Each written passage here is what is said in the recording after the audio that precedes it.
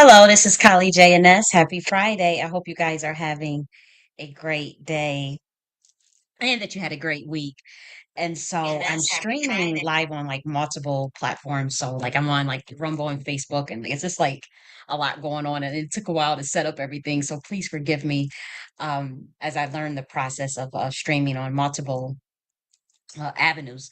But nonetheless, we are here because I want to discuss part two of the Nagti Order Governance of North America series. And right now we are pretty much going to focus on like a political philosophy of what a governance branch on the federal, the state, and the city level would look like. Again, this is philosophical. If you are not privy to what I do or what this is about. The Nagti order is a umbra governance, which means it's a shadow governance of North America that operates under its own universal laws and jurisdiction.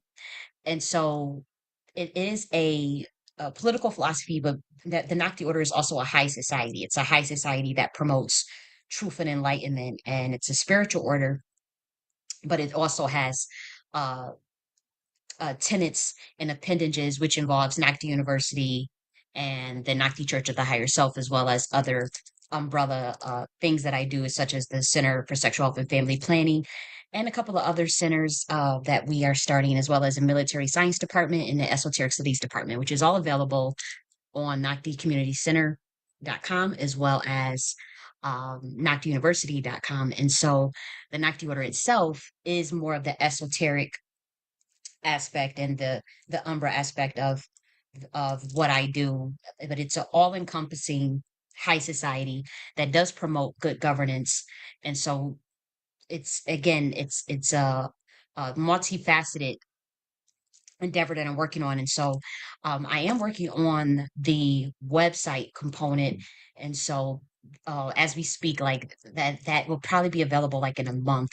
So forgive me, but right now we're covering more of the content aspect. And again, the Nacti Order of Governance is the Umbra. So Umbra means shadow. We did cover this last week. And so if you guys are just now tuning in, I would advise to view the first video in terms of getting an understanding of what uh, the Nacti Order is. And so last week we talked about the legal architecture regarding the U.S. Constitution, the Northwest Ordinances of 1787, and then like the foundations of governance and authority in terms of more of the legal aspects. And then we covered the preamble of the Constitution, and we got into the indigenous aspects of my diatribe, which consisted of talking about epigenetics. So we did cover epigenetics. We covered ancestral memory and its connection to the land and the indigenous of the land. So I got a little bit into genealogy and a little bit into history, but overall, last week's video was just giving more of the the more of the legal structure of the Nagti order.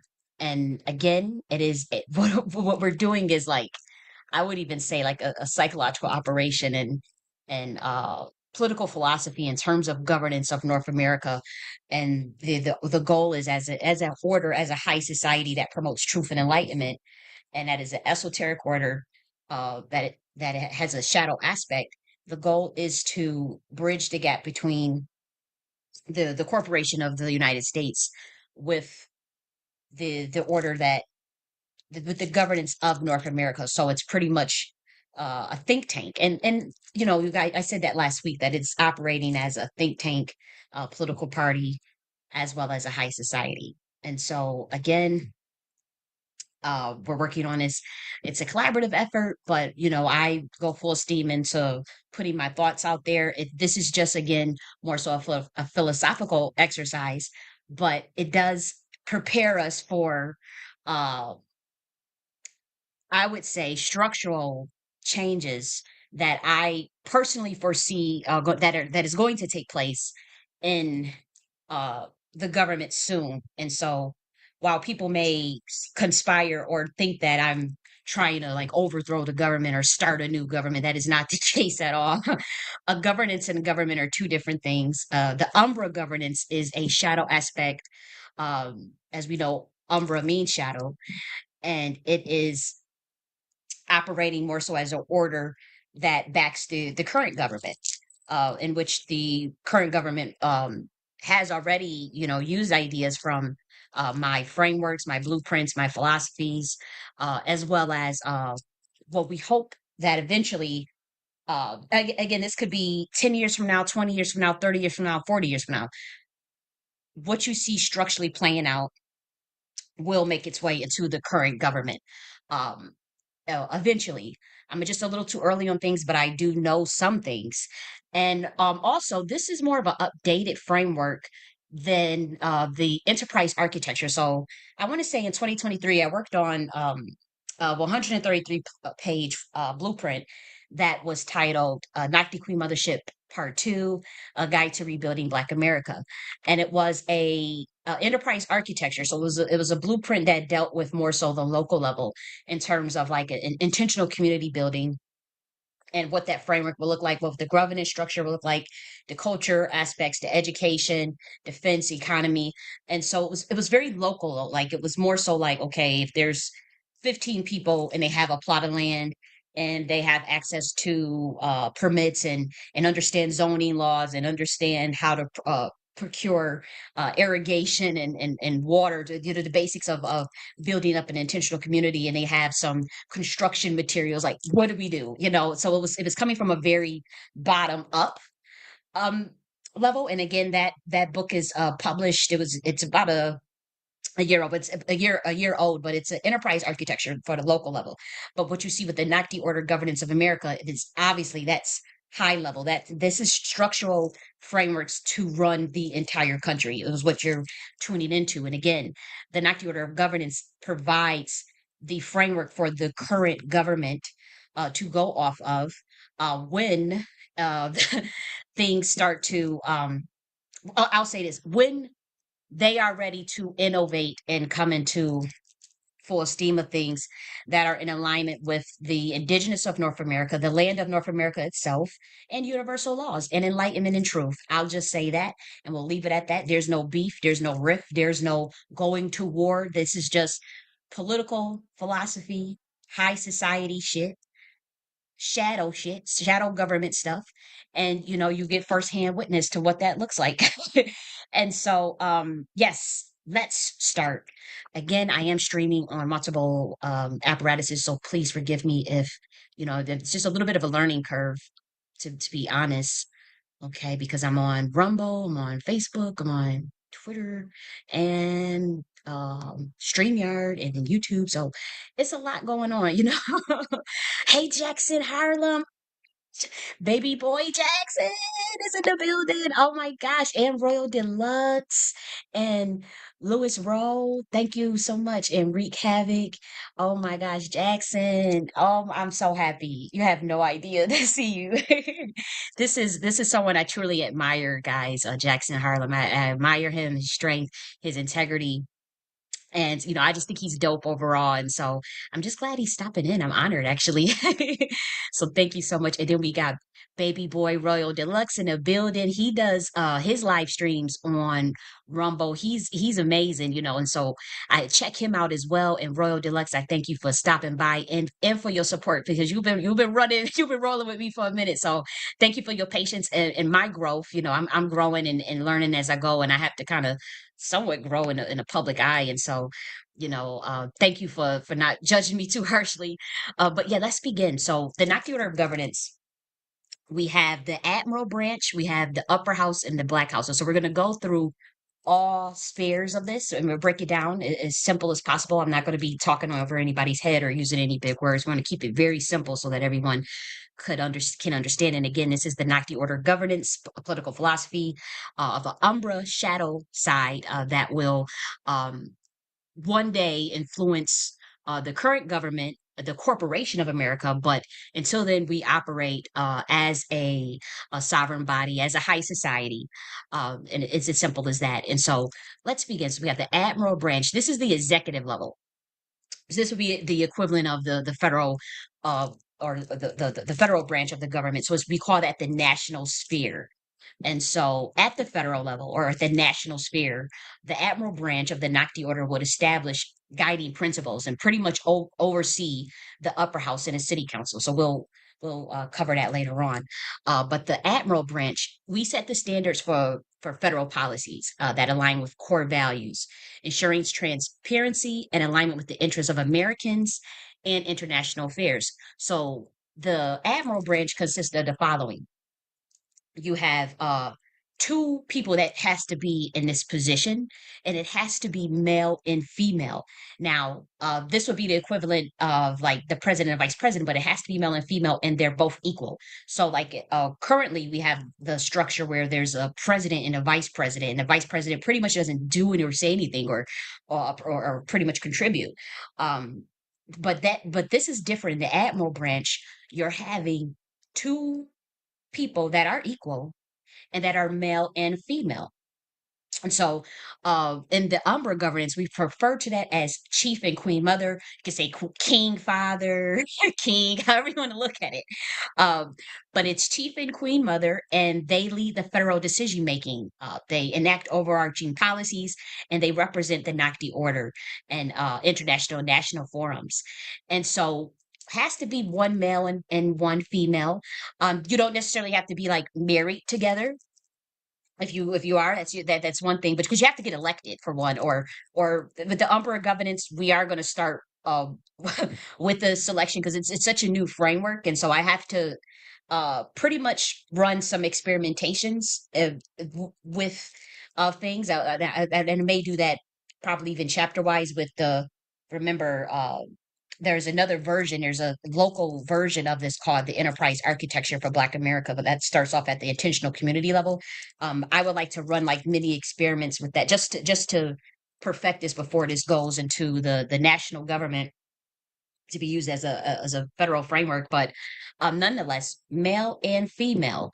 Um, that could be again someone you're with, or you say you have a partner and they have a partner, but long as you have the competency and the trust of the people, the integrity and the character, it pretty much doesn't matter. You have to, again, the competency is important, but it will be male and female as far as like, oh, is you have to be a certain age. We'll get into that. Obviously, if this is a federal framework, race wouldn't be important. But we do expect, we do expect Black men leadership. We expect Black women's leadership. And if people from whoever maybe gravitates towards the framework, if as far as the federal government, how are they going to do it? They're going to do it. But I expect that way later on. Right now, we just work focused on us. And so, you know, man, woman. That's what it is. And they're both equal. And there's check and balances, and we'll get into those check and balances. But again, as far as like when we talk about like a Black American framework that we'll be experimenting with, this is the group that I want to experiment first, and then we'll bring it to the federal level. Um, Black man, Black woman. Here's your chance. Here's your chance to as far as like the history of the divine feminine and divine masculine. I don't want to get into, yeah, I don't want to derail it more into the esoteric aspects or the spiritual aspects, but it's important, when we think about indigenous frameworks, when we think about um how we've worked together and how our governance structures always worked. It always revered the divine feminine and divine masculine. And I wrote about that in several books. My first book was The Nocti Queen Mothership. And obviously I talked about one man, one woman, one child, but we talked about the how the chiefs and the queen mothers would interact. Now we did focus more so on the East, but then it was brought to my attention by Black indigenous, or some refer to themselves as American Indian. They also revealed to me the matriarchy aspects that was also found in the East, and it gave me the dynamics between the chiefs and the chiefstess, or the kings and the chiefs, and the queens and the chiefs, and indigenous culture as well. And so that always stuck with me, and I always had meant to write like a follow-up, and I have to do it. I'll get to it eventually. I always wanted to write a follow-up for covering North American matriarchies and North American governance structures. And so one day I'll get to that. But nonetheless, male and female has always been at the head of the governance since the beginning of time when we think about great civilizations. And so that's what's missing in current society. What you see now, historically, it's always been either two males, for the president and vice president role. The vice president was kind of like a sitting duck, didn't really contribute much. And even when you see the current structure, as you can see, there was a bit different with Biden and Kamala, because still Kamala didn't really have to say anything, or do anything. So they did mimic that structure of male and female, but it wasn't equal, and they're not looked at as equal. Like the president and vice president in the current structure are not looked at as equal. And so the admiral branch, I do have to stress that the chief and the queen mother are looked at as equal. You can call him king or king father. We don't really, I didn't really see the word king father, but I did see the word king, But it has to be a chief and a queen mother, a king and a queen mother, and they're equal.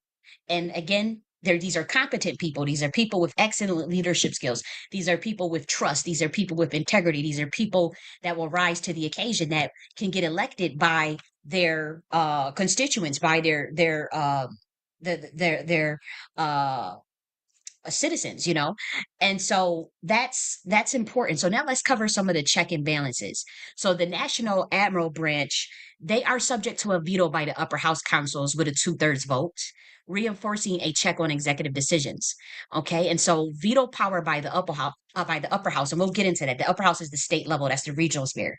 The upper house councils, that's the veto power. And so let me just go into the upper house, and then maybe it will make more sense once you understand, like, when we talk about veto power. And all this is going to be published on the website. I wish I could show you guys the progress of the website now, but I'll wait till next week, because then, you'll see more of a working body. I could probably, if I focus, I could probably get that website cranked out in the week. But the military science department is going to cost me the most time and effort. And so I want to take my time. I want to do things right. But pretty much all of this content that you see here is going to be thrown on her website for review. And again, we're doing political philosophy, as the Nocti Order is a high society that focuses on truth and enlightenment. And so it is not here to cause a threat. In fact, I would encourage our military branches and different political operatives and government operatives, and even current shadow orders, to study this framework, and to see what's going on, because there will be a shakeup. We're going to talk about term limits today, different sort of special elections mechanisms to extend the term. We eventually will talk about some ideas that I have for our military branches, but again, I mean, it's all political philosophy at this point. And so let's go to the upper house. The upper house is the state level. So we covered the admiral branch.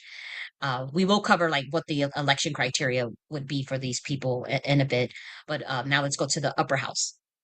That's your state level. And so at the state level, there's maintaining of cultural alignment. So that's community alignment of the American people.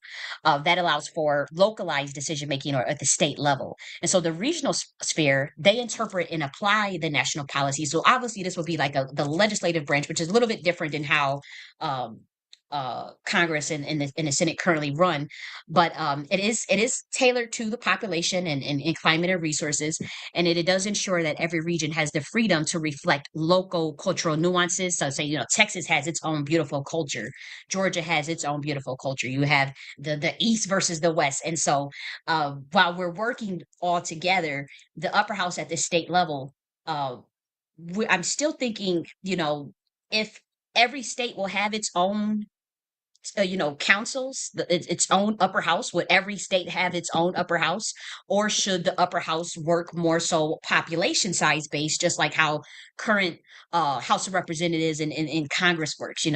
And so again, that's where the experimentation comes on, using more of a chapter framework first before rolling it out. And again, we would scale this down and combine it with the the enterprise architecture that was published a year ago, and to literally run experimentations to see to perfect the governance structure, whether it's more effective to have every state have an upper house, or have one upper house at the state level, and run it more so like a legislative body, that like it's how it's currently being ran. But I will say that for every state, we do know we have a chief state commander. Obviously, that's acting as more so similar to the governor, and they're the ones that implement the national policies in a way that aligns with regional culture, economy, and geography. And so the structure of this is that the chief state commander is supported by appointed sector leads for areas such as education, environment, and public safety. And so as I'm going through this again, and if I was to be able to talk with like political theorists or political philosophers, and sociologists, and those who have worked even in government, and obviously subject matter experts, you know, they would probably be able to give insight on whether, probably intuitively, whether the upper house concept could operate just on a state level. As you can see with the current administration, they're putting everything back to the states.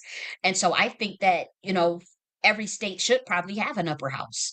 So let's be real, with its own council. So let's cover upper house councils, and then have the states elect their own upper house councils, and then you still have your admiral branch, and then perhaps even maybe even keeping the legislative aspects, um to be able to do, or maybe even a grand, the Queen Mothership Council, perhaps even to be able to emphasize the checks and balances. It's something I have to think through, but it's worth thinking it through. And I love these type of exercises. So we have the upper house councils, and so this branch implements policies suited to statewide concerns, from education to public safety, with a commitment to cultural empowerment and regional resource management. Okay. And so we have the first branch, and this is a very important branch, guys. This is your council of elders. So maybe the council of elders would just be the legislate. Oh man, I gotta think about this. Let me not think about it on the spot, and let's just get through the content. But we have the council of elders, and the council of elders are very important. For in my culture, let's be real, elders have historically been important as far as the wisdom that one is expected to come with age, and sometimes that's not always the case. But again, the council of elders are elected, and so they're expected to be quite respected in their community. And so the council of elders, they do provide some legislative aspects, and they are from various regions, and so they act as the upper house. They're a council within the upper house, because remember, this is called upper house councils, and the upper house is the state level. This is the regional sphere. And so, the Council of Elders, they provide sage advice, the continuity, the wisdom to propose laws and federal regulations. And so, each region appoints members proportionate to its population. That's how it is now, ensuring equal representation. So I guess we don't have the upper. Oh, I know. Oh, I gotta think about this. I have to think about this. Okay. I'm sorry. I'm thinking about this stuff in real time of how this will play out. But anyways, each region appoints members proportionate to its population, ensuring equal representation and continuity across generations. This council examines state level legislation, they draws on experience, and ensures respect for community values and historical continuity. And so there's check and balances here as well. And so they do legislation review and oversight. Now, the Council of Elders must review and approve laws. They're ensuring that they serve public welfare. And again, we're not dealing with corruption. We're not dealing with bribery. We're not dealing with corrupt politics. This is a governance structure that is truly in alignment with universal law in the land. And you see that just by having one man and one female and the admiral branch, the honoring of the elders. This is a framework that I know is indigenous to my history. And so it's modeled after that, but we're putting it on the federal level. And so the council must publish meeting notes and decisions, enhancing public visibility and accountability. So now we have the Council of the Queen Mothers. So they serve as the judicial body, and the councils assess and they guide federal decisions as well. So they have the power to review laws, they have the power to enact policies. These are obviously women, and when necessary, they are able to overturn executive actions in a supermajority vote. And so this council has the authority to settle disputes, oversee fair representation within councils, and veto decisions as necessary that will uphold community principles.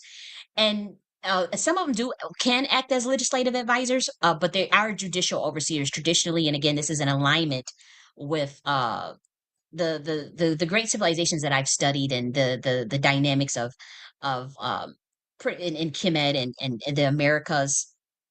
And so, anyways, the Queen Mothers, they focus on justice, they focus on family rights, they focus on welfare policies, and they have the power to overturn executive policies if they believe they undermine the integrity of the Naqdi order. Now, I do want to say, as far as age for the Council of Elders, I was thinking maybe age 40 or age 45, because I would like, if you put it at 50, I don't know, but like, again, this is a collaborative effort. And so I would love to talk with, it's a think tank. The Naqdi order operates as a high society. And so, if anyone's like, okay, well, maybe 40 is too young or 45, and again, council of elders are male and female, and it has to end in an even number, with the council of elders, even if you're going by um appointing members proportionate to your state population, it still has to end in an even number because we must have an even number of female and we must have a even number of males. Again, we're structuring this down from a governance level that is based on the principles of the divine feminine and divine masculine, the law of gender imbalance. And so, and there's philosophical and there's theoretical properties and reasons as to why we're doing that, and we're modeling after one of the laws of the universe, obviously. And so that's important. With the council of elders, there are male and female, and so the council of queen mothers will obviously just be women, and women traditionally in the Americas and in the East, amongst melanated civilizations, served as a judicial body. I've done the research on it. I've brought peer-reviewed scholarship on it. It's in the back of my uh books, the first book in particular, in terms of some of the research that I had studied, and the great scholars. They were all melanated, by the way. They were all talking, whether that be ethnography, sociology, oral history, their own research that they were doing, that they published. I made sure to cite their work and I made sure to study their work. And so this is something that I've researched for quite a while. So now we have, I want to cover the check and balances before we go to the Council of Formidable Men. And so we have, for check and balances, we have judicial review. And so the council can overturn state and national policies that infringe on the Naqdi order principles. And then there are ethic and integrity audits of the Queen Mothership judicial body. And so we do conduct regular audits on the council members and executive actions to detect potential conflict of interest. And so next we have the Council of Formidable Men. And so obviously this is the council just for the men. And again, when we're thinking of the council for middle of these, the men and just the females, I mean, we're all one, but like, because you guys you have meetings together and whatnot, but there's time for the men to relax and speak amongst each other and talk amongst each other, and the same for the women. But see, with the council of formidable men, they are charged with dealing with the economics, the defense, and the infrastructure. Now, the council of formidable men do not serve in the military. They may have served in the military, but they are familiar with defense mechanisms, or maybe even intelligence frameworks, military. I think I said that already. But they're also concerned with infrastructure building, as well as economics. And so they are focused on national infrastructure. They're focused on economic policy. They're focused on strategic defense. And the Council of Formidable Men, they advise on federal initiatives such as urban development, economic resilience, as well as national security. Now, the reason why they are garnered with are charged with defense is because, believe it or not, uh, women and men, they think differently, and a lot of times things go past women that don't go past men in terms of nuances, and when uh something doesn't sound right or something isn't logical, or the auditorial aspects.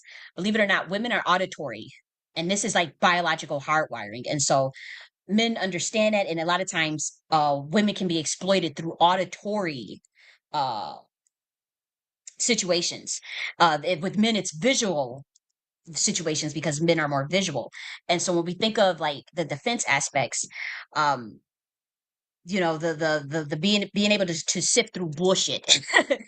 To be honest, just from me studying men and women, I realized that men are able to better sift through bullshit, uh, due to the auditory aspects, because uh, women would rather you tell them what you like to hear, just like men would like to see more beautiful things, even if that's why women wear makeup and dress up and put on fake boob and BBL, because it's about the visual appearance, it's about the appearance and the perception of beauty, and that's what men are attracted to, the visual aspects. But women are more auditorial, so that means men will like to tell them what they like to hear, or even if they lie. And so that's the psychology around the defense aspects. Again, it's a lot of hard biological hardwiring that goes into that in terms of evolutionary biology.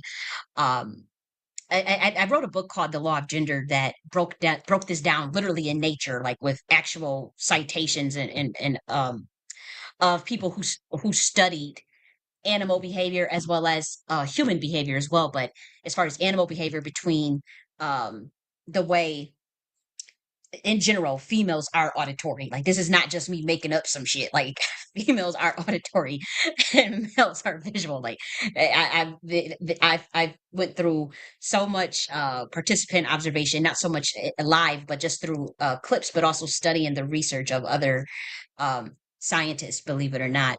And so that with the Council of Formidable Men, they are there to direct state projects. This includes economic development, security needs, and this ensures the region remains self-sustaining and resilient. And so that's very important. Now, obviously, they're working in tandem with the Council of Elders. Have this decision-making power. That's they have veto power. The Admiral branch oversees things. So, if something doesn't sound right, there is some check and balances with that.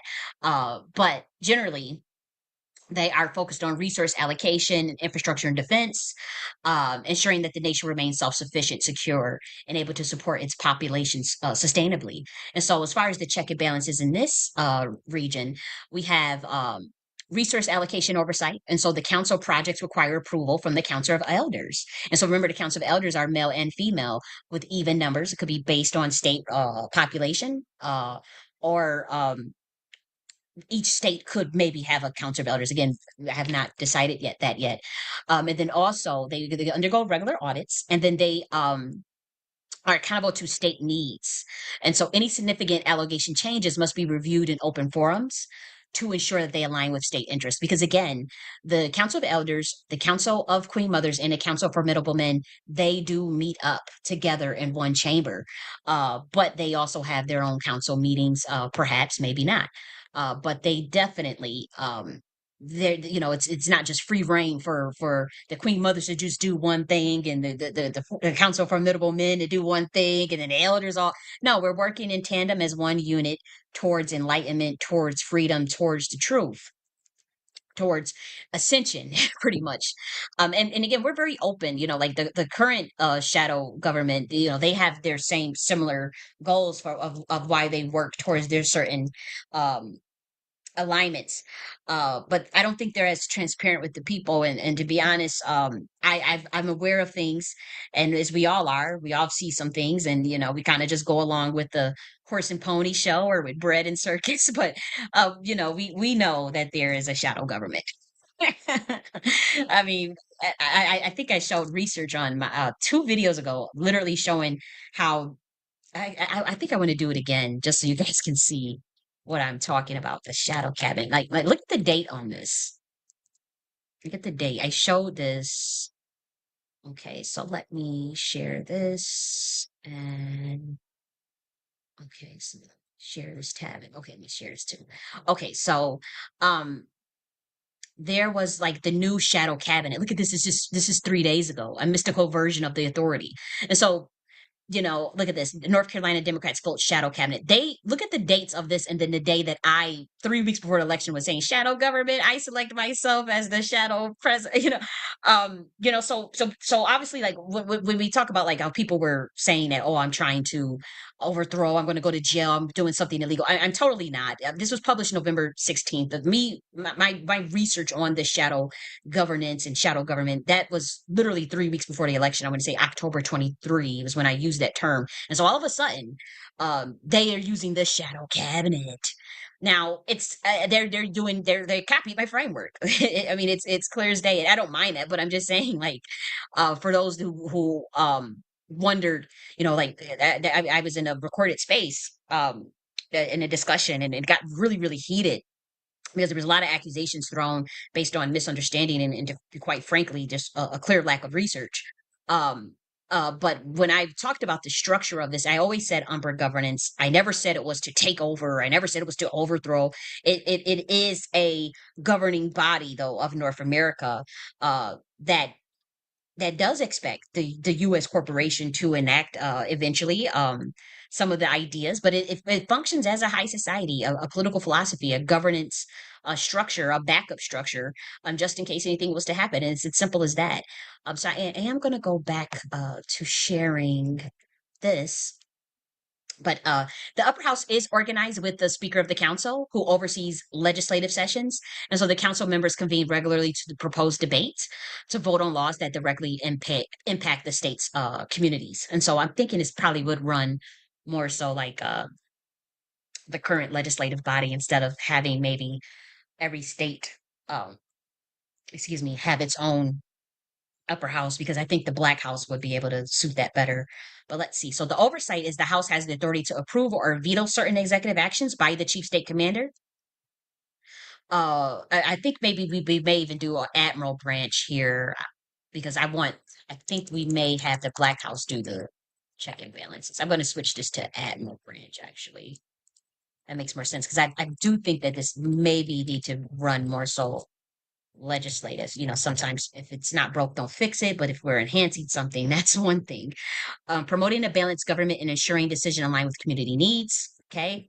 And so the overall checks and balances. So there's a lot of checks and balances here. And so to prevent unilateral decisions, um, I'm going to again switch this to, I don't know if I want to. I have to think on this. I'm not even going to read this. I'm just going to go straight to the council review process. And so, all significant national policies require review by the Council of Queen Mothers and the Council of Elders, um, which evaluates them for alignment with the NACD order. And if policies are deemed harmful, the council can exercise a supermajority vote to overturn them. We have participatory budgeting. So that's the Council of Formidable Men. They're in charge of the infrastructure, defense, and economic policies, and they must present the budget for public review and receive approval from the Council of Elders to ensure transparent and equitable resource distribution. And then so we have approval from the upper house. And so any significant policies by the chief state commander or even the admiral branch may require approval from the council of elders, preventing unilateral actions that could impact statewide affairs. And then we have sector lead accountability.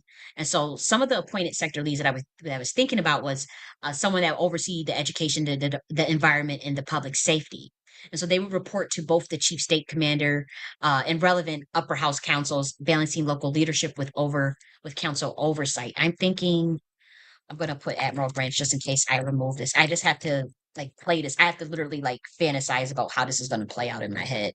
Um, and then as it goes on the website, things may change. But right now we're just overviewing the content.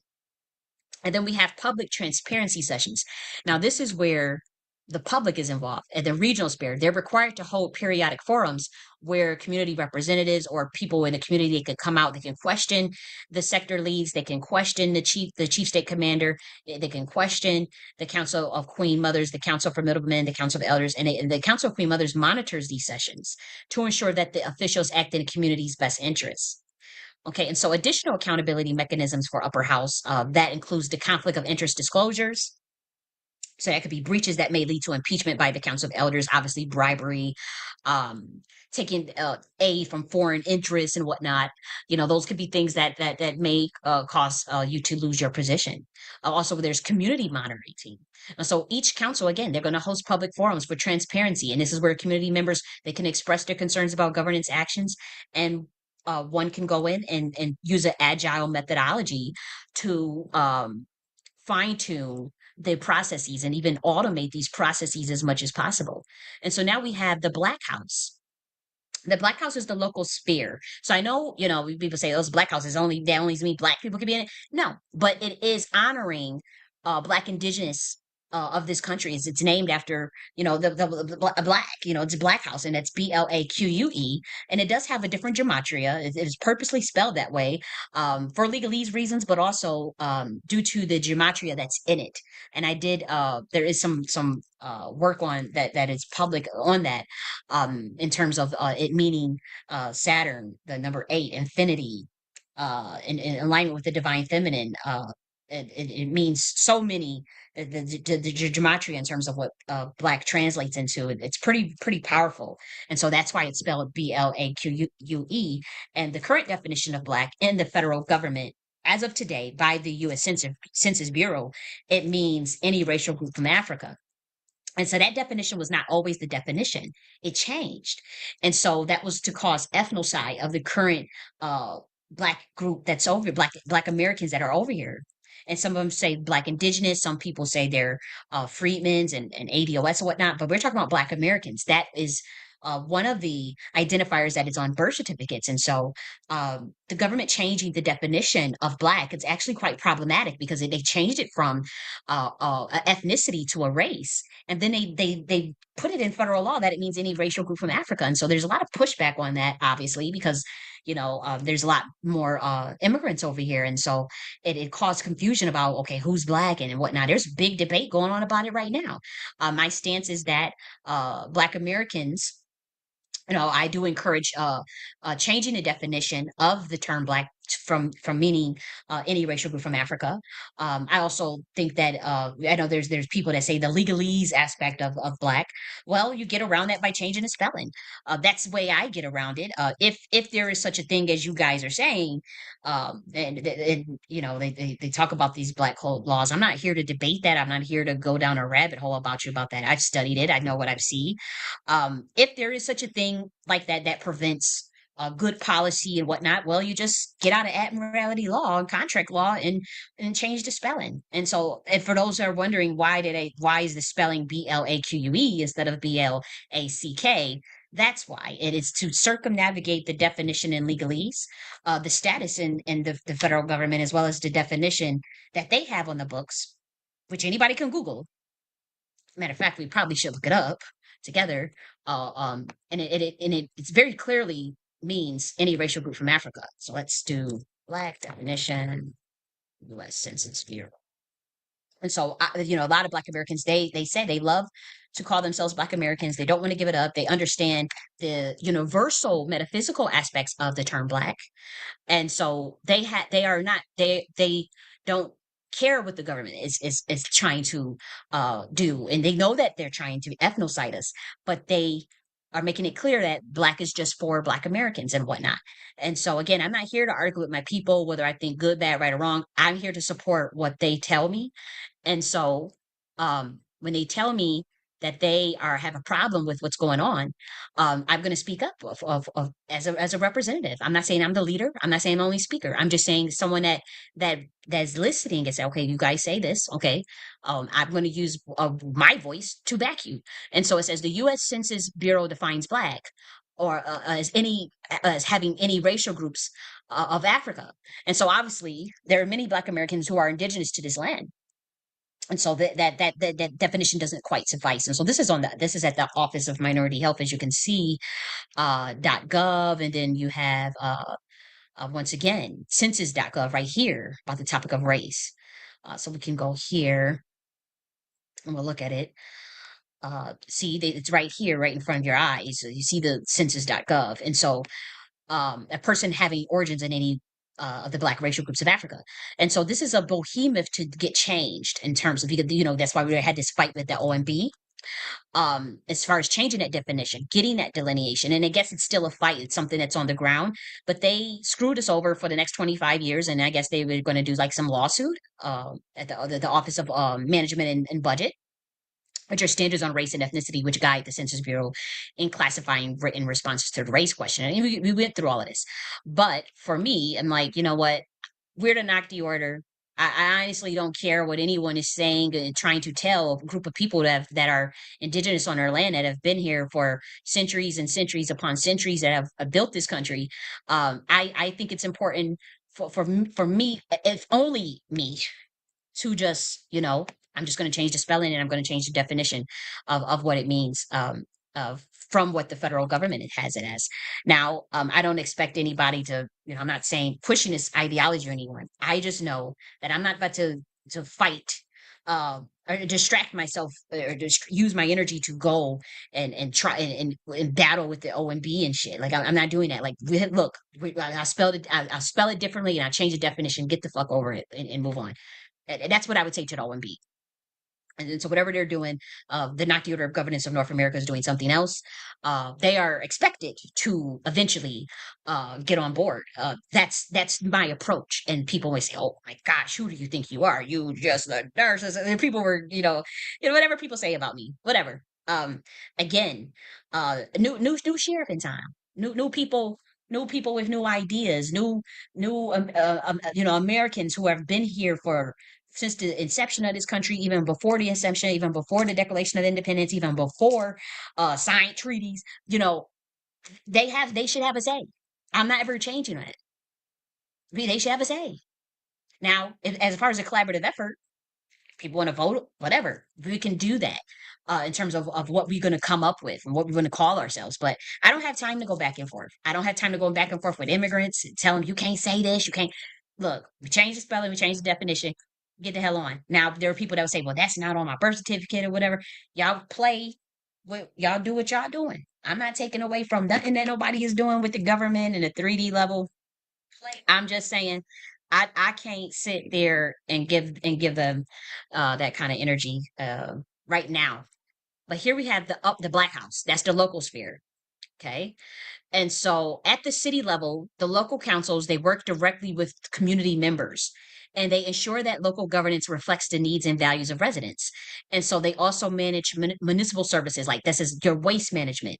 Again, this is your local level, your transportation, your local commerce. They prioritize policies that improve residents' quality of life and maintain city infrastructure. And so the city level is known as the local sphere, and they governs the immediate needs of its urban or rural population. Okay. And so the the local branch is led by the city commander. The Black House is led by the city commander. And that's kind of like the mayor's role, as what you'll see now is like the mayor's role. And so there is a city council that obviously the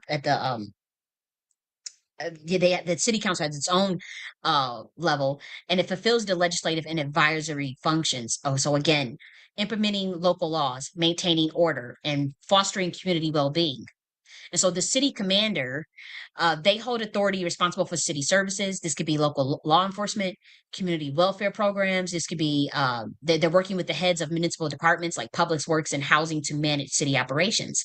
Now, as far as community engagement, the city commander is also expected to host regular public forums to gather input from residents and allowing for a direct community engagement and transparency. And so, within that Black House, which is the local level, there's some check-ins and balances as well. And so, there's the council approval for major policies. And so, major city policies and spending plans require approval from the local council, promoting a balanced approach to municipal governance. And then you have public forums and council feedback as well. Now, the Black House local council, um, once again, their responsibilities is managing city infrastructure, welfare and dispute resolution, enforcing local traditions. There's some community committees that are in here. We might have to cover the committees actually, just so this can make more sense to you, because the local councils do consist more of committees. They manage city developmental projects such as housing, transportation, and economic initiatives. They oversee the welfare of families, govern local justice, manages local and agricultural and water resources. And so, once again, the check and balances, they oversight of the city commander and then community oversight committees. Uh, this or probably, yeah, it would probably just be one committee. I don't think it needs to be. Yes. So they review the local council and the city commander, helping prevent corruption and improve accountability. And so one of the councils is Council of Children, but what makes more sense is to actually, sorry, I need to do that. Let me go here. Okay. Looking for oversight committee, independent election oversight committee. No, that's not it. Okay, here we go. So there's some subcommittees down here, as you can see, initial planning. Here's some here. Oh, I said those are state committee initiatives. So these are committee initiatives. Don't pay attention to this yet. We'll cover that at a later date. But there is a planning council role. That's the city level. So this is more of so the work out of the enterprise architecture, which was the book for the local level. It was for building intentional communities or new cities, and so that's where that work comes in. The planning council would go at that local city council. So here you can see there's some zoning compliance, land use plans, collaborative decision making, and whatnot. All we don't have to get into all of that. And then there's subcommittees for specialized development. And so there is a water council. Because again, we were thinking of like with the NACD order, I see some things coming. I hope I'm wrong that could potentially require like a lot of overhaul in the current structural government. And so I developed that model for that just in case, people get locked out or left out or whatever happens, and we need to organize in an organizing body to be able to run our own infrastructures. And so there's a water council, there's the agriculture subcommittee, and there's like whole chapters in the enterprise architecture book about this stuff. There's the energy subcommittee, that's renewable energy integration, energy efficiency standards, and community energy co-ops. Natural area subcommittee, residential building subcommittee, and then wastewater subcommittee. And so all of that is embodied within the local city councils that answer to the city commander. And so let's go back up here because I do want to talk about the children, the Council of Children. Okay, so the Council of Children does operate at the local city level. There's smaller representation, and in the Council, the children they're ages 12 to 17, and they are preparing for. Obviously they may run for a higher position in the Black House, as far as the subcommittees in the adult council of the local of the Black House, or they may run for the upper house, the Council of Formidable Men, the Council of Elders, the Council of the Queen Mothers, or they may run for the Admiral branch. And so, for those who want to jump start, now you don't have to join the Council of Children to get in the arena for that, but it gives you the experience for 12 to 17 year olds, and so they get a sense of that. And again, you know, we want children to be children, and so that's something that they would have to make that decision on whether they want to. Because the thing is, the Council of Children, there's going to be other children on there, and so they're working together. They're building bonds. They're building relationships. They're networking, and so we're also expecting our children to eventually be to be much wiser. To be much smarter. They get 12 and a 17-year-old. I mean, there's 16-year-olds that go to college. There's 16-year-olds that go to MIT. There's 16-year-olds. There's 12-year-olds that go to college, and so we can't dumb our children down. We have to have faith in them, and I think that they can come up with insight on youth issues. They can influence policy direction for future generations. And so the Council of Children, they provide youth perspectives for emphasizing policy that affects their education, their social integration, and so they play an advisory role, because they're children, obviously. But it's something that from out of the mouths of babes, you'll be surprised what you'll learn from a damn kid. I mean, you'll be totally surprised. And so the the subcommittees and the local councils of the Black House councils, rather, instead of saying local councils, I'll just say Black House councils. The Black House councils can learn from the Council of Children. They can learn from the city commander, can learn from maybe the Council of Children. Okay. And so they focus on youth issues. The council's advises on matters affecting local education, recreation, and community building programs for younger generations. And so in the book a year ago that I published, there was a Council of Children. And it's a much longer chapter, but we talk about the ages 12 to 17 and whatnot, and how they're building bonds, and they're building experience for future governance if they want that. It's all voluntary. Maybe their parents, hopefully the parents can try to force them, and because they have aspirations of their kid being the admiral one day or something. But theoretically, this is a voluntary position for children who are looking to network with other children that, again, it is a knock the order, it is a high society, and so it's voluntary. The children that don't want to join, they just want to mind a business, play with Lego, or play video game. Shit, you're more than welcome to do that. Again, they can maybe even shadow the water council or maybe the energy council. We're not here to try to force our children. We don't want to make our children uncomfortable in any capacity, but uh, for those who want that experience, that head start, 12 to 17, they can sit on that council from ages 12 to 17. You know how much experience that is? I mean, especially if they're shadowing, say, the subcommittees of the Black House, or the adult Black House councils, the water council, the energy council. What if they are able to shadow the chief state commander, or the city commander, or or maybe even the council of elders? They could shadow the council of formidable men and whatnot. And so it's designed, we have to take care of our children. That is big in the Nike order, is making sure that they have a say in their policy and the things that affects them, especially education. And so we will be looking to the Council of Children for advisory on education and services that affect them. And so the example of the local governance integrity checks includes enforcing community level checks to prevent conflicts of interest, and then obviously maintaining genuine representation. So members will participate in open decision making and regularly reviewing community feedback to ensure authenticity and transparency. And so additional enhancements for accountability and autonomy, there's transparency standards, as you can see. There's so the transparency standards obviously consist of regular uh, public reporting of council decisions, the budgets, the policy impacts of every level.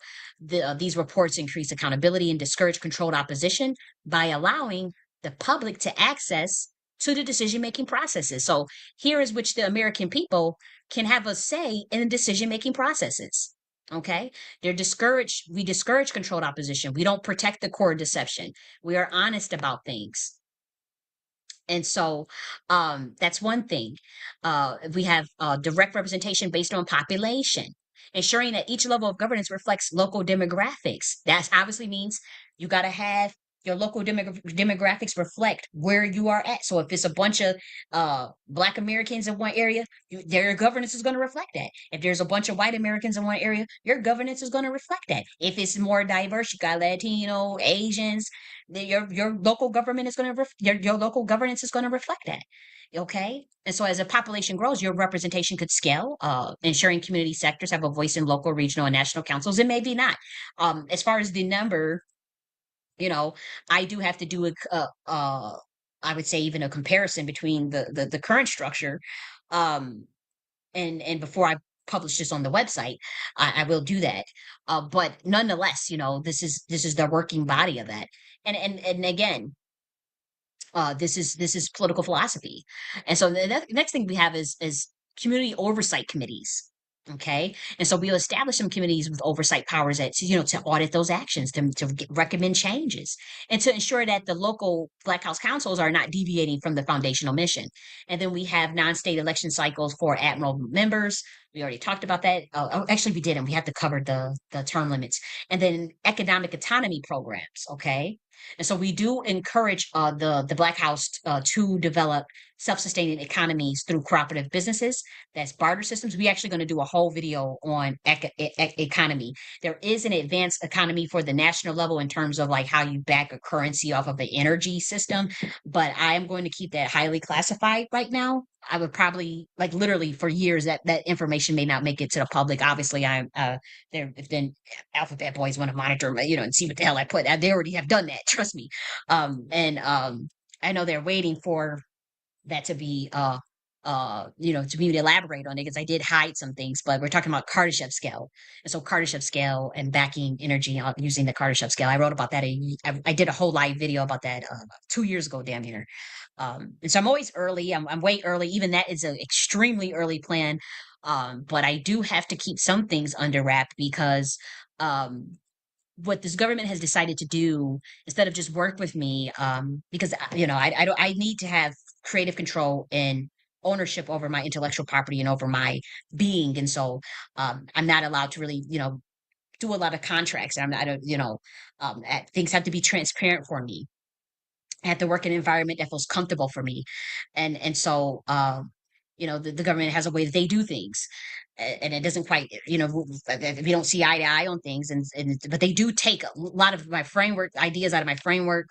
They do, see what I'm doing, and they'll implement things, and I've documented that, and I'm okay with that for the most part. But I do know that there's a sinister aspect to what they do as well in terms of just theft, um, and it making me a targeted individual. It's gotten a lot better, I have to say, but for the last 10 years, and I've openly talked about, what how it is unfortunately to be to deal with COINTELPRO or to deal with Project Phoenix 2.0, which is uh, the psychological aspects of COINTELPRO. And what's beautiful is like I was actually listening to a room with I know it was like Stu Peters was in there, and then it was like I mean these are the white boys that do like alternative media, I guess. But I do know Stu Peters, he's on Rumble. I know he was in the room, and it was a couple of other people, and they were talking about other just alternative people. It was mainly conservatives, I have to say. So I think I know one of the people they were discussing was conservative, but these people had like I would say at least a following of probably combined probably a couple million. And what was amazing was that they were arguing like cats and dogs, like right. But one of the things that they said, and for those who are targeted individuals, this is going to perk your ear. The one of the guys who has a huge following was like they were talking about like the shit that they had to deal with behind the scenes in terms of surveillance, and the conservatives, the fight with the conservatives, and those who support Trump, and how they had to fight against what they've called the cabal or globalists right now and whatnot. And one of the guys with a huge following said, dude, when I was getting gang stalked and when I was getting targeted by your mother with your team, and such and such did this, and I got gang stalked, and it was just like, whoa. And I was targeted, and another person was like, well, I was targeted. And I was just like, look at the day and age that we are in, where this is just now being talked about. And when I say nobody in the room said, what's gang stalking? What's that? And we talking about people that had millions of followers was in this Twitter space yesterday. Now, the room was a shit show, and I told him, I said, you guys turned your room into a shit show. The white boys are just screaming at each other. But I was just shocked because I was like, we've gotten to the day and age where that program, this was like a black ops top secret program where people is just coming out. And once I published this document, actually, once I made this public, and I'm not saying I was behind this because Targeted Justice, Ted Gunderson. Okay, we got to shout out Ted Gunderson, who was the chief of the FBI, woke this up. He died. Um, we've had let me we've had what was the other Targeted Justice, Catherine O'Brien, people waking up stuff about organized stalking and covert harassment. And so I published this document. um you would be surprised the ways in which the military or intelligence will review a document with you. I'll say that. So we reviewed this document interdimensionally. Oh, you guys are not ready for that conversation. But they did relay to me that okay, we'll make it right. We'll make it right. Give us some time to make this right. But I talked about like this military science technique that I had developed that removes the plausible deniability that targeted individuals deal with in terms of uh, pretty much if you speak out, you'll sound crazy. And so I developed a method, the triangulation discernment method, which is a military science technique, uh, in which you tactfully survey the tracing and the measurement of series of network of three or more similar patterns of like logical idiosyncrasies. These could be noise campaigns, organized stalking, covert harassment techniques that would diminish the plausible deniability of COINTELPRO, or say even secret society, or even a misuse of justice, whether it be on you being on an illegal watch list and whatnot. And so this was in order to determine the distances relative positions of points spread over territory or region. So this is military science. I've used this method. I literally showed the evidence in a folder of all this, and I mean, it's like uh major because I gave this publicly for other targeted individuals to use the same method so that they can so when we talk about building up a file or building up a case or evidence, they don't sound crazy. They don't look like they just, sounding out there because that's what the Project Phoenix psychological warfare is designed to do. If you speak out about it, you're supposed to look crazy. Everybody's supposed to say, "Oh, gaslight you," and say, "You don't know what you're talking about. Or, that's not true." Or we have plausible deniability. And so my technique removes that. And I got frustrated, and I created this because I was like, man, I spent a year collecting evidence, but I have been dealing with this for 10 years. I just got tired, and I became more aware, to be honest, because I didn't always know. I knew something wasn't right. I figured I was being surveillance, but I I thought it was more so I was dealing with racism, as far as the constant sabotage that I was experiencing. And so obviously we talk about organized stalking, the covert harassment through scripted scenarios. This is in depth. Um, and so I talked about my approach to like how we would collate target individual testimonies. We'll get back to what I'm talking about. I just really want to share with you that I was so excited to hear. We could actually share this back again. Let me go here. I was so excited to hear people just flippantly, openly, just be like, "Look, I was gang stalked and targeted," and no one say, "What is that? You lying? You ain't got no proof." No one said that. It was just like, "Okay, well, I was too," and they was going back and forth. And these was people with like millions of followers, and so it was important because you know for those of us that have been dealing with this and we don't say have a big platform, you know we've people literally have told us, have gaslighted us, have tried to label us crazy and whatnot. And so for this to be on the open, out and open like that, I know people were talking about how like maybe even Tulsi Gabbard would be good in the position that she's in, because she was targeted. Like people were literally saying, "Oh yeah, Tulsi was targeted," or they were saying Matt Gates was targeted. I don't know about Matt Gates, or that he's under hot water. I'm not even getting into that. I'm not touching that topic at all.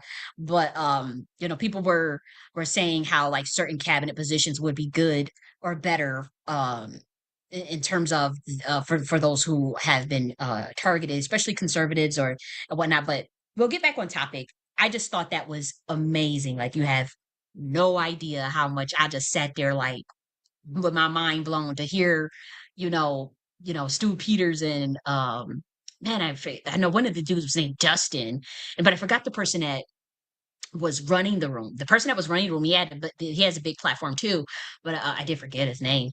But just for them to just be sitting up there, yeah, I was a gang star. That was just like, whoa, we in this day and age where this program is coming to the end, and it's been hell for certain people as far as that program, and it's been totally illegal, and you totally never had any proof. But I know there is a 1.3 billion lawsuit that Targeted Justice is working on with American citizens, and so there's like a class lawsuit about this. So this is not just like small stuff, just so you know. For the work that I do, I've been dealing with this. I mean, I've been working in the reparations space. I have worked in human rights advocacy, Black American advocacy, uh, divine feminine. I'm an author of 20 books. I'm a scholar. I'm a very controversial scholar at that. And obviously, I mean, these days you get targeted for anything. You target on your bloodline, or just your last name. Seriously, if you are a negative RH, if you're negative O, certain last names, uh, if you certain pedigrees, and so it's a lot deeper. If you're an activist, if you're a whistleblower, and so I think the program got a little out of hand, and so everybody's now just talking about it like it's nothing because so many Americans have been through it. Like that, so that's a lot. And so I expect to see more on that, especially in 2026. I'm sorry, 2025 rather. But nonetheless, I apologize. Let's go back to the additional enhancements for accountability and autonomy in the NACD order. We are going to go through some little bit of a tangent after we do the Nikola 369 term limits, because I do want to talk to my community in particular and lighten it up a little bit. I'm not saying we're going to just get all, well, we're going to go there because I do want to talk about more some cultural aspect stuff. But nonetheless, we got community oversight committees, and then non-static election cycles for admiral members, and then the economic. Okay, so we already covered that. So I'm not covering the no more lesser of two evils because we already did that. But that is one of the governing frameworks that we work out of. Okay, so we promote direct governance through multi-tiered councils at the federal, state, and local levels. That's your admiral branch, your upper house, and your black house. Okay, and this collaborative model empowers citizens to participate in decision making at every level, allowing diverse voices to shape policy. Empower citizens to, okay, and the following elements ensure decisions reflect true community interests rather than a simplified or compromised choice. So we have multi-council representation. Okay, that's your upper house consists of your council of elders, your council of queen mothers, and your council of formidable men. You have to put that in your council of formidable men.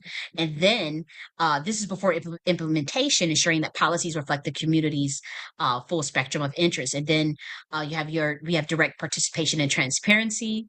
We have the committees of the committees and the local councils of the Black House, as well as the Council of Children that is under the Black House, which is the city level. And then we have obviously a little bit more information about the Council of Children's role.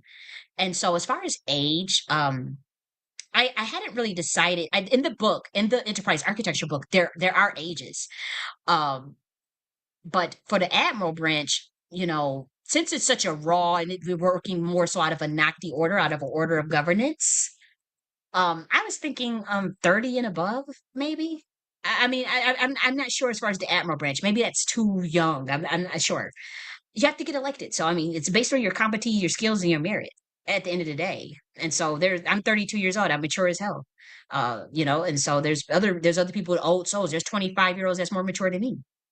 And so I don't know if we should focus more so on the age as far as the admiral branch is much more so as the competency, the skills, the wherewithal. And so for the upper house, obviously the council of elders, we do have to have some sort of age requirement. I was thinking 40, 45. I mean, but I'm 32 years old and 8 years gonna be an elder, maybe 45, maybe 50. I don't know. I think the people should vote on it. I think the public should vote on that. The council of queen mothers, maybe that's a vote too, maybe 25 and up, 30 up. I don't know. As far as the ages, I can research it, but I think that should be a vote too. The council for middle men, I think that age should be a vote. And then when it comes to the black house, you have your city commander, you know uh I have to establish maybe age. I do know that there's criteria for it. The criteria is more important than age to me, and the character is more important.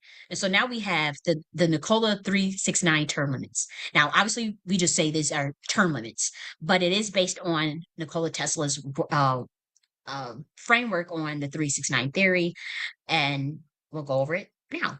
And so we're going to the term limits for each sphere. So the admiral branch, which is your federal level, that's 9 years. Okay. Your term limit is 9 years. Okay. And so the members of the admiral branch, this is your chief and queen mother that you select, that you elect. And, the longer term allows for continuity in national policies and international representation. And so as the admiral branch oversees long-term strategy and governance of the Nocti order, you know uh people, they'll have familiarity with the chief and queen mother. Like, this is people that you love, these are people that are competent, these are people that have integrity. Now again, if they if there are steps to remove a motherfucker, there are steps to if you're not doing your job, or if you done got crazy or whatever. And so let's say, like um we have a queen mother that will like to run, and she's qualified or whatever. Maybe even right now we're doing selections. I do have to admit that right now, until we can run maybe some experimentations on a smaller level of how this will work out, and then we could do elections. But I do talk about elections, but we're going to cover elections in the next video. Okay, so we'll cover that in the next video. But the term limits, say it's just the queen mother, she does have a year to find a male. And it's the same way with if it's a chief. If there's a chief that decides, you know what, I qualify for Admiral branch, I'm running for the Admiral branch, or he even gets selected by certain committees or certain councils to the Admiral branch. If there's no queen mother around, he has 1 year to find. He has only 1 year though, and then he can apply for an extension for just one more year, and after that someone has to get appointed.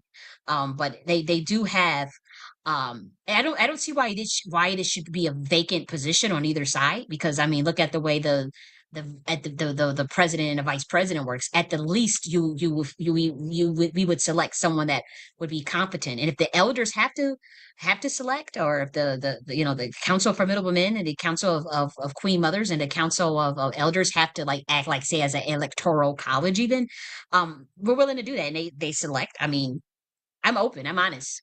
And see, the positions have always been based on selection for the most part, except for like more so at the local level. But they have 1 year to get to fill that position if it's only one person in there. But generally speaking, in the Admiral branch, there should be no problem finding a chief and a queen mother. It just shouldn't. And so that's 9 years. Now, the eligibility for reelection, they can serve a maximum of 2 9-year terms if reelected in a public vote, or extended through a special election. Special elections are very rare. That's if the public votes on it. The public has to vote. Like literally, community members have to vote if they want a special election. You don't get to act. You don't get to determine it. So, like, say if you're running for the Admiral branch and you know, your time is up. If if if the public says, okay, we don't want to have a special election just for you, so you can have another, third term, or then you don't get it. It's a very special election. There's control mechanisms throughout. So that's the Admiral branch. That's 9 years. So the upper house, which is the state level, that's 6 years. That's a 6-year term limit. So that's your members of the upper house. That remember, that's the Council of Elders, that's the Council of Queen Mothers, and that's the Council of Formidable Men. They serve 6 years. Okay. And so that minimum length is suitable for the state level leaders who balance continuity with responsiveness to regional needs. Now they are able they are eligible for reelection as well. They can serve up to 3 consecutive 6-year terms if they are reelected, are chosen in a special election by public demand. Like if there's somebody this is what this design, these term limits are designed to incentivize our public leaders to do their job in such a manner where if they want to keep getting paid and they want the public to keep honoring them and getting paid, they do a good damn job. Especially if you want, say, that special election. Say if you want to win that second and third election, that second and third term, 6-year term, you do a damn good job, and the public will reward you with their vote. The public will keep you in there, keep you giving you that job. Now, after that, if you get a special election after that, you do have to move on. Maybe you move on to try to run for the Admiral. Maybe you join the GIA. Nonetheless, this I designed this in a way where you don't perform, you don't do your job, you're out. There is no lifelong sitting like you do in Congress right now, like lifelong positions and shit like that. And no, the public, if you don't, and it's not gridlocked, where you don't do nothing for the public and then you just get to sit your ass for 20, 30 years. No, them days are done. If the people love you and the people like you, you're doing your damn job, you fighting for the people, you having integrity, you having character, you're going to get elected by the people. And if they really like your ass, you'll get a special election by public demand. And it is public vote. Like it's literally it will be a public vote. Uh that could be for special elections. Again, there's some control mechanisms in that. But I think that the 6 years is fine because we're operating out of the 369 energy. So we have 6 years for the upper house, the state level. For the Black house, the local level, we have 3 years. And so the leaders in a Black House, that's your city commander and your Black House councils, city councils, they have 3-year terms. And so that shorter term allows for frequent engagement with local constituents, and city level leaders address daily community needs. Now, obviously, they have the eligibility for reelection as well. They can serve up to 4 consecutive 3-year terms if reelected, with the potential for an extension through a special election based on public support. Again, you have to be incentivized to do your job. You do a good damn job. The water is good. Wages are good. People got jobs. People have food on the table. Housing is good. Inflation is good. These things are good. Then the people will give you a special election. If they don't want to give it to you, you won't get it. You won't get it. And again, um, this is the Black House City Council. So there'll be multiple. Maybe they don't like you, but they like someone else. Maybe they want to give someone else a special election. Maybe someone else that's in the public want to run and take your spot. And if they like them more and they got a better campaign and they win, it's about the merit. It's about the competency. It's about your ethos, your pathos, and logos as it comes to politics. And we're going to cover that. I think we covered that in the last video, but I want to. Matter of fact, we're going to do a whole breakdown on political on like political philosophy of what makes good candidates. Just literally, like what should the public be looking for in their candidates? We have a whole criteria for that, a whole breakdown. Uh, High level political philosophy. It's dry, but for people that's interested in knowing what the Nocti Order is about, this is a think tank. This is a high society. It's idea generator. It focuses on truth and enlightenment, but governance operating out of the truth and universal laws that is in alignment with the land. The idea is to philosophize and to develop umbra governance for the larger infrastructure of America as it relates to the U.S. corporation, as far as the government structure that's currently in place, and even if it falls, to be quite frank, this is what we'll do. And so I know people would say, well, oh, they're going to come after you. No, mm-mm. These people are studying these ideas. I just showed you how they're talking about shadow cabinets, how they're working it, and they're studying the shit out of whatever I put out on these videos to see okay, how can we implement these things? Um, you know, um, Not everything they'll understand, but eventually these term limits, maybe not the 369 method, but I do recommend this method for energy purposes. And again, we're talking about alignment with the grid lines and the ley lines of North America.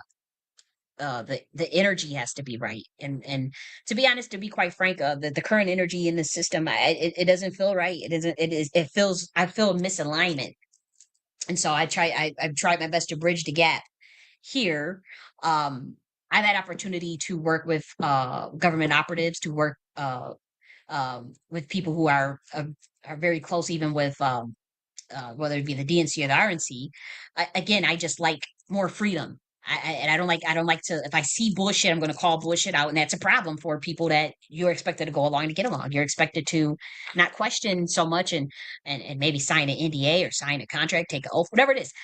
And I can't operate under that as far as my freedom of expression and the way my soul expresses itself. It has to be from a very raw and authentic space.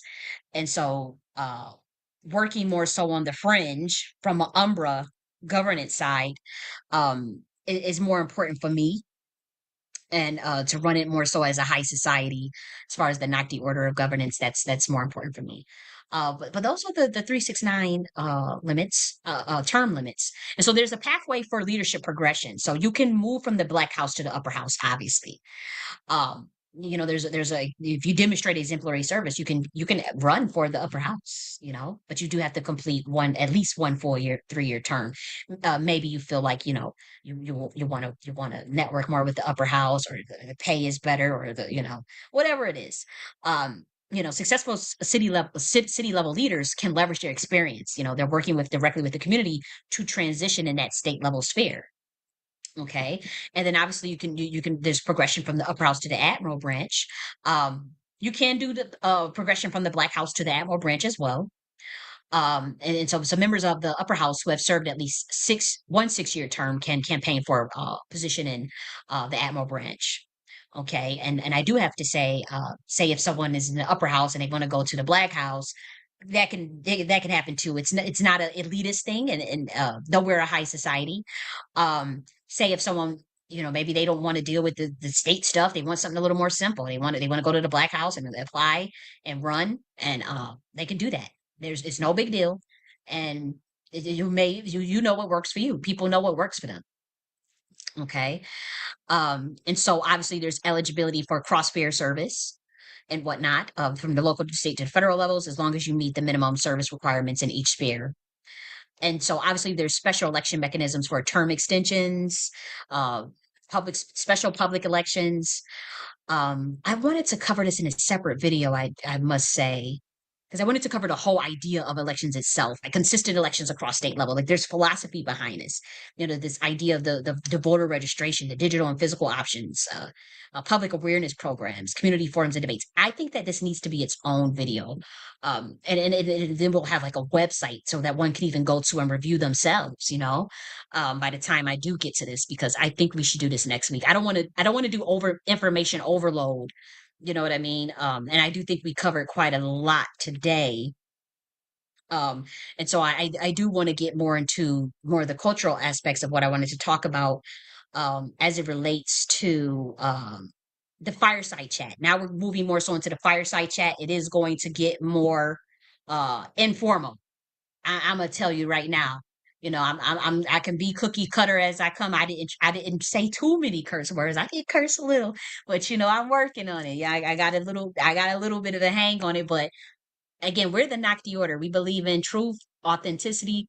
So I have to be myself. If I curse a little, you gotta forgive me. But at the end of the day, I don't want to be sounding like a bumbling fool either.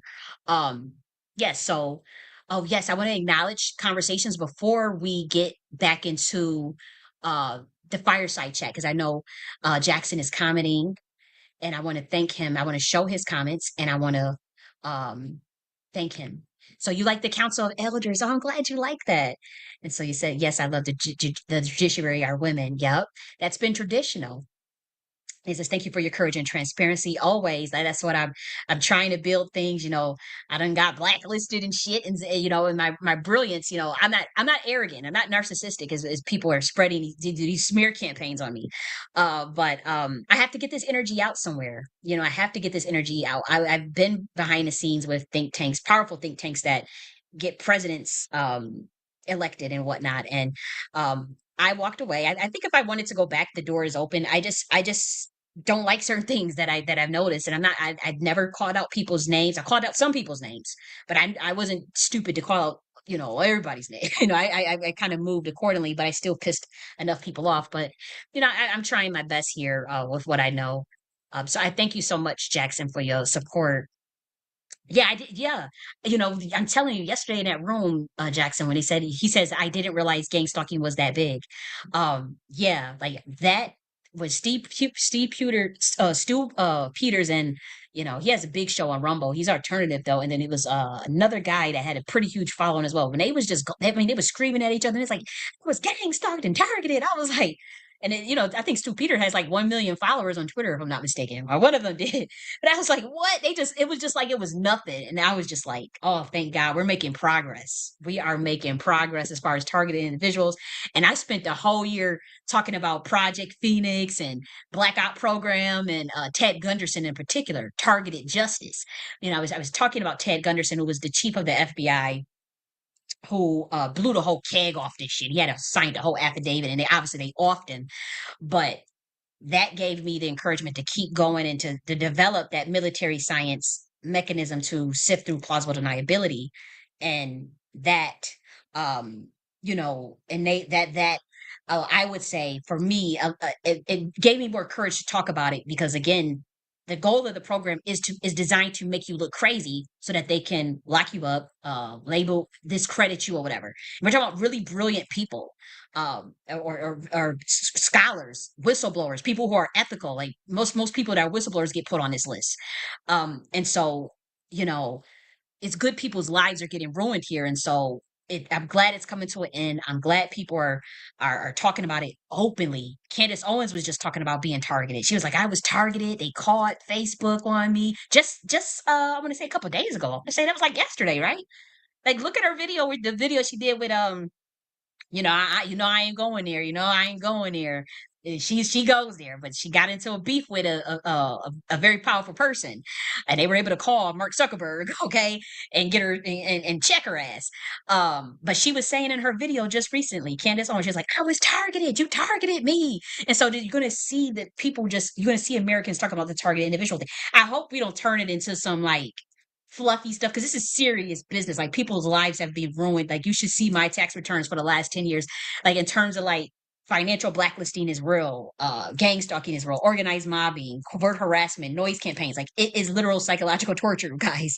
And I went through that for 10 years straight and didn't have the mechanisms to even talk about it. But I have to prove I have some evidence. And again, you'll be surprised in which the ways in which the government has access to communicate with you and talk to you in terms of like, okay, we got your point. We read through your paperwork. Like they literally went through the whole document with me in a way that you wouldn't believe. I don't even feel important. I don't even feel it's safe to even express over the air.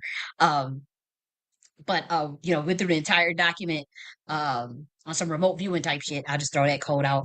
And it was deep. It was deep, and it did get better once I literally published my whole method publicly and released all the evidence publicly out of frustration and threatened to sue the threatened to sue. I have to say it's gotten better. Um, but with you're always going to have things, but when it's that systematic, I mean, come on. But let's see what else Jackson has to say. Oh, so you like the term limits? Yeah, again, it's a collaborative effort. I'm willing to vote on these things, and especially like the special elections and the voting stuff. It's high level philosophy that we're doing, but again, I never had the opportunity to connect freely with. I would say I had the opportunity to connect freely. I'm not a victim, but what I mean is like there's been a lot of smear campaigns. There's been a lot of orchestrated blacklisting, and so I this is my method of getting my energy out as far as like the things that I think about on a daily basis.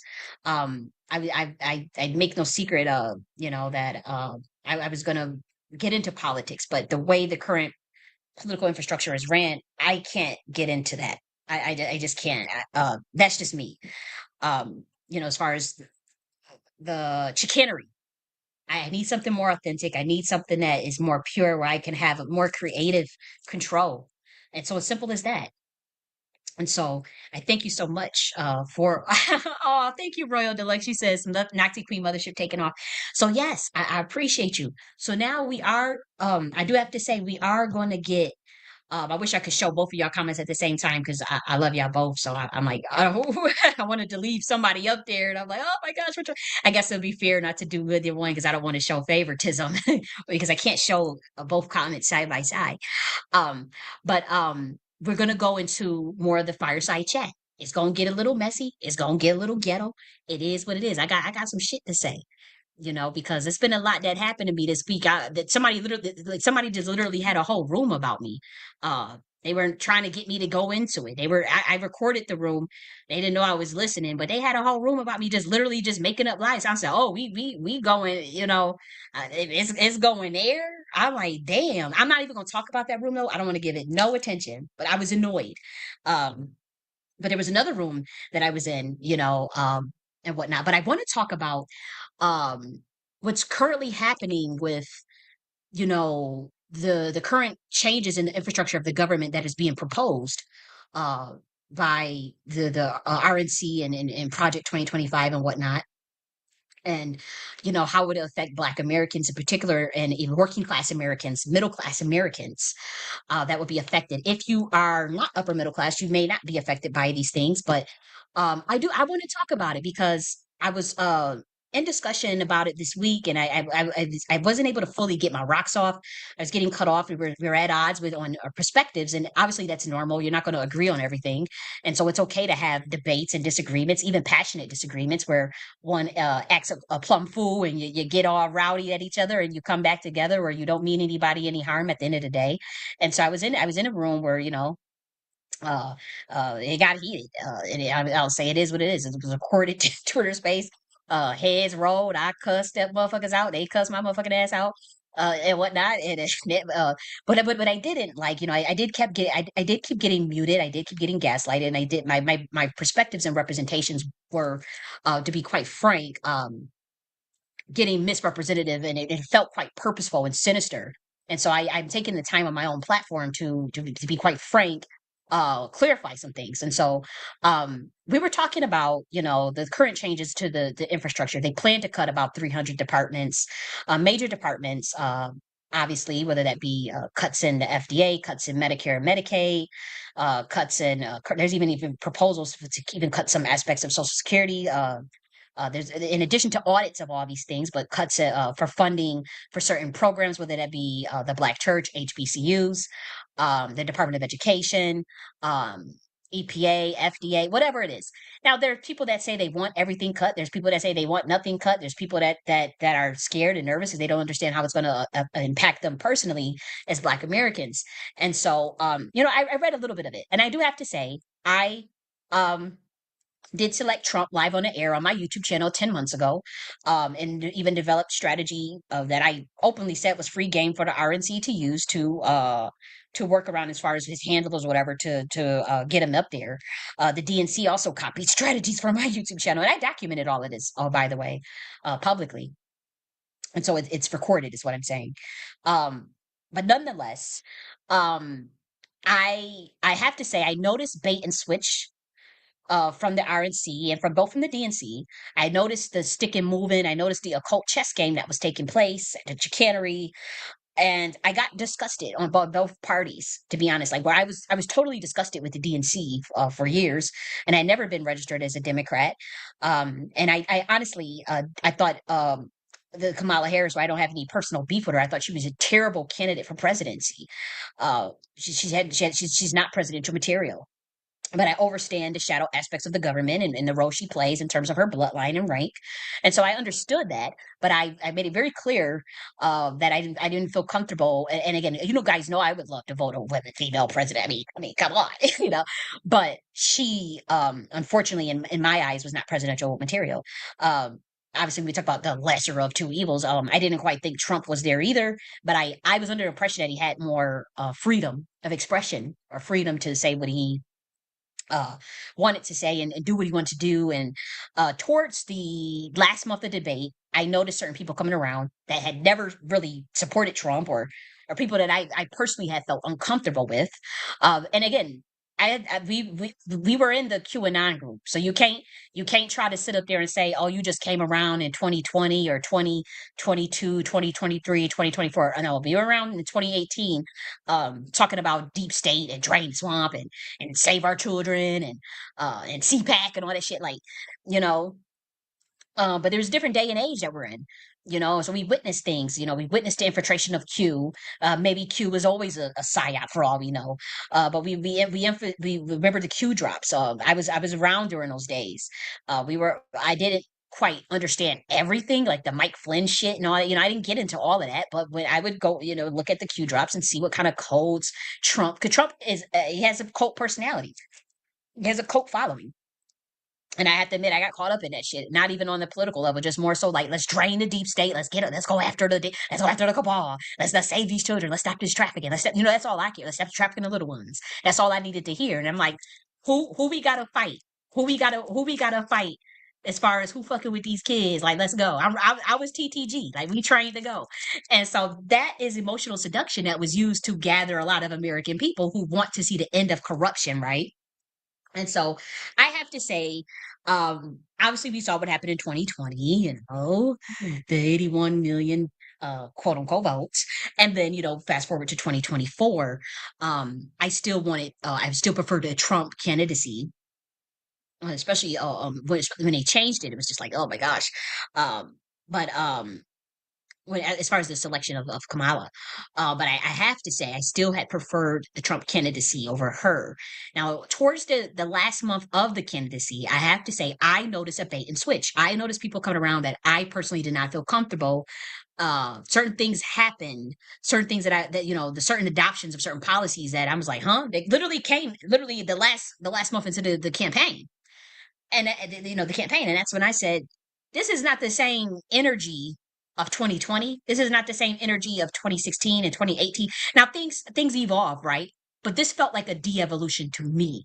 And I'm a spiritual priestess. I have 123 prophecies. I'm not bragging, but 123 global prophecies in 1 year. That's a pretty damn good track record. The president, I predicted the president, the president of Iran, live on the air. 3 days later, he dies. I predicted a federal benefit payment glitch. I said there's going to be a benefit payment glitch. I said I could see it. I could see it.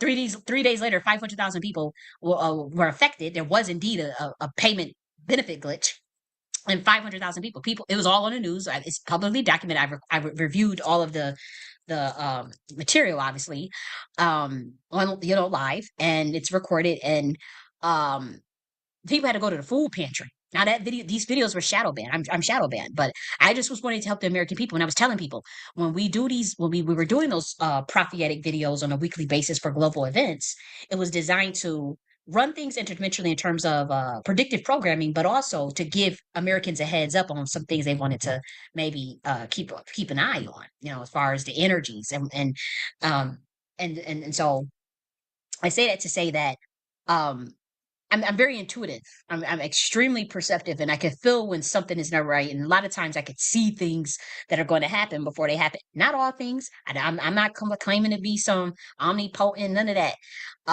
There's some shit I don't see, and I'm okay with that. I'm not trying to see everything. But when I saw the bait and switch 3 weeks before the election, and even some discovery of things that I know had been taking place with me personally since 2022 in terms of visions of birthrights and certain things that I said in 2022, all of which is deleted now in terms of presidencies. I was speaking about presidencies in 2022, by the way, and all of that information is now deleted from the public because it speaks to a prophecy and it speaks to a bloodline. And I had to do all the research. And so I uncovered some things and I didn't feel comfortable with what I uncovered, and I didn't feel comfortable with what I saw in a spiritual realm. I saw blackmail, but I am talking about like literal like CIA blackmail type shit. I saw people coming around the administration that I know have ties to intelligence, that I know have ties to regime change and uh, uh, Zionism, whatever, their own agendas, technocracy agendas, digital ID agendas, cyborg agendas. I saw this stuff just coming, and I'm like, you know what? I don't like that person backing this person all of a sudden. He never backed this person all the way up into this year, all the way up until a couple months into the election. And I just didn't like that. I seen the $75 million exchange.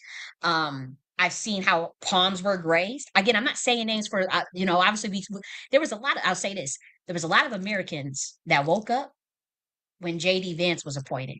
I was asking the white supporters that said, what the hell is going on? When J.D. Vance got, and I said, how did y'all know? What made y'all wake up? Because I woke up 3 weeks before the election. I was asking people, I said, well, how did you know? They said, when J.D. Vance. Now, obviously, that's Peter Thiel's guy, whatever. Now we're dealing with Palantir and CIA technology, and we talk about these are the people that will actually do the influencing and the decision making, not JD Vance, but the people who fund, the people who like say Elon Musk and whatnot. That Peter Thiel. These are people that um, will have influenced the Heritage Foundation. I believe that came up with Project 2025. There was 140 authors on it, and so I realized that I was in the days thinking more so about deep state and save these children, and I realized that there was like a whole coup, like a whole bait and switch, a whole nother agenda being played, and I caught it and I pivoted. I didn't feel comfortable. I said, you know what, fuck it, I'm canceling out the energies that I gave, because there was a lot of primordial Black American energy that I was putting into the RNC campaign to make sure that he won. And then I realized, I'm like, wait a minute. I need to put that into myself, because I'm not getting anything out of the RNC or the DNC. I'm not getting anything out of either party. I'm not obligated to show loyalty to any party. I'm not paid by any of these people, and I wouldn't take a paycheck, because I like to speak my damn mind when something's not right. And so once I realized that, and I said, wait a minute, y'all covering up the shit that happened in 2022 when I was talking about shadow governments and presidencies and all, and what my role and my bloodline that plays in this. And so I said, you know what? I'm done with y'all two-party system. I'm starting my own party. I'm starting my own governance. I'm starting my own order. Fuck it, because we know the shadow government has a lot of influence on who's going to get selected, who's going to win, whose campaign is going to go who, and it is what it is. And so I discovered aspects of that. I discovered what was being hidden. I'm not going to get into that in this video. That's something that requires a lot of research, and I already did the video. If you want to know, like me, when I talk about like shadow government, I select myself as president. I go into the research of my bloodline and what that was all about. And again, I'm not talking about. I'm not delusional. Where I'm saying uh, I'm the President Trump's not. I'm not doing that. I'm literally saying shadow government. I literally said shadow governance. The Nocti order governance is an umbra governance. That means it's a shadow. And so I made that very clear. So I'm doing nothing illegal, pretty much is what I'm saying, and I'm within my constitutional rights and the Bill of Rights, clear as day. Just for those who may not know that. But anyways, I was such in a daze. I didn't even fucking read Project 2025 until after Trump was elected, because Trump said that he had nothing to do with Project 2025 and that he wasn't going to endorse it, and then he didn't have anything to do with it. So I took him at his word. There were some black men and black Americans that support Trump that I said, "What's in it?" And they told me, "Oh, it's nothing important. It's nothing important. Don't worry about it." And I said, "Oh, okay." And so I have to say, when I read Project 2025 after the election, and like literally just like pulled it up and said, because I'm telling you something, the energy's just off. I'll say that. And I'm reading this, and I'm like, I would have never agreed to any of the shit that's in this document. There's no way I would support the RNC party with Project 2025. I'm not going back to the fucking Puritan days. Like it's too right to me. Like that shit that was in there, like a ban on books. I'm an author of 20 books, and I have 3 manuscripts that are already written and ready to go. So it's about to be 23 books. Why the fuck would I go for a ban on books? There would be no way in the world I would ever. And so I was like, oh my gosh, like the bait and switch, I called out and I did warn my community. I felt like it was a trap for my community based on some shit that I know is going to go down in 2026. It was 3 weeks before the election. Obviously, it was way too late. I did make some phone calls to try and do a little crash out during the quantum entanglement on Twitter, in which we've immediately seen, them try to roll out the big wigs, the Beyonces and whatnot, and it didn't work, and I didn't expect it to work, but um, I felt like what I saw coming would be harmful. And mind you, I still hadn't read Project 2025. This was strictly spiritual vision that I saw, but also the people that I saw that stepped into on the campaign. And it freaked me out because I said, this is not the same Trump. And I know for a fact there's either some type of blackmail. I said, there's some blackmail. I just, there's just to switch up like that. That's not a normal switch up. And that switching, that bait and switch pissed me off. And I said, you know what? I'm concerned for my community. And I made that clear. It's all documented. It's all public. I even had some text messages where I said, you know what? I know, um, I can't get into all of that, but I did send a text message and say, you know what, I don't know if this is the right move here for. I just my concern was I felt and I still feel like my community was being sold out, or not going to get anything out of the RNC. I didn't have full trust. That doesn't mean I trusted the DNC. I just realized that we were in a very horrific position because we have dealing with 2 candidates that, to be honest, I don't think any party gives a fuck about us. And so that was a big conundrum to deal with.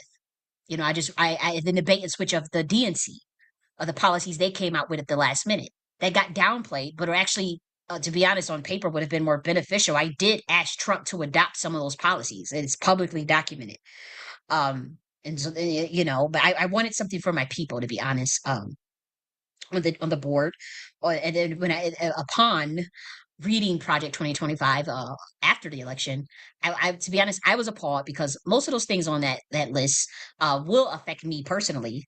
Now I don't get like any government assistance or anything, but like the ban on books, like the Department of Education, like those are resources I take advantage of. Like I'm a writer, I'm an author. Other things that were on there.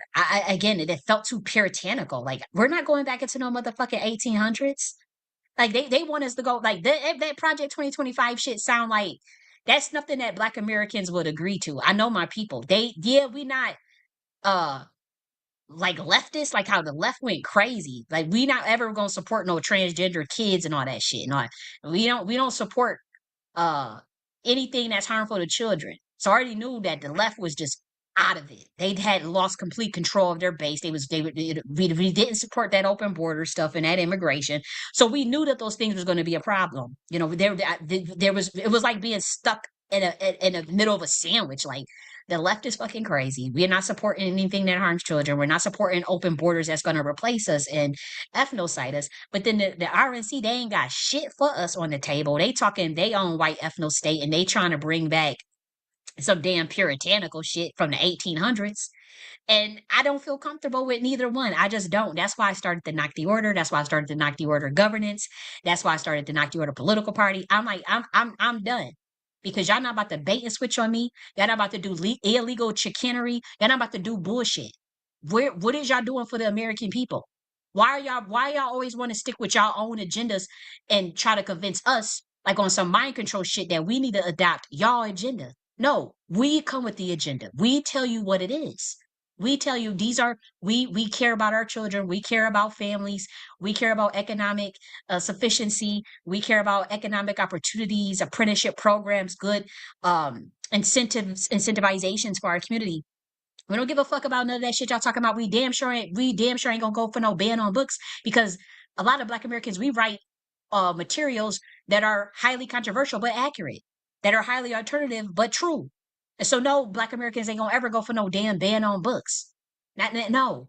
Because we got books that we've written that talk about, that detail things that they want covered up. The history of the American indigenous, the history of Black American inventions, the history of the Moorish science that built the damn country, the indigenous masonry that built the country, the eight founding presidents before that advised the founding fathers that were Black. No, we write about that shit in books. So when you say ban on books and shit, no, that get me. I almost threw my computer across the damn room when I hear ban on books. And so that I can't support Project 2020. I can't support none of that. No, I don't want no Department of Education closed. No, I'm in a PhD program. No, what the fuck? No, like, dude, like, it's a lot of kids that parents are working. They need to send their ass to school. They can't homeschool their kid. I have knocked university. How do you know I didn't want funding one day from the Department of Education? I have knocked the university. Yes, I could run a homeschool program for our own children and come up with a curriculum. I'm an instructional designer. I have a master's degree in technology and instructional design, which means I can literally curate curriculum from scratch in a variety of fields. So yeah, hell yeah, I could come up with something for our Black children real quick, and keep them entertained for the hours or whatever it is, and in charge of affordable fee, $5 or whatever per child, to make sure that parents or whatever, however it works. If they want to just close it like that and we ain't got shit, we and there's already homeschool networks, but I'm just saying, you know, a lot of parents, they got to go to work, so they may not be able to homeschool their children. Let's be real. It's a lot of this is not even a race thing. This is just an American thing. Working class families go to fucking work. They send their kids to public schools. And when you say to close the Department of Education, I don't agree with that.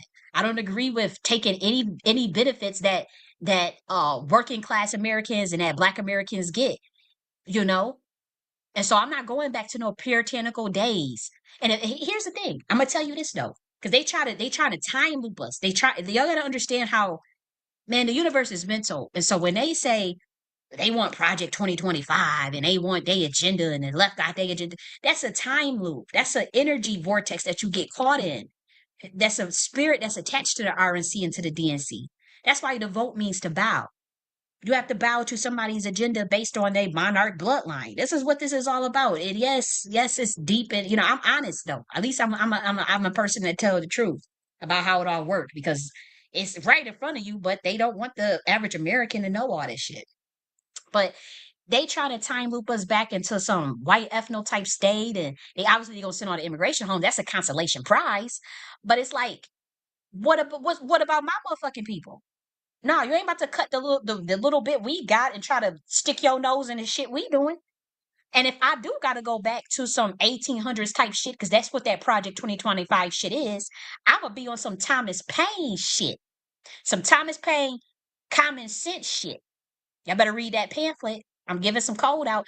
I'm gonna be on some Benjamin Banneker advisory shit. If I gotta go back to some damn time loop and some 1800 shit, some Project 2025 shit, It's gonna be Benjamin Banneker all over this bitch again. Why you think he on the damn cover?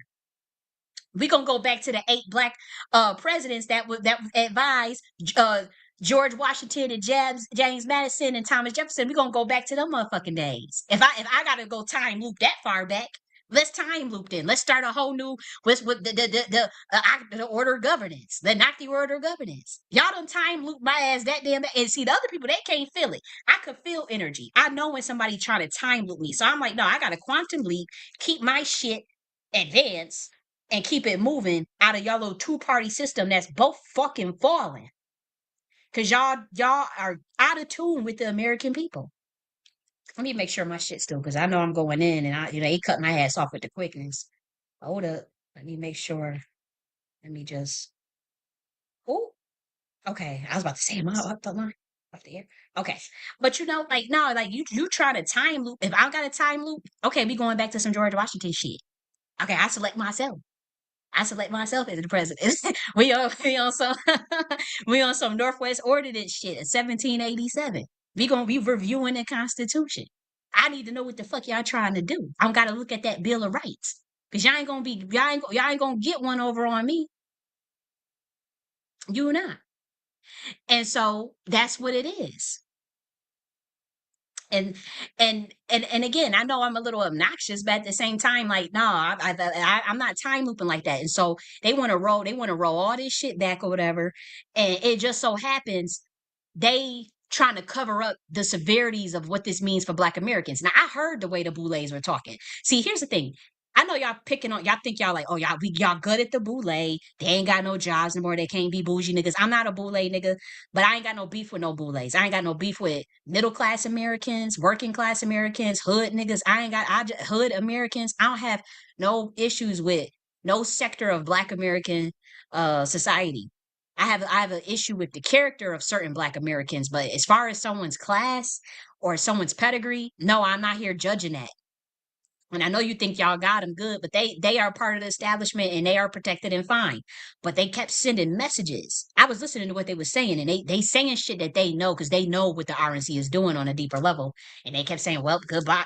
And, they sending little codes and about inflation and things that they know that we's going to get good. Say goodbye to your Medicare and Medicaid. They trying to stick it to us, and you know people are saying, "Well, we don't have it now." No, this is something different. This is something. This to me. This is not fear mongering because I'm a solution oriented motherfucker. I come out with solution. I'm a solution oriented person. If something fall or something not working or something crack, my mind goes, I don't go into a fear panic mode. Even if I do feel fear, I'm still gonna work through that shit and get the solutions going. Get the enterprise architecture going, get some infrastructure building, get some organization going, and I have an uncanny ability. I say if I have some fear, if I feel panic, instantly to calm that mind, to get into a certain vibration so that I can operate at a higher level to solve shit. So this is not me fear mongering, but that shit that they trying to roll back, I don't care what nobody say. It's a proxy warfare. They want y'all to think that they going through what agenda they want to go through, whether it's Zionist or nationalism or globalism. And they are. See, there are two secret societies that are fighting right now. But both of them got their arrows pointed at us because they found out some shit about Black Americans. I don't care what nobody say. I can understand with how people communicate in code and how the people that get involved in the agenda and what they stand for and study their bloodline and study the things they said and study what they stand for and what they against. And I'm looking and I'm like, I see the players on the chessboard and I say, I can't trust neither one of these people when it comes to my people. None of them. RNC, DNC, no, they trying to take the little bit we have and make us a permanent underclass. And so I did call that out 3 weeks before the election, and I felt like, okay, I do feel like my community was sold out. I do think we'll bounce back. I think that there is nothing you can do to attack or harm this group of people. It's been 400 years of them doing bullshit. They just trying to set up a play where they could still maintain a power for the next years or whatever, because they know that the prophecy is for the power to shift back to the tribe of Judah. I don't want to go too deep into that. I can't go too deep into that. But to uh, Black Americans, this is something that Man, it's so deep. It is some shadow government type shit. And I can't get all into all of that. It is some backwoods type, shit that they know that I know and that we all people in the know. And they're trying to prevent that. And so if that means like whatever little bit y'all got, we got to roll it back under the guise of audits and cuts. And the thing is, they're sending operatives out to not give the full truth of what is taking place, and I don't like that either. They telling Black Americans, oh, it's just audits. Oh, it's just making sure that there's government efficiency. No, they trying to like cut shit. And my thing is the government is for the people by the people. There's a social contract involved. If they are giving up certain provisions of sovereignty in place for structure and order, that tacit consent does imply benefits and resources. It's as simple as that. You ain't gonna ever shame me about a handout, and I never been on government assistance. I ain't never get food stamps. I ain't never get welfare cash assistance. I'm not on Medicaid. What's it, Medicaid, Medicare? None of that. But I got tap and Pell in college, which every college student get tap and Pell. Um, but I don't get no assistance or anything like that. But even though I don't benefit from that stuff, there are people that utilize SSD and SSI. There are people that depend on that. It's not that they utilize it; they need it. They're disabled. They can't work. As far as SSI, and I don't get that either. And so I'm like, no, just because I'm not a selfish motherfuckers. Contrary to as many smear campaigns y'all COINTELPRO niggas try to run on me. Just because I don't get something don't means I want to see I'm okay with taking it from another person you know and so I have a problem. I have a serious problem with them threatening or not, trying to make moves, Jedi mind trick moves, to gut the middle class, to bury working class Black Americans, to take the little bit that Black Americans do get. I don't like none of it. I know I'm not going to agree and tell Vivek, racist ass Indian immigrant Vivek, and uh racist Elon Musk. Now Elon Musk says he's against woke and he's against reparations on this stuff. And for whatever reason, y'all, he telling you what he gonna do with it. The chip, the brain in your chip and the digital ID and technocracy. And y'all just going off, y'all want to follow the damn beast off the like, but whatever. Again, everybody has a good side and a bad side to them. So I'm not here to demonize people. But at the same time, like, no, I'm not just about to follow anybody off a cliff that don't have my best interest in heart, because these people are not indigenous to our land. Elon Musk is from South Africa. How is he in any a position to be running no Department of Government Efficiency? Who has never ran a government position? Who's not necessarily the most efficient CEO with Tesla? Who the fuck is Vivek? He says many racist things already about Black Americans, and they gonna go in there and be the Department of Government Efficiency, whether it's an advisory position or not, and they want to talk about gut and all the stuff that happens to that Black Americans benefit from. No, yeah, the fuck I got a problem with that, and I don't use none of the shit, pretty much. But I'm like, nah, I'm not going along with just no. Y'all want to sit and just y'all gonna act like y'all gonna audit everybody's shit. You don't think they 400 years? You just gonna trust somebody that willingly? And 400 years of everything that you've been through and our ancestors been through, you just gonna willingly tell these people, yeah, come audit our stuff, yeah, come take yeah, do government efficiency, when you know good and hell well you get SSD or SSI or food stamp or whatever it is. And like I said, I don't get food stamp, but I don't care if it's motherfucking $25 that a Black American is getting in food stamp, 250 for food stamp that a Black American is getting, or a working class American is getting, middle class American is getting. I don't want to see them without. Food is fucking expensive. Then you made a law that said we couldn't grow our own food. Some people are blessed to have their own land and blessed to be able to grow their own food. But there's a lot of Americans that don't have no land. They can't grow their own food. You made restrictions around growing food on free land, free food. You make people go to the grocery store to buy fruits and vegetables that grow on the trees for free. But then you gonna tell them that you, as a government, ain't got no responsibility to help them pay for the food, as expensive as this shit is? And you gonna say you gonna cut food stamps and cut this and cut? Nah, bitch. Then we don't need no government. Then, if you're gonna cut it and not help your people, why are you violating the social contract? What's the point of the social contract? What's the point of tacit consent? What's the point of what are you here for? Because you said, you know, we got to pay taxes on the land and we can't freely grow fruit and vegetables on the land. Where's the fruit trees then? You said we got to go to a grocery store. So now you want to sit up there and say, oh, we gonna cut this.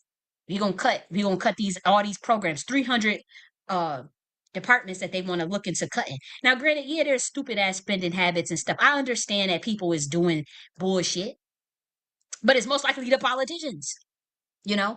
But when y'all see your eyes focused on stuff that Black Americans benefit from, nah, I'm not rocking with that. I'm not just gonna co-sign no white, no immigrants that's gonna advise uh what to cut. No, I'm not. I'm not. And especially veterans, they want to cut stuff for veterans. Our veterans need the most resources they can get. Y'all sit up there and sit them to fight y'all damn wars of the elite, some bullshit that don't even matter. You sit up there and sacrifice veterans psychology and the work that they do, and then they gotta come back home and they don't have enough resources, and you gonna tell you gonna cut veterans help, veterans, whether it be the VA, you want to privatize everything. Privatizing is still going to affect people. It's still going to be an uncomfortable, bumpy ride. You don't have anything that is solution oriented enough or structured enough that makes me have faith that that shit is even going to work. So I don't want to see not one motherfucking veteran homeless in this country. I don't want to see not one homeless veteran in this motherfucking country at all. So I don't want nothing cut for no veteran. They told me they want to cut shit, man. And I'm not a veteran, but I'm a humanitarian, and I could feel the fear of my people. I'm telling you, I could feel the elders worry.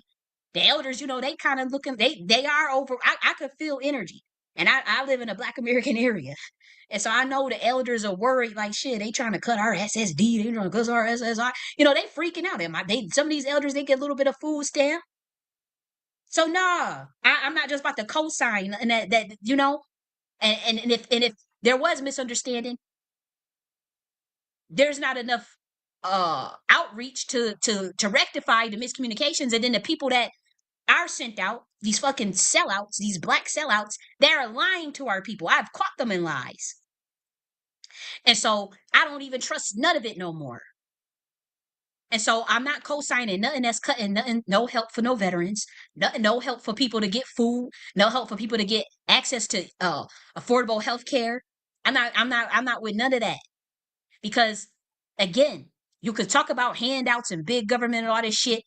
If you don't want to do a handout, if you don't want to honor any social contract, we all need to go sovereign in. Because I can grow my own food. We all know about getting some damn seeds and soil. There's Black Americans that got land, and we can help one each other out on some barter economy type shit, on some sharecropping type shit. Help each other on that level. We don't need you then. What the fuck we need y'all then for? And you gonna sit up there and make people go to grocery stores to buy free ass fruits and vegetables and free ass stuff that nuts and almonds that grow on the trees, and that you want it all inflated, but then you gonna sit up there and say you gonna cut food stamp? That's a illegitimate bullshit. That's some unethical ass bullshit. And so no, they're trying to roll shit back. Y'all lying to Black Americans and all. And I don't trust that neither one of them is gonna look out for us. I don't trust that the DNC is gonna look out for us. See, because I know y'all little ops. Y'all like to bring up, oh, you want to protect the Democrats, bitch. I don't give a fuck about none of them. I started to knock the order of governance. I selected myself. That type of bitch I am.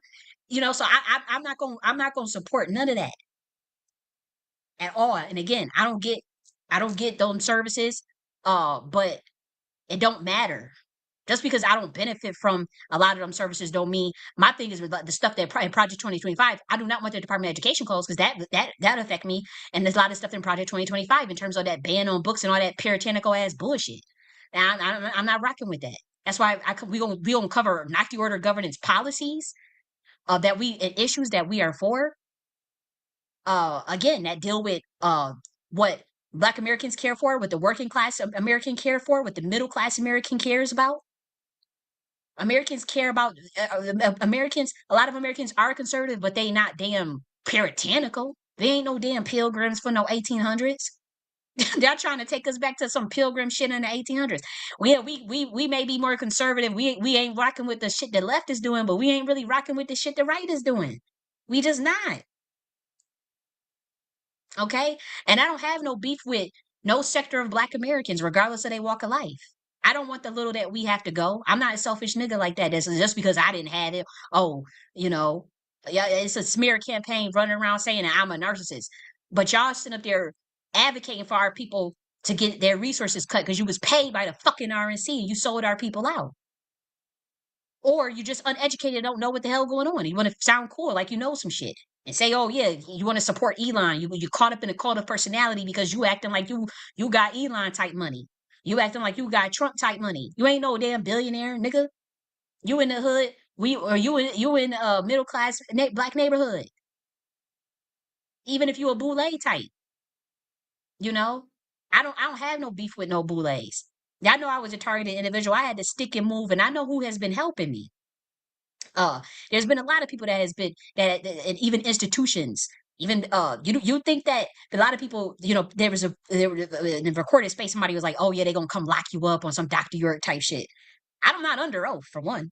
Dr. York was under oath. He broke the oath.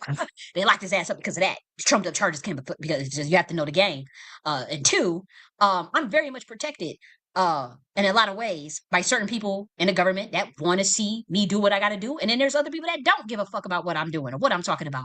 There's other people that just, that want to see me annihilated. But there are people in the government that have over the years, as my time as a targeted individual, I know for a fact uh found clever ways. I told you about how I was get random checks from the IRS and how people would talk to me in code. I'm actually understanding things in code. I'm not gonna name everything. I'm not gonna name no specific person. I shout out to the military, all branches, because I know that they got some hand in protecting me, and that's why I had started the policy for the changes to the naturalize the National Authorization Act to give raise. Even now, even literally to this day, I know what's up. I know we in the game. I know we in a matrix, and I know that you got to stick and move if you're targeted, if you're a source player, and so thank God for certain the Department of Education. When I was an undergrad, they gave me, honestly, between the Department of Education and the groups that get funding from the Department of Education and certain organizations, I would say close to $60,000 in grant and scholarship money in undergrad. The Greater Buffalo Department, they gave me like, let's say 15,000 in undergrad. And mind you, once your tuition and shit is paid, they give you the rest of that damn money, just so you know, right in your pocket. um, what else? The Urban League. People were saying they want the Urban League closed. And so they brought it up first. And I gave my example when I was 18 years old. They had a scholarship thing. And so all of the kids in Buffalo, New York, obviously in different high schools, McKinley, Hutch Tech, we applied for the scholarship. And they gave us the scholarship money. They didn't send it to the school. They gave us checks in our hand. Checks and it's the Urban League. And we took them cash that motherfucking check. I bought clothes and party hardy. I told you I used to go to the clubs when I was even though I was underage and shit. You know, um, they gave us checks, and so I don't want the Urban League. I'm not here to just. I know y'all got some right and left bullshit or whatever y'all fighting with these legacy organizations. I don't come from that standpoint. I come from the. I think about what the people have and how the people have benefited. EEOC. There was an apprenticeship program that I told y'all about when I was in high school. They literally paid us to show up to learn a class. And then at the end of the program, there's a construction program that was an EEOC for black kids, by the way, at Hutch Tech, black students. I told you about this program at least 3 times on my channel already. And they were paying us every week. We show up, you get paid. Your paycheck come once a month, but we were high schoolers, and then at the end they were to give us an apprenticeship program, where I think they were paying $25 an hour for the construction. Now they had closed that program down, but there are other apprenticeship programs, there are development programs that they trying to gut. And I've advocated for apprenticeship programs, earn while you learn programs, so that people can earn while they motherfucking learn. That's what apprenticeship program was. And when I was in high school, yes, I was in one that was sponsored by the EEOC. This is documented. And yeah, they shut it down before we can get that $25 an hour. But I mean, when you 17 years old in 2009, yeah, that was a lot of money. It's Americans that will work for that shit now. So when you imagine being 17, in 2009, that's the age I was, by the way. And they talking about giving, they was gonna pay us $25 for an hour for the whole summer just to do construction work. And they was training us during the school year though. When we had to go every week and they was paying us, that was us getting our training. And it was nothing but black kids, by the way. Nothing but black American kids. And so as far as programs like that, no, I'm not going to agree to cut no shit. I was an Anna Burrell scholar. Anna Burrell is a government program. I was a McNair scholar. That's a federal program. That McNair scholar gave me like 5,000 cash.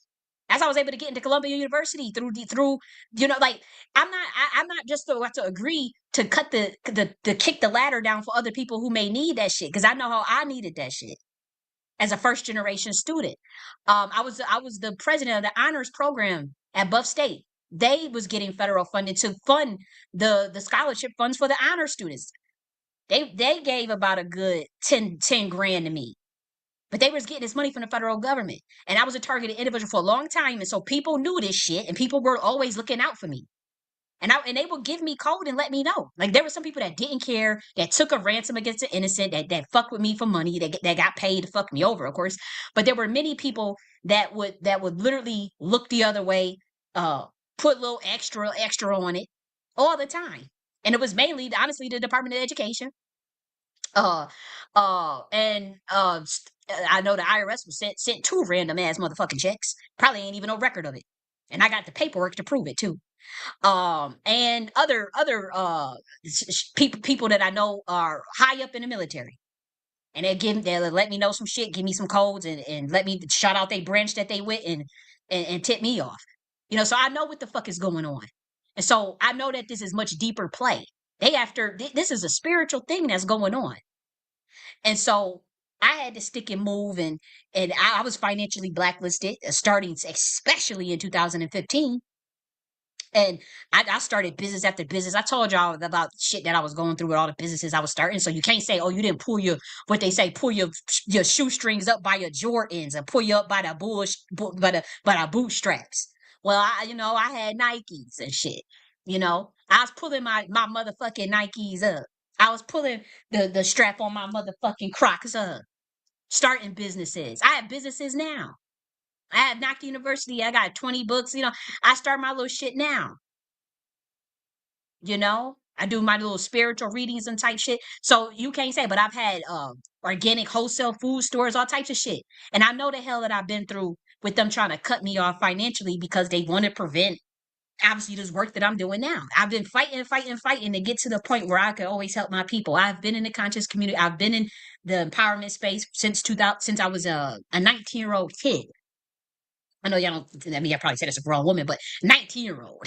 Okay. So, and since me being so connected in those spaces, I guess that got me on the motherfucking radar. You know what I mean? And so shit happens. It was much deeper.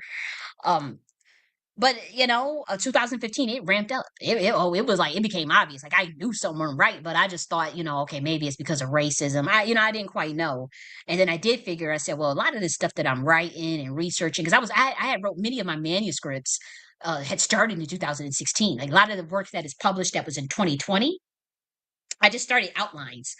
I didn't have anything written, but it was just like very powerful outlines that I had written in 2016. I would say for the law of gender, believe it or not, the 90 self redox, believe it or not. Not so much the 90 Queen Mothership because I was writing outlines here and there and doing research, but obviously, you know, I had been on the radar for a while. This is before I was studying reparations. I was studying uh Zora Neale Hurston and Khalid Muhammad and James Baldwin. I was studying these people, and when you're buying these, obviously you could track everything you're doing on online, and you could see where I was writing papers on the Black Panther Party for school. I was writing papers on human rights relating to the right to property. I was writing papers about politics and whatnot. So obviously that got me on the radar. And so I was dealing with a lot of stuff, but as a targeted individual, but I do know that there were people that looked out. I don't think the world is out to get me. I think that there are good people and there are fucked up people. You have to you got to vibrate at the vibration and the change that you want to see in this world. So I understand that, and I'm still learning and working. It's a journey for me. I'm not perfect, and I'm not claiming to be. And I don't give a fuck what nobody think about me. I'm not gonna let nobody do a smear campaign on me, because that's the name of the game now. Oh, she crazy. Oh, she narcissist. Oh, we hate her. Oh, she's you should see the stuff that people have been saying just this last week against me. And so I'm like, y'all niggas is liars. I got the proof, but at the same time, um my work speaks for itself. My body of work speaks for itself. So then people just outright lying because I'm blacklisted. So since I'm not well known, it's easy for someone to just tell a lie and get away with it. Like even the rumor that was done about me today, there were lies told about me. They were saying like, oh, your books are not available. You just want people to buy your books. Most of my books are available for free. They may be redacted, but there are books, there are whole manuscripts of my book that are out there for free. If it's some things that were a labor of love, there's some things, if it was information I really wanted humans to get. So why is they have a whole room about me today talking about some I'm a narcissist and I'm an agent and all this stuff? Who the fuck is paying me? I damn sure need to know. Because y'all can look at my tax returns, and y'all these boule niggas, they got access to different because it was a boule D9. I got the room recorded, by the way, that was running this smear campaign on me, and she claimed to be for the grassroots. Y'all such a joke. But anyways, you know, they got access to databases. My first and last name is public. My picture is out there. Motherfuckers know where I live. I don't, I done crashed out a couple times. Address all out there. So it's like y'all know y'all got databases. There have been government operatives that I know are working intelligence, and I know are highly powerful that have been in contact, that I know they could just pull up something like nothing on me, dossier on me, or whatever. Ain't shit out there. Nothing. Shit. You want to see pull up tax returns for the last 10 years. You're like, damn. Like what monies? And somebody in my DMs trying to accuse me of grift and all this shit. I'm like, y'all niggas is out of pocket. Y'all some wicked ass niggas for that shit. And I'm like, what grift? If most of my books are out there for free. What the fuck are you talking about? Y'all like I chose the path that I chose because it's comfortable for me, because I need to stay free. I can't, I don't want to be controlled. I don't want to be no MK Ultra puppet. I don't want to be someone that's fed no script. I ain't reading off no motherfucking teleprompter. I'm not about to be no puppet where somebody feed me my lines and then I gotta lie and act like I don't see bullshit and not call stuff out or be fake, go along to get along, be fake with people I know is corrupt. I don't want to live that way. I want to be free. I want to be able to do my priestess shit. I want to be able to walk nude, do on my John the Baptist shit. I want to be able to chill. I want to be on my Yeshua shit. But I also do this work in terms of governance and high level shit that I like too. But the way they structure is, it don't serve me. And they feel like the way I am don't serve them. And so these are archons. I'm talking in code now. Now we in a merge. I'm talking in code now. And so no, I can't, we gotta part ways. If we ain't on the same page, then we gotta split. And I'm okay with that. These motherfuckers done came at me in ways you'll never know. Assassination attempts, smear campaigns, all type of shit. I eat it. I know the line of work I got into. I know the type of entity I am. I know the type of being that I am. I know the type of human that I am. So whatever. But I'm always gonna fight back. I'm a sweet motherfucker. Everybody know Kylie is so sweet. Oh, she's nice. But you better, I'll crack a nigga head with my words and spiritually and with this if I have to. With this, if I have to. I told y'all about them little fights I used to get in high school. I told y'all gotta stop playing on my top. Yes, I could talk that education bullshit. I went to Columbia University. Yeah, I could talk all proper and the proper dispensation and give you the proper rhetoric and diatribe and use fucking big words. But let's be real. I'm from Buffalo, motherfucking New York, from the hood. Okay, but I've always been highly, highly advanced. Always been highly advanced. It was no handout because you black and I was always a highly motherfucking advanced kid. I was always the spook that sat by the door. And I told you about them stories when I was in fourth grade. All the kids will be you all standing up in a line, straight line, always following orders, and to go to lunch. And I would be like, acting like I'm tying my shoe and oh, Miss Guzak, I'm coming. Y'all go ahead. I'm tying my shoe, Miss Guzak. I gotta tie my shoes.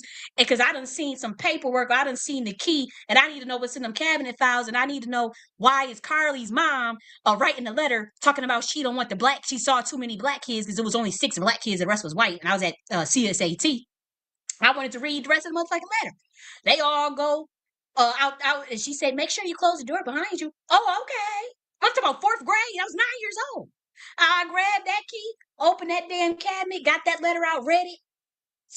Oh, I mean, we ain't had cell phones back then because I showed it, took a picture, but I had, to show the rest of the kids, the black kids. But I no lie, I went and told the 6 black kids what that was in that letter. I said, "Yo, Carly's mom was up there saying she's going to petition the superintendent to get us removed out the class."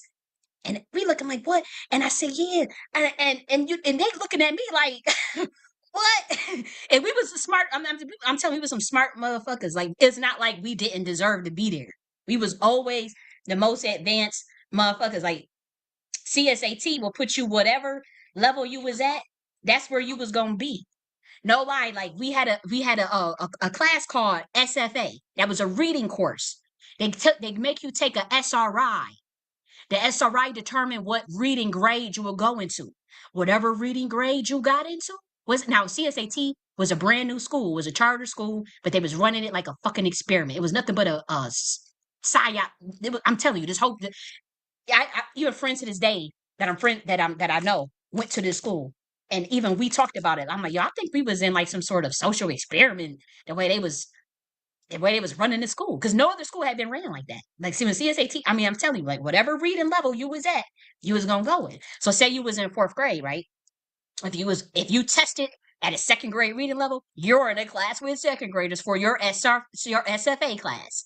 If you was fourth grade at the fifth grade level, you're in a class with the fifth graders for SFA. Seventh grade, you're in the class with the and so it was a very what I liked about it was like, look, swim or drown, or here, it's really merry. Like, they really, what I do have to respect about CSAT, and even though they had some race things, but the mechanisms, the control mechanisms in terms of the benchmarks, I have to say it was like whatever the score comes out, it was public, everybody could see it, and that was the grade you were going into. And so at that point, the black kids, we really got our shake on, because when I was in fourth grade, guess what reading level I was at, and I had friends that could attest to it because they were in the same class with me. It was me, Shanera, and Denasia. When we were in the fourth grade, guess what reading level we was at? We did them SRIs. I think that the max was 1,400 points. Max was 1,400 points. Man, them black kids just aced that shit like it was nothing. Like, and we was the cool kids, the class. We ain't really focused on no work. We ain't really doing no studying. But when we did them SRIs, man, you 1,400, we get a 1,398, a 1390.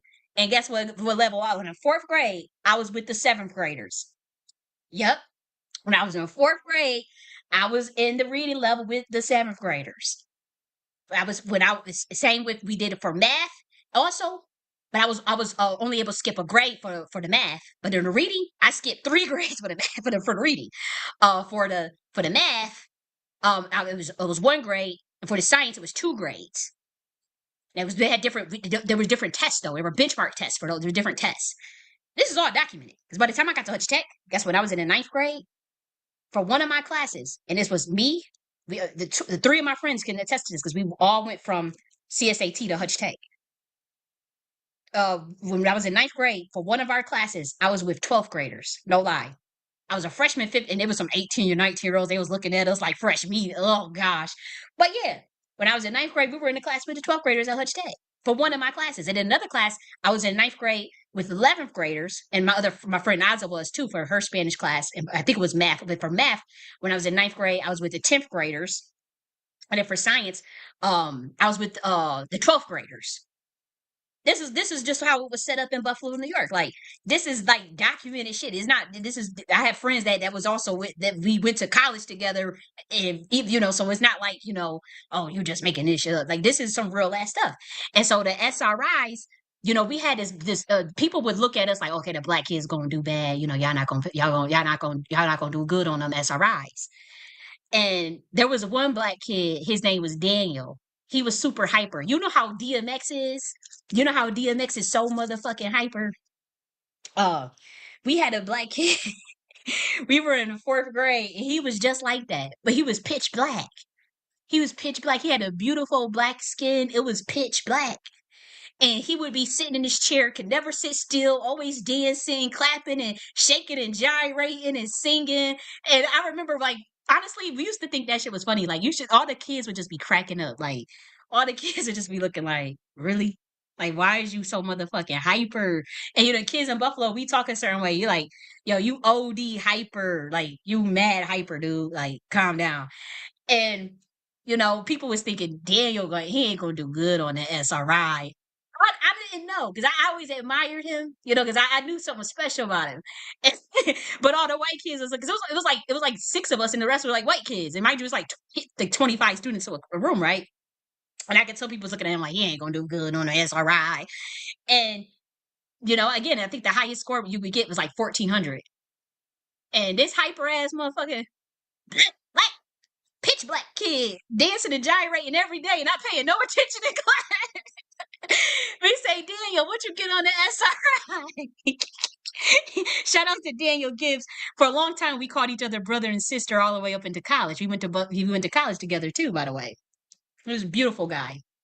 Uh oh. We said, Daniel, what you get on the SRI? This motherfucker had a perfect score. He had a 1,400. I had a 1398. All the rest of the black kids was a high. The white kids was like 700s and shit. He was like, when I said everybody faced, even the teacher was like, did a double take, like, what?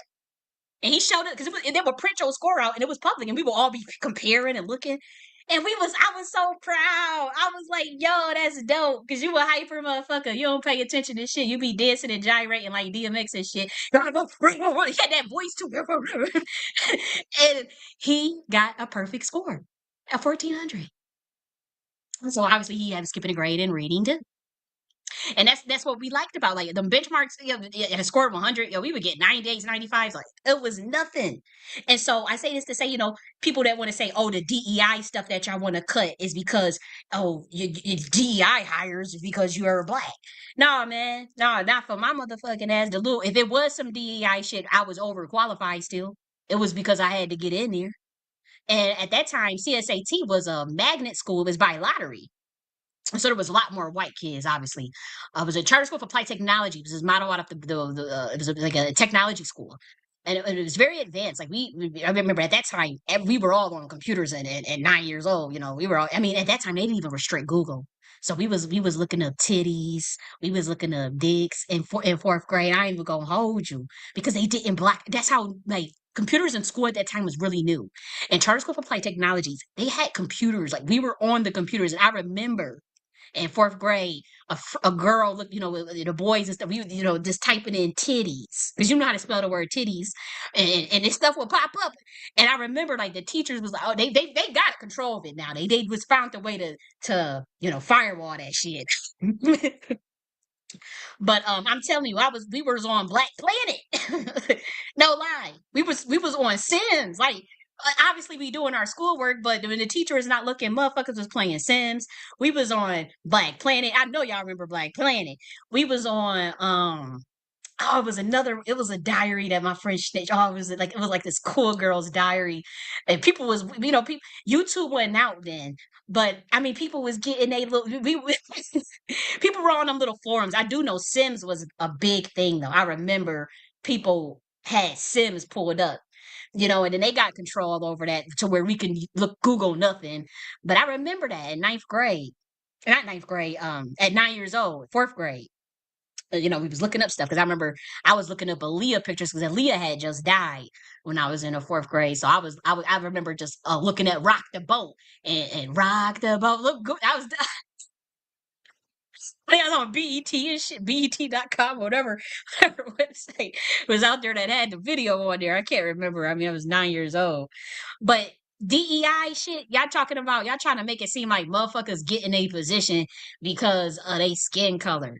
Man, this shit was ran equal. You know, in many ways, there's a lot of sabotage, but I have to say at CSAT, it was like swim or drown. And I have to say the black kids excel. The black kids excel. Okay? And I was a type nigga. I'm telling you, I was always a spook that sat by the door. No lie, I convinced two friends in sixth grade. I said, I don't trust this teacher. I said, we need to. He like I said, I'll be hearing him talk on the phone during his lunch break when I go to the bathroom. I said, we need to sit in that closet during lunch and hide, and we need to hear what the fuck he talking about. And they looking at me like, for what? I said, just trust me. We do it. Oh, we found a way to hide in the closet. He wasn't really paying attention. He was loosey goosey. We found a way to hide in the closet during lunch. We didn't go to lunch. Like I convinced him we gonna hide in this motherfucking closet and hear what the fuck he gotta say. Seventh grade. I'm 12 years old. We listening. Oh, he talking shit about the students. He talking shit about me. He talking shit about my friends. He laughing about us. And so yeah, we had a problem. And I called and no lie, when I heard it, you know, I'm telling you, that's why you think I was a targeted motherfucking individual. I was never controllable. When I heard him talking about nappy heads and all, I opened that closet door and said, what's up? Now obviously I got my car flipped. Obviously I had to go to the in school suspension. But I'm like, oh, you know, I'm ready. I'm like, what? What's up? You got the shit to say? We heard your motherfucking ass. And he looked like he saw a ghost. And you know, if he could, you know, man, he like, man, this little black bitch. Yeah, she. Ooh, I want to get her ass. And and I got in trouble. And I did get my friends in trouble. We had only a half day suspension of in school suspension. He didn't even call the parents because he didn't want to get in trouble because he would have to explain why the fuck you talking about students on phone. Just like how I would explain why the fuck I'm hiding in the damn closet during the lunch break. That's always the type of nigga I was. No lie. I was valedictorian in the eighth grade. At a 98 average in the eighth grade. Mind you, I was in ninth grade classes, 10th grade classes, taking a ninth grade Regents test. When I was in eighth grade, I was valedictorian. Them, it was teachers that really fuck with me, white and black. It was teachers that really, really liked my ass, but it was teachers that really hated my ass too. Oh, it was teachers that couldn't stand me. But it was teachers that's like, you know what? I respect the fuck out of you because you a whole nother breed. I know, like eighth grade, I convinced all the kids. I told them that the vice principal, Mr. Zerba, and the principal, Mr. Martinez, said that we could go to the park. Now, mind you, this was before class had started. You get breakfast and then, class start. And they said we can go to the park. And they said, really? I was so convincing, you know? I said, yeah. And mind you, it was like six black kids because we were in an advanced class. Six black kids and the rest was white. I told them white kids, I said, hey, y'all all line up. We all lining up. And I made sure to put the tallest motherfuckers in the front because they gonna look like teachers. And I said, we walking to the Riverside Park. And everybody know what Charter School Applied Technology is located. Remember they had Riverside Park. You got to cross a big ass motherfucking street and leave a school of properties to get from the school to the Riverside Park. And I lined all them kids up in the line. And the white kids, they just, honestly, people fuck with me when I was in eighth grade. People fuck with me when I was a little kid. So they said, okay. I said, yeah. And I said, Mr. Zerber, Mr. Martinez, they said we can go to the park. If anything happened, don't say nothing. I just like they said we can go to the park, you know. But I go, I did have that look like, just go along, just go along to get along. For we going to the park. But they kind of knew I was fucking lying. But we going to the park. I said we gotta walk in a straight line though. We ain't walking as no group because it's gonna get suspicious. And I said we putting Paige and Chanel's tall ass right in the front because they gonna look like the teachers. And no lie, we walked in a motherfucking line. Because I already knew what time it was, where no teachers was gonna be in the hall, and we walked out that motherfucking door, left school property, all across the street, walking all down the street. I'm monitoring all the kids, making sure Frank Mercedes, make sure all the white kids Get across that street. We in the park. We had a funky old time. We playing tag. We swinging. We on the slides. Oh, we had a funky ass time. The whole classroom was gone, mind you. Teacher come back. Where the fuck is the kids at? What the fuck? Now the teacher was late. She was late. We didn't know where the fuck she was at. All I know is I said, you know what? She gone. Ain't no. It's about to be. It's breakfast. You know.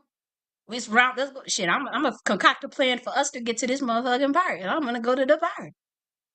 And we played. No lie. We looked up. We look up. We see Mr. Zerba. We see Mr. Martinez. These are the principal. These are doctors. Like, and we see our teacher, and then a couple, and then the security because we had our own security guards too. They all walked up and they said, what is y'all doing? Who told y'all to go to the park? What the, so they lined us all up and they wanted us to snitch. Like they like, who orchestrated this whole thing? Because they knew somebody had to orchestrate it. They knew we having fireside chat. I'm just getting my shit off, just bear with me. And I gave them white kids this look because I already knew the black kids weren't gonna say shit. I already knew because we used to literally say we brothers and sisters. We had our own group called Saint Lunatics. We named ourselves after Nelly Saint Lunatics, and I was guess what, the president of the Saint Lunatics, So we were always saying we were brother and sister. It was only like six of us, so we was just motherfucking tight, and I knew they weren't gonna tell on me. So all I had to do was give a look to them white kids and y'all better not open your mouth. And so it was white kids named Megan and Jessica, and I knew they didn't like my ass. And I didn't really like them. They couldn't stand my guts. I couldn't stand their guts. I said they gonna spill the beans. They gonna rat me out. I said they gonna tell on my ass. So they going line by line. Who told y'all? Nobody. All the white kids was nobody, nobody, nobody. I said, here go Megan and Jessica. They about to rat me out. They said nobody, nobody, nobody. No, everybody said nobody. We all decided on our own. And they covered for me like that.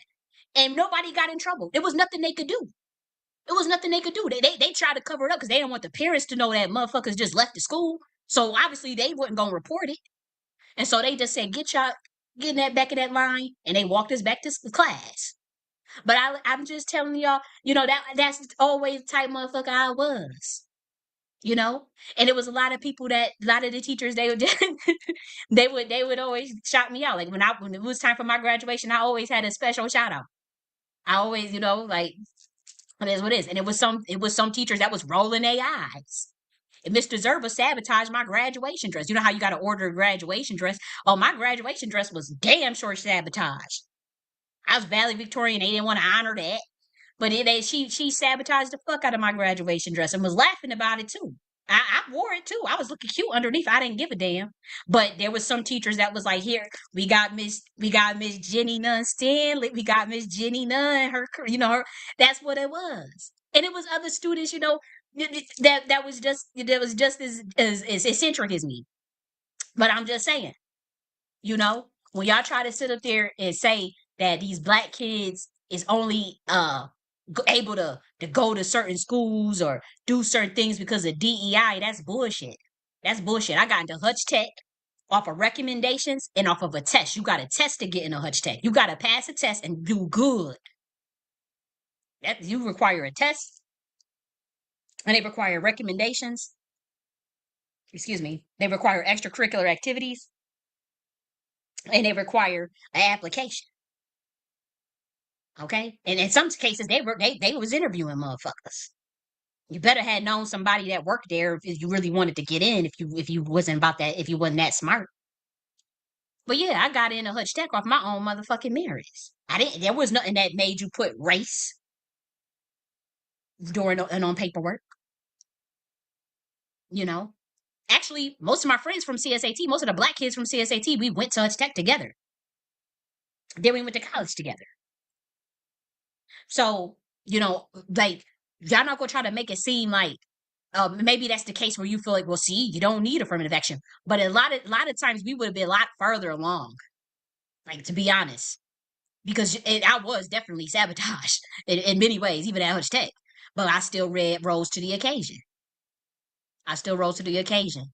every time. I was the president of the honors program at Buffalo State College and a McNair scholar and an Admiral scholar. So, but I was also, you know, sabotage. Once 2015 came, I'm telling you, it was like life was turned upside down. I don't know who I pissed off or who said put her on a targeted list or whatever. But after that, once 2015 came, it was fucked up, you know. But I remember the black teachers at 57. This was 57 is a different school from CSAT. But at the black teachers at 57, oh, they used to this black man used to have this song they used to sing to me every day because my last name is Nunn, Nunn, and he would say, sing to me every day, Jenny Nunn. You won't stop none. You can't be none. Jenny none. You can't stop none. Every single day. And then they used to all say, I'm gonna be the president of the United States. So I already know what my programming was for. Just because I broke it, just because I can't be programmed, just because I do my own thing and like it my own way, whatever. That's because I don't want no handle. So I had to do my own thing. I had to do it my way as a free sovereign species on planet Earth, and as a galactic being that's a part of the universe. I ain't got time to be following some bullshit, some mind control, and so I'm not gonna ever agree to uh taking benefits, just a little bit of shit that Black Americans get. No, no.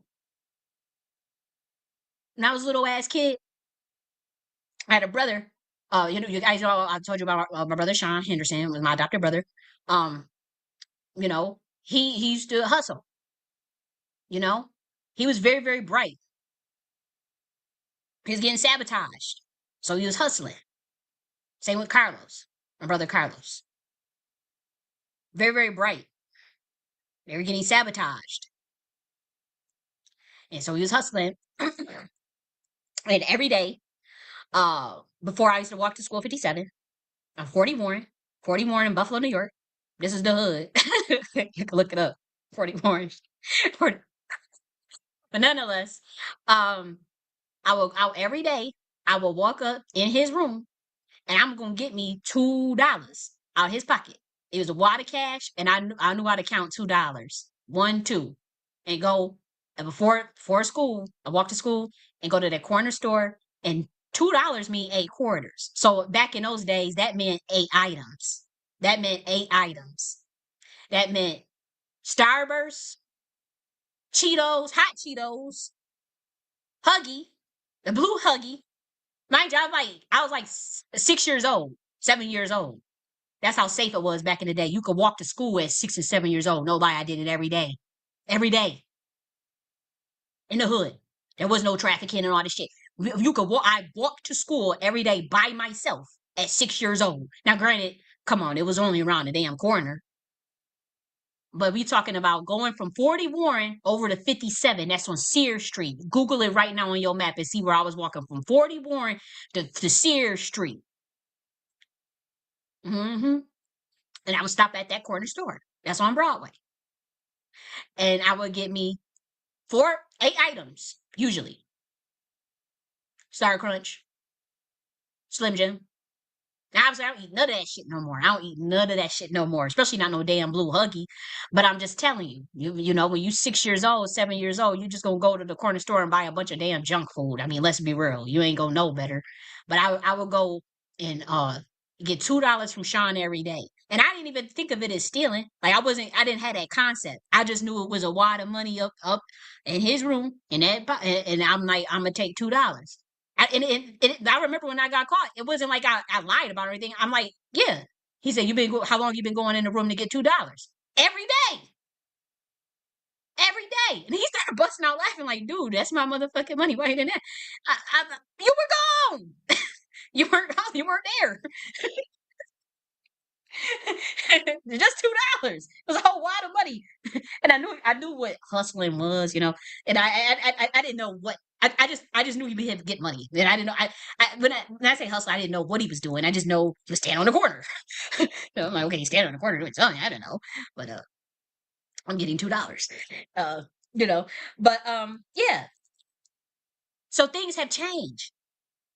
$2 don't mean 8 quarters, no 8 items no more. Back in them days, $2 meant you getting 8 motherfucking items because everything was 25 cents. Cheetos was bag of Cheetos was 25 cents. Slim Jim was 25 cents. Huggy was 25 cents. Star Crunch was 25 cents. Swiss roll was 25 cents. And that's what I used to eat when I was 6, 7 years old. I don't eat none of that shit no more. And I'm not judging anybody if you do still eat it. But today, the inflation is higher than a motherfucker. $2 get you 2 items, 3 items at the most at the corner store for these kids.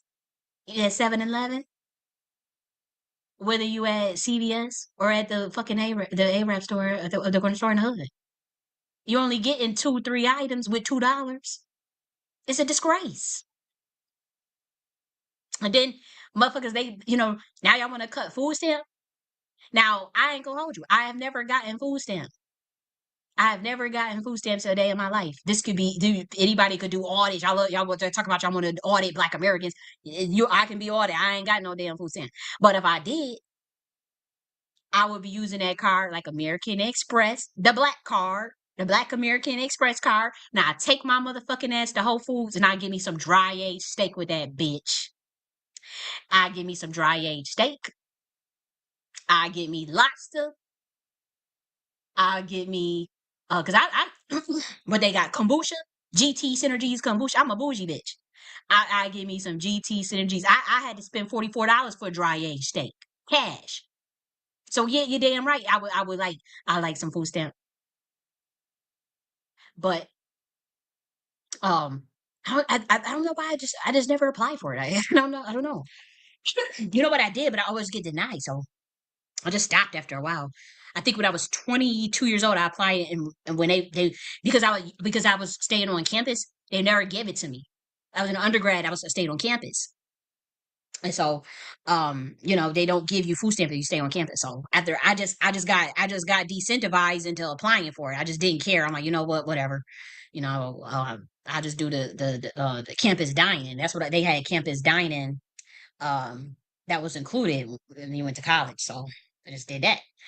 But yeah, if I did, I don't want, just because I don't, and that's because I never had food stamps or because I don't use it, that don't mean I want to take it from other people, or I don't care. Oh yeah, cut it because I don't benefit from it. I don't think like that. It's so many people. It's people that's getting $25 a month. That's they shit. That's what they need. It's people that's getting $250. And we talk about Black Americans.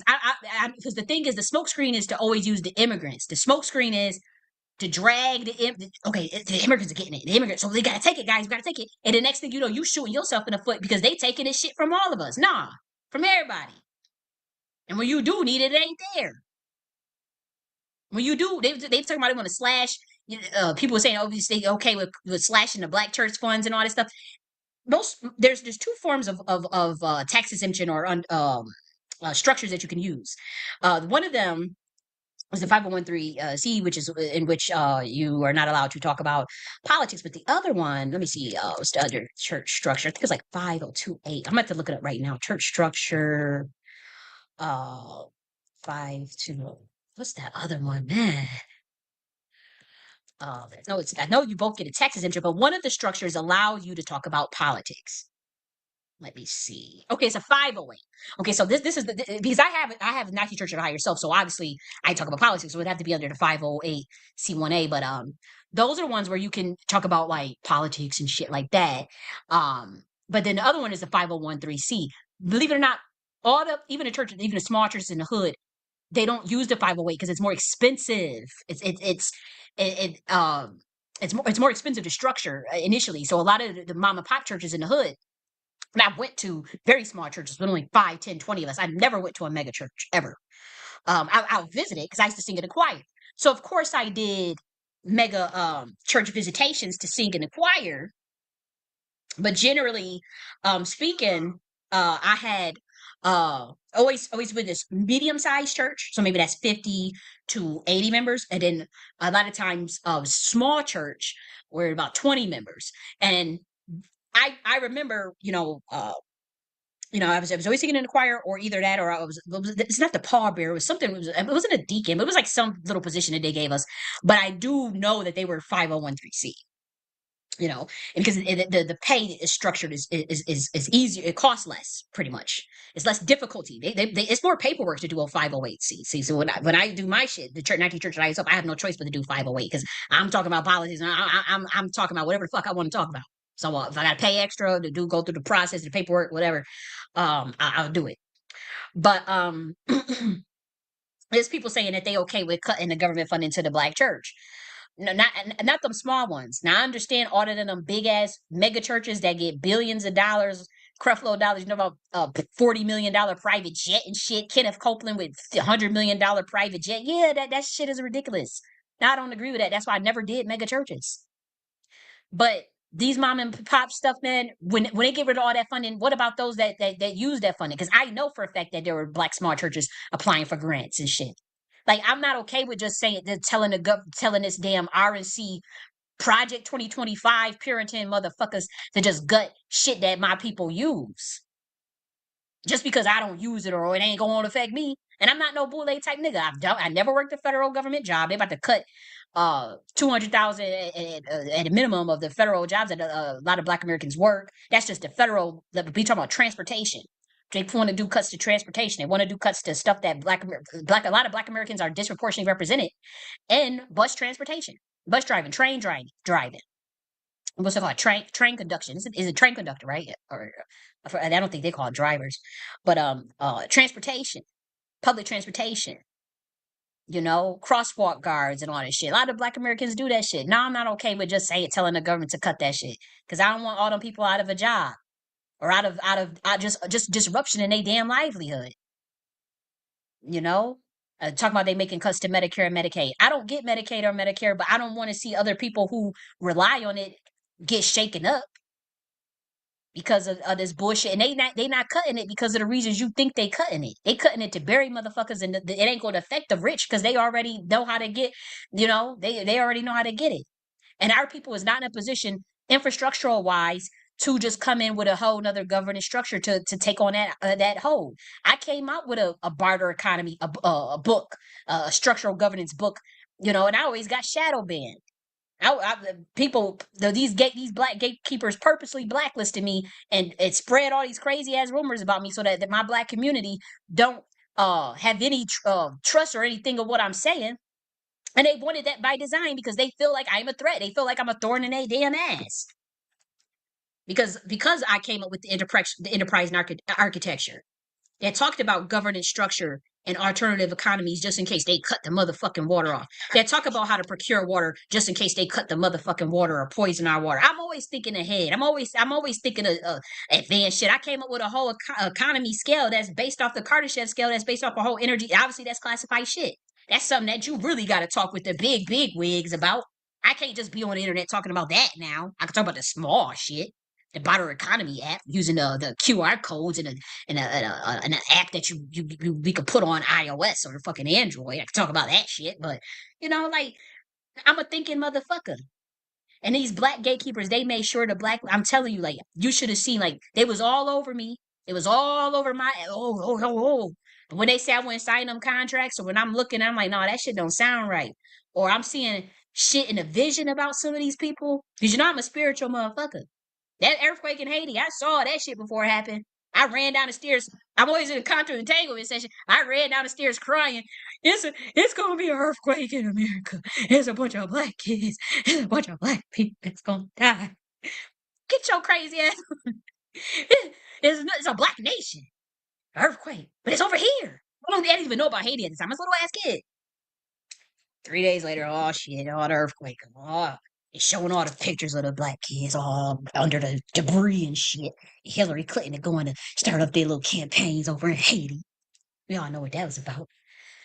But I'm like, man, I'm seeing shit. Fast forward, you know, I'm in the reparation space, and these people want to organize, and we gonna do this, and we going to backroom meetings on, and I'm seeing shit on, you know, I'm seeing shit in the spiritual realm. I'm seeing them remote viewing. They occultists, they masons, they doing witchcraft on motherfuckers and they working with us. I see. Now, was it smart to go out and say shit publicly? No. I'm telling you, when that shit happened, when I see stuff, it'd be like you in two different, you like you the dimensions collapse. I'm telling you, you have no fear or no filter. You guys would never know what that feel like. I ain't making no excuses. I take my hits, and whatever punishment I got from one in my mouth, I got it, and I take that. But I could see shit. And when something don't feel right, or I could see a Jedi mind trick, or policies don't sound right, or it's some shit that I know is going to affect Black Americans, I'm not just about to go willy nilly. I'm not just about to go willy nilly and follow nothing. You know what I mean? And so I'm always gonna be that type nigga to speak the truth on something. I don't care what kind of smear. I've been targeted individual. You know they gonna do smear campaigns on us. You know they gonna lie and say, "Oh, she crazy. Oh, they this. Oh, she an agent. She this." My body of work speak for itself. There is no person, and this is not a brag. And people feel, oh, it's arrogant, or you feel some type of way. You feel some type of way. But there is no person in the history of America that has produced a work on military science for melanated people in America and in Africa on a tier structure on a regional level. I got a phone call about that book. Say, are we interested? The military is interested in this shit. You came up with this shit on your own. Military science book, the entrusted melanism framework that allowed us to prevent ethnocide, but also, when needed, work in tier divisions at the regional level, tribal level, ethnicity level, national level, and then overseas level when need be, and then when the time is right, based on interest and goal alignment. And so Africa obviously would benefit the most out of entrusted melanism.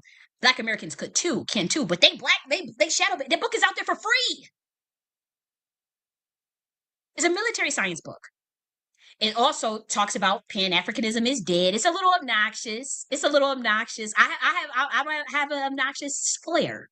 So I did talk about, the history of Pan-Africanism, and we ain't come up with it, and we ain't benefit from it. But then I gave the solutions and called the entrusted melanism framework. That's optional, that can be used on the tribal level. For one, your ethnicity level, right? Reiterate, if you need be, then you can take it to national, regional level, national level, by country, tiered. Once you procure interest and power, this was a way to get melanated people back in power, while acknowledging that we cannot ethnocide one another, that we can't just go into other ethnicities. You can't try to tell everybody you Black Americans, you come over here. No, no, no, no, no. And I thought about it. It was very methodical. And I said, well, how do we handle, you know, that conundrum, but still not shun, you know, people who may need that framework over in Africa. So I said, let's do it. And trust melanism, Pan-Africanism is dead. Let's do this shit. Come out of my mind. And yeah, that book is actually read online on my YouTube channel for free. It's called Pan-Africanism is Dead, Introducing and Trusted Melanism. So you can't say, oh, you're trying to grift the community like some bitch ass nigga. Oh, he DM'd me today. He said, you grifted off the culture. Bitch, how? And I'm blacklisted. How? Get them tax returns. How? When most of my books is for free. And people say, oh, people laughed at me in a recorded space just this week and said, oh, we don't care about it. Why are you trying to be martyrdom? I don't even think like that. I don't like people was really clowning me like, okay, you want some martyrdom shit. You know what you're trying to do, some revolutionary shit. You're gonna get yourself locked up and killed. Now they coming to get you. This is your hooroo shit. This government is watching what I'm doing. This military is interested in military science that I'm coming up with. And they let me rock. But they ain't paying me, or they can't, if they want to take that, did they do it? I know the dimension I come from. I don't have no guilty conscience. I ain't never take no money to go after nobody. I ain't never take no ransom against the innocent. If I had a problem with you, it was because it was something very serious. There is a person that I be calling out and talking shit about. Yeah, because I know some shit. Because he got backing, and because he's in a secret society and got plausible deniability, he gets to fuck with me and do little things. He has more resources than me, and so I can't prove the shit that I see him doing. And so yeah, it make me pissed off. And yeah, I go public. Females act a little reckless more so than the males. The males, they know how to hide that little covert bullshit. So yeah, there is one person I be going after, talking and gang of shit about. I ain't even, but I'm, I don't mean no big harm. I'm just pissed off of what I know happened behind the scenes, and that it's hard for me to prove, and that people are covering up. That the Black community is covering up in particular, and even certain gatekeepers, and even certain secret society. And so yeah, I'm pissed off about that. Y'all want me to shut up about it? I ain't never shut up about it. If y'all gonna do whatever y'all do, y'all fucking do it. I know where I come from. I know the dimension I come from. The dimensions be clashing in my dreams. My bed is ready. My mansion is in my father's house. There's many mansions. You know they say it in the Bible. You know, Yeshua would say, like I saw all this shit that's lined up for me in the other room. I had a big ass motherfucker, the bed and everything. I be seeing it in the dreams. I talk to God every day. This dude going some ignorant ass nigga, Negro hair, whatever that dude is, gonna email or gonna DM me about something. Are you don't got Christ? You Christ? Your day is gonna be short. Bitch, I'm immortal. You gonna tell me my day is gonna be short? Do you know how many times this government tried to? DEWs is real. DUWs are real. Secret society is trying to poison your ass and setting you up and covert harassment. That shit is real. Poison your food like it's nothing. You order Uber Eats, it ain't nothing for somebody to say, I'll give you $500. Let me see that food real quick before you put this in the food, spray this on the put this powder on the food. You wouldn't believe what types of shit happens. You're gonna do what is gonna happen. You're already immortal. It's a frequency. Everything is frequency. Everything is frequency. And so I'm not here to try to take nothing from nobody's plate. When it comes to what they trying to do in this government. I know I'm on a tangent, but no, I'm not agreeing to it. I'm not going along with that. With them cutting the Department of Education. I don't consent. I won't comply.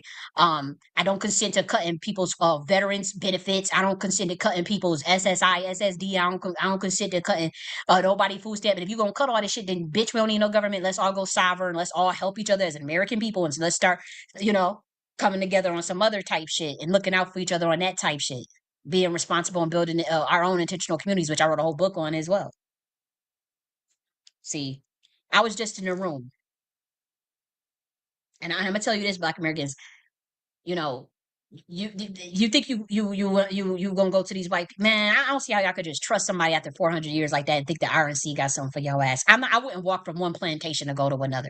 You dictate what you believe and what the party should be, and you're not in a position to tell the RNC to your agenda or to get or to have any incentive. Yeah, the consolation prize is getting the closing the border. We all agree on that. We all wanted that. We talk about the platinum plan. They changed the platinum plan to be for everybody. Did you see that? Did you realize that? I didn't realize that until late in the election cycle, the campaign, that they changed it just from the platinum plan for Black America to like some everybody type shit. I didn't even know that. And so either side, to me, I don't see pledging allegiance to neither side. The only thing you need to worry about is that Constitution and study that shit. And start your own shit, your own political party.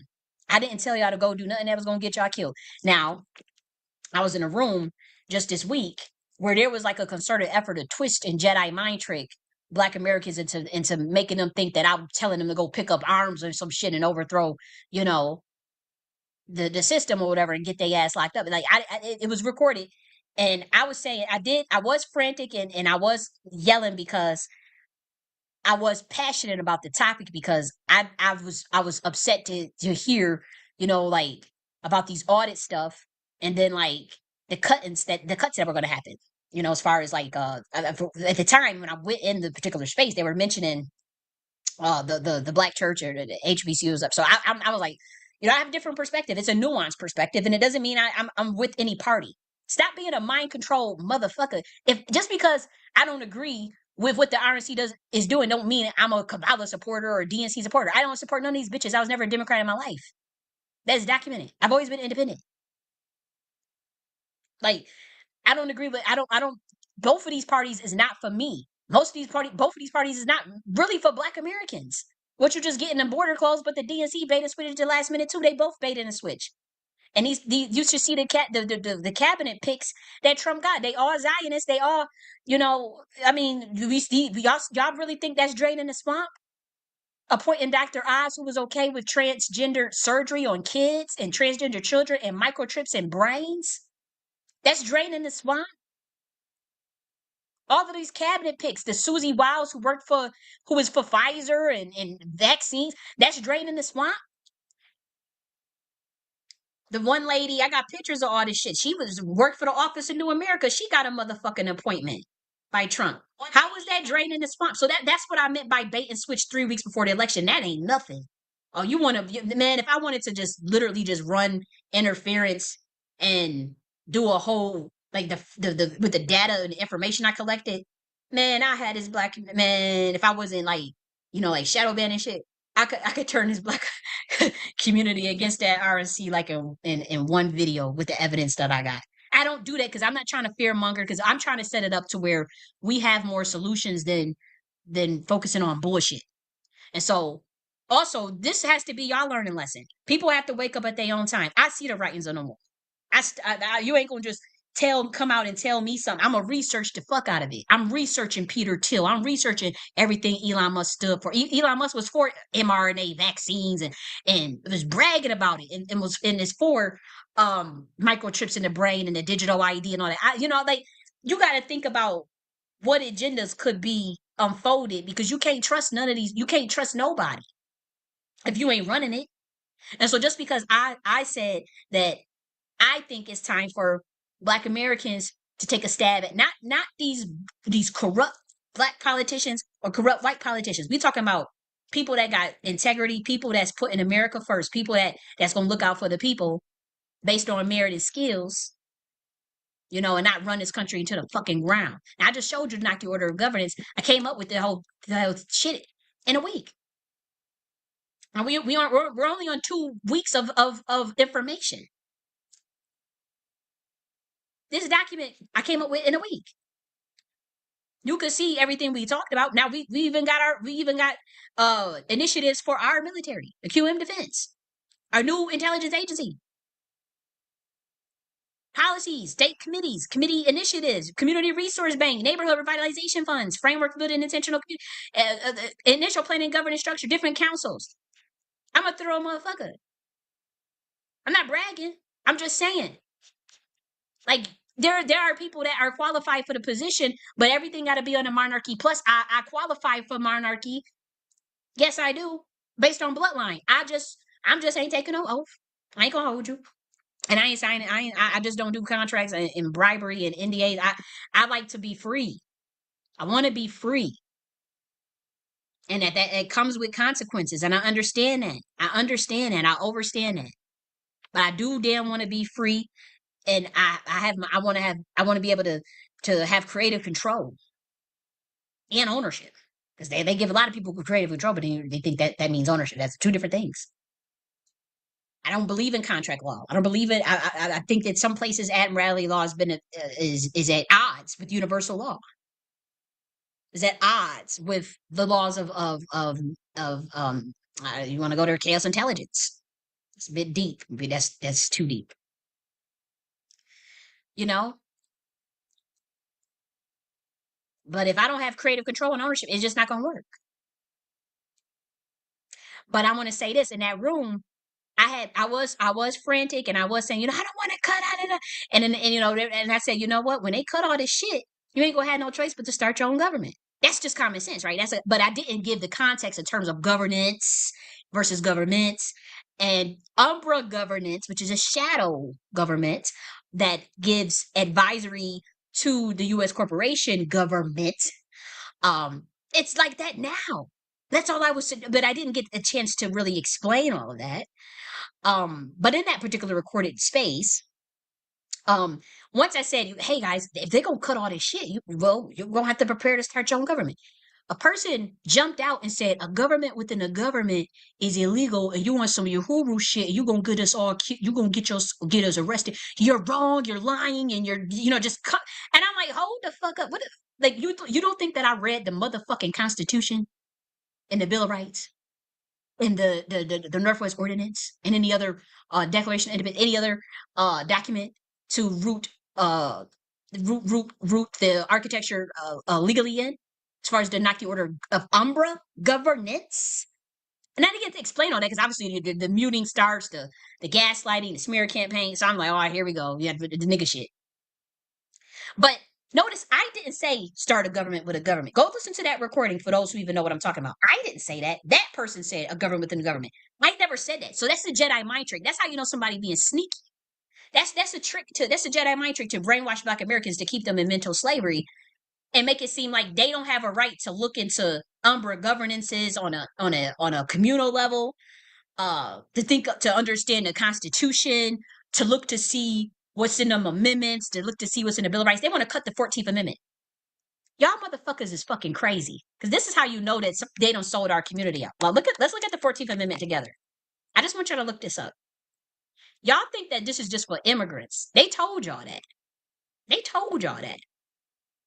But look at this. It says, this is the 14th Amendment. This is what they want to suspend, the RNC, Trump's administration.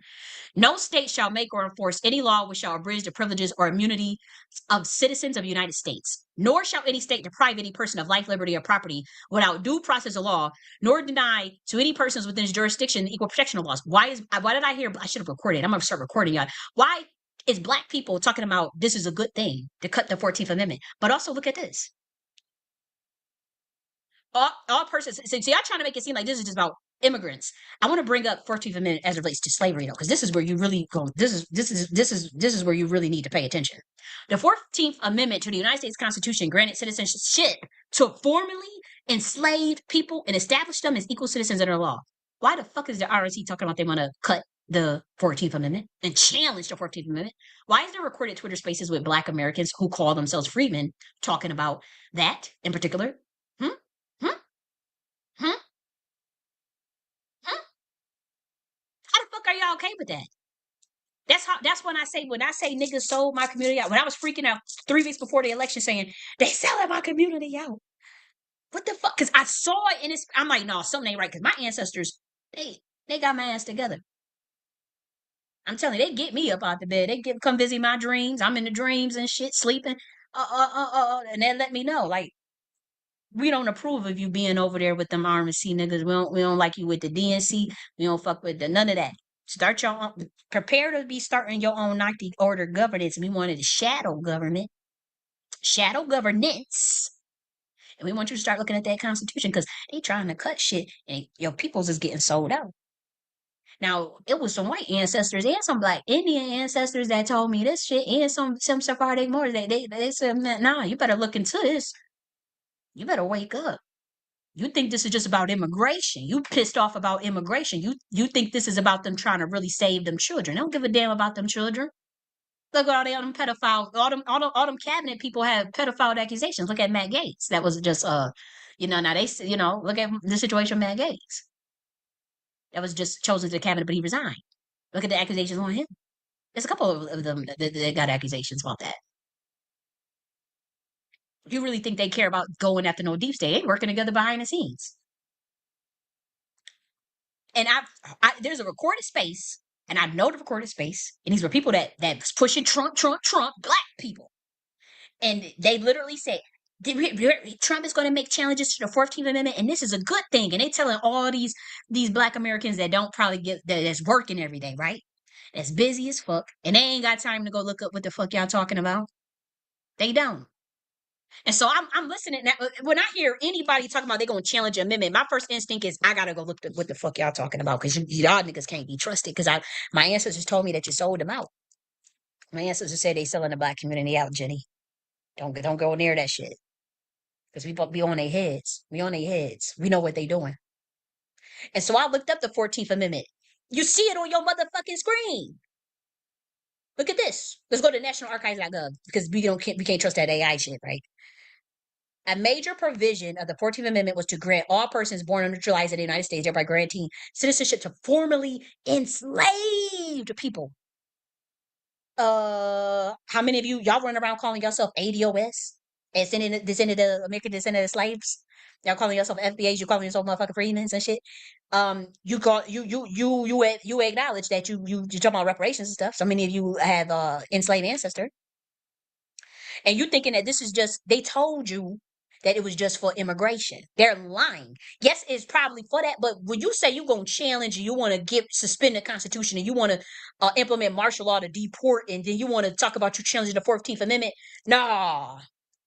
Now, I ain't trying to fearmonger nobody, but I'm trying to say, like, it's right in front of your screen. Civil rights 1868, just 3 years after the Emancipation Proclamation, thereby granting citizenship to formerly enslaved people. What makes you think I'm gonna just be okay with that? I'm not okay with that. That don't sound right because it's about immigrants, guys. The black niggas is coming. These black fucking sellouts is coming. It's about the immigrants. Remember our consolation prizes? We give them to closing that border because we're undeportable.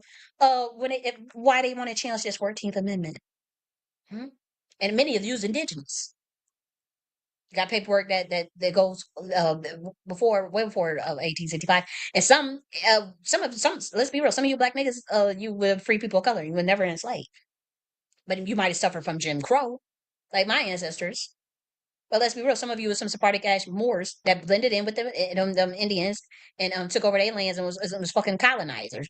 You know, we got the paperwork on that. It was some Indians that woke up, some freedmen's literal genealogy, and proved that they was literally lying about their ancestors. This dude literally, this Indian man, this black Indian, he don't like the term black. He literally, I remember years ago, sat on his YouTube channel for like 6 hours and went through this black guy who was calling himself Freedman. He was going through his genealogy and he was looking up his because he was sharing his genealogy on the public.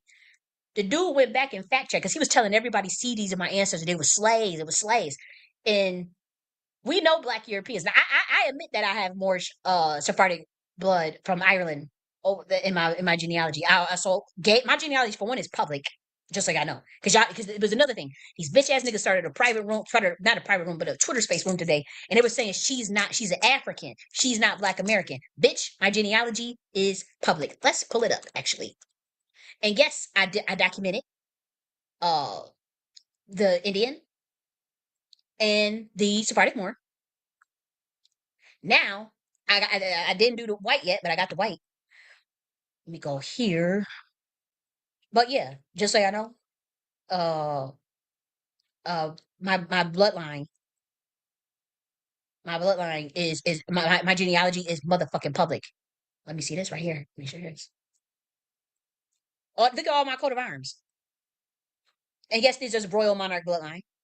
But my Indian side, I documented that too. Yes, Saint Bernard is my ancestor.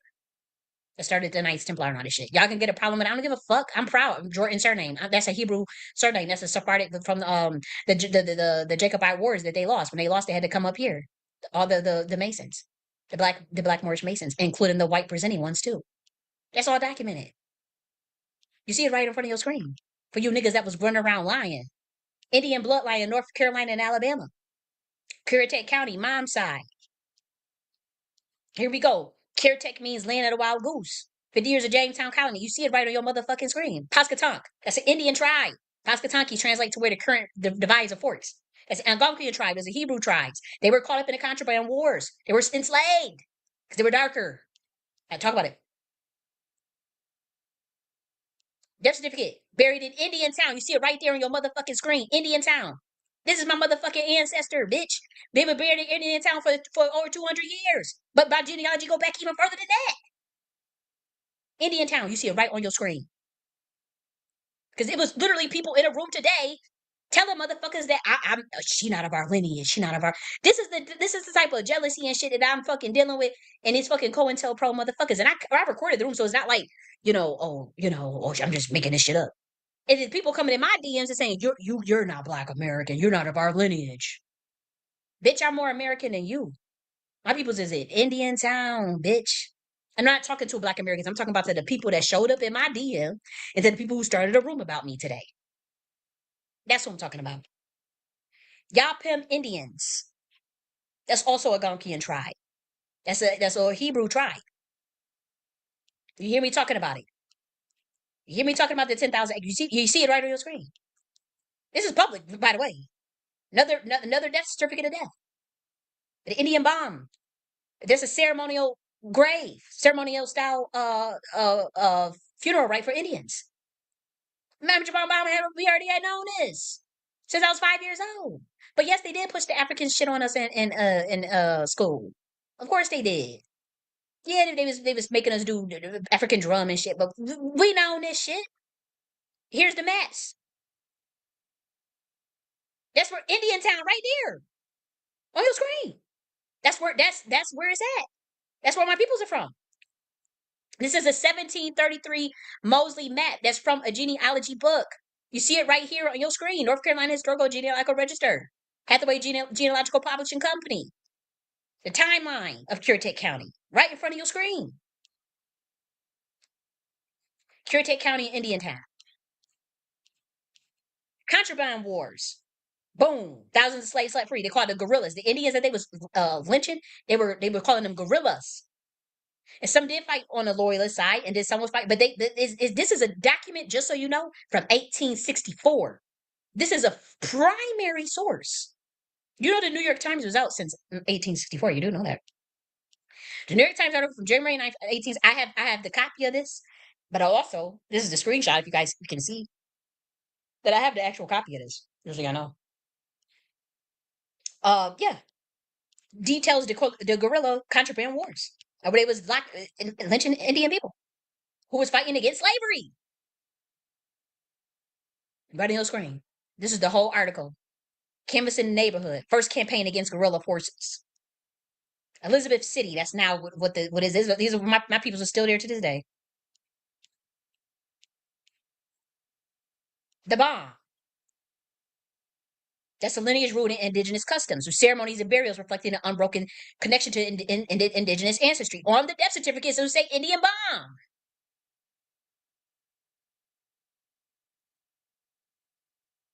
Okay, contraband wars. Everybody, when these Black Americans were talking about how they was Indians that got caught up in the contraband wars. Y'all want to know another primary source I could look up? Look at the WPA, Works Progress Administration.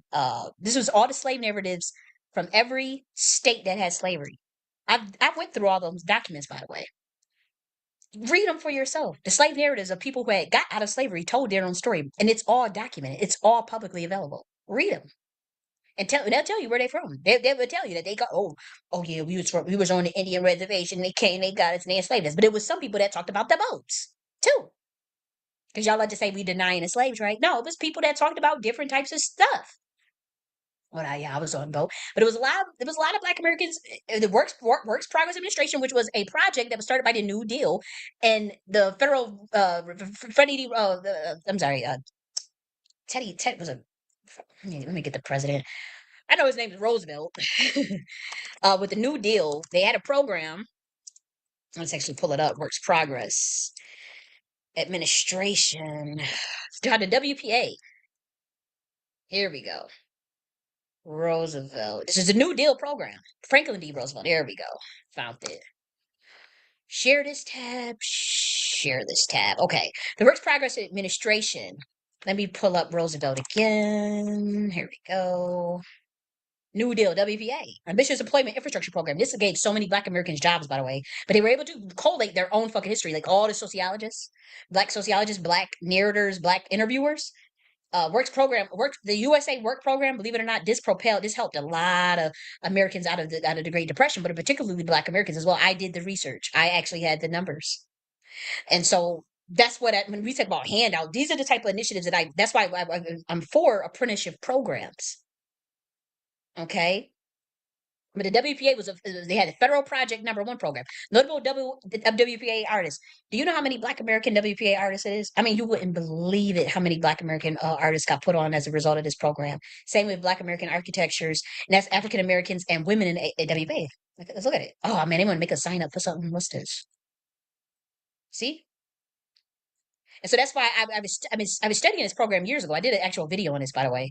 But I was studying this program because I was like, you need to carve out something else like this. Because again, this was an American program. There was like this put so many people. It was the ambitious employment and infrastructure program created by Franklin D. Roosevelt in 1935 during the bleakest days of the Great Depression. Over its 8 years of existence, look at the WPA put roughly 8.5 Americans to work building schools, hospitals, roads, and other public works. Perhaps the best known is the Public Works Project. This was a beautiful project. The WPA also sponsored projects in the arts. I'm telling you, I had the research of all of the Black American artists because I was doing this. I'm working on this encyclopedia, and almost every Black famous American painter and artist they were put on by that WPA program. Almost every single last one of them. You wouldn't believe it. That came out during this time, obviously. And the WPA also sponsored projects in the arts, actors, musicians, writers, and other artists. But again, this was 4,000 new school buildings, erected 130 Social hospitals. Security is a system Oops, where what's people this? pay an extra Oops, tax on. hold on. 9,000 miles of storm drains and sewer lines, built 29,000 new bridges, constructed 150 new airfields, paved or repaired 280,000 miles of roads, and planted 24 million trees. Federal project number one. Now I'm trying to look for the one with the slave narratives. All I have to do is type it in because I read them all. Like let's do uh slave narratives. Let's type that in and see what pops up. Narratives. See right here. Library of Congress. Here we go. The WPA and American Life Histories and Slave Narrative Collection. They want to get rid of slavery being taught in the schools. They're gonna hide this research. This is what the IRS, this is what like and that's why I'm like, man, I don't want to deal with neither one of these parties, man. It was to prepare comprehensive panoramic American guide. The Black Presence in the Writers Project during oppression. It's right there. Black Brain Trust, a vocal and eloquent group of highly trained and politically astute Black Americans, intellectuals who spearheaded the struggle for civil rights during the 30s. They did handpick a lot of these niggas from this program, just so y'all know. Nonetheless, they handpicked niggas now that's in the Freeman one. They handpicked a lot of us. They've been watching us like hawks. They have no idea how much they watched us. But the WPA begins collecting slave narratives. Okay, that's where Zero Neale Hurston. She was a targeted individual. She was buried in a marked grave, and she was a genius. Too genius for the system. They couldn't control her. You know what they do to people that are very genius. Yeah, ex-slave narratives. You can read all this stuff. Mary Kinchin, age 127. Richard Tyler, age 100. I'm not letting y'all take away this shit and hide this shit. Hide my people's stuff. No. Alonzo Toombs. Henry Robinson. Y'all ain't about to lie and say it didn't happen because we got the narratives. So we thank God for Franklin Roosevelt who even put all this shit together.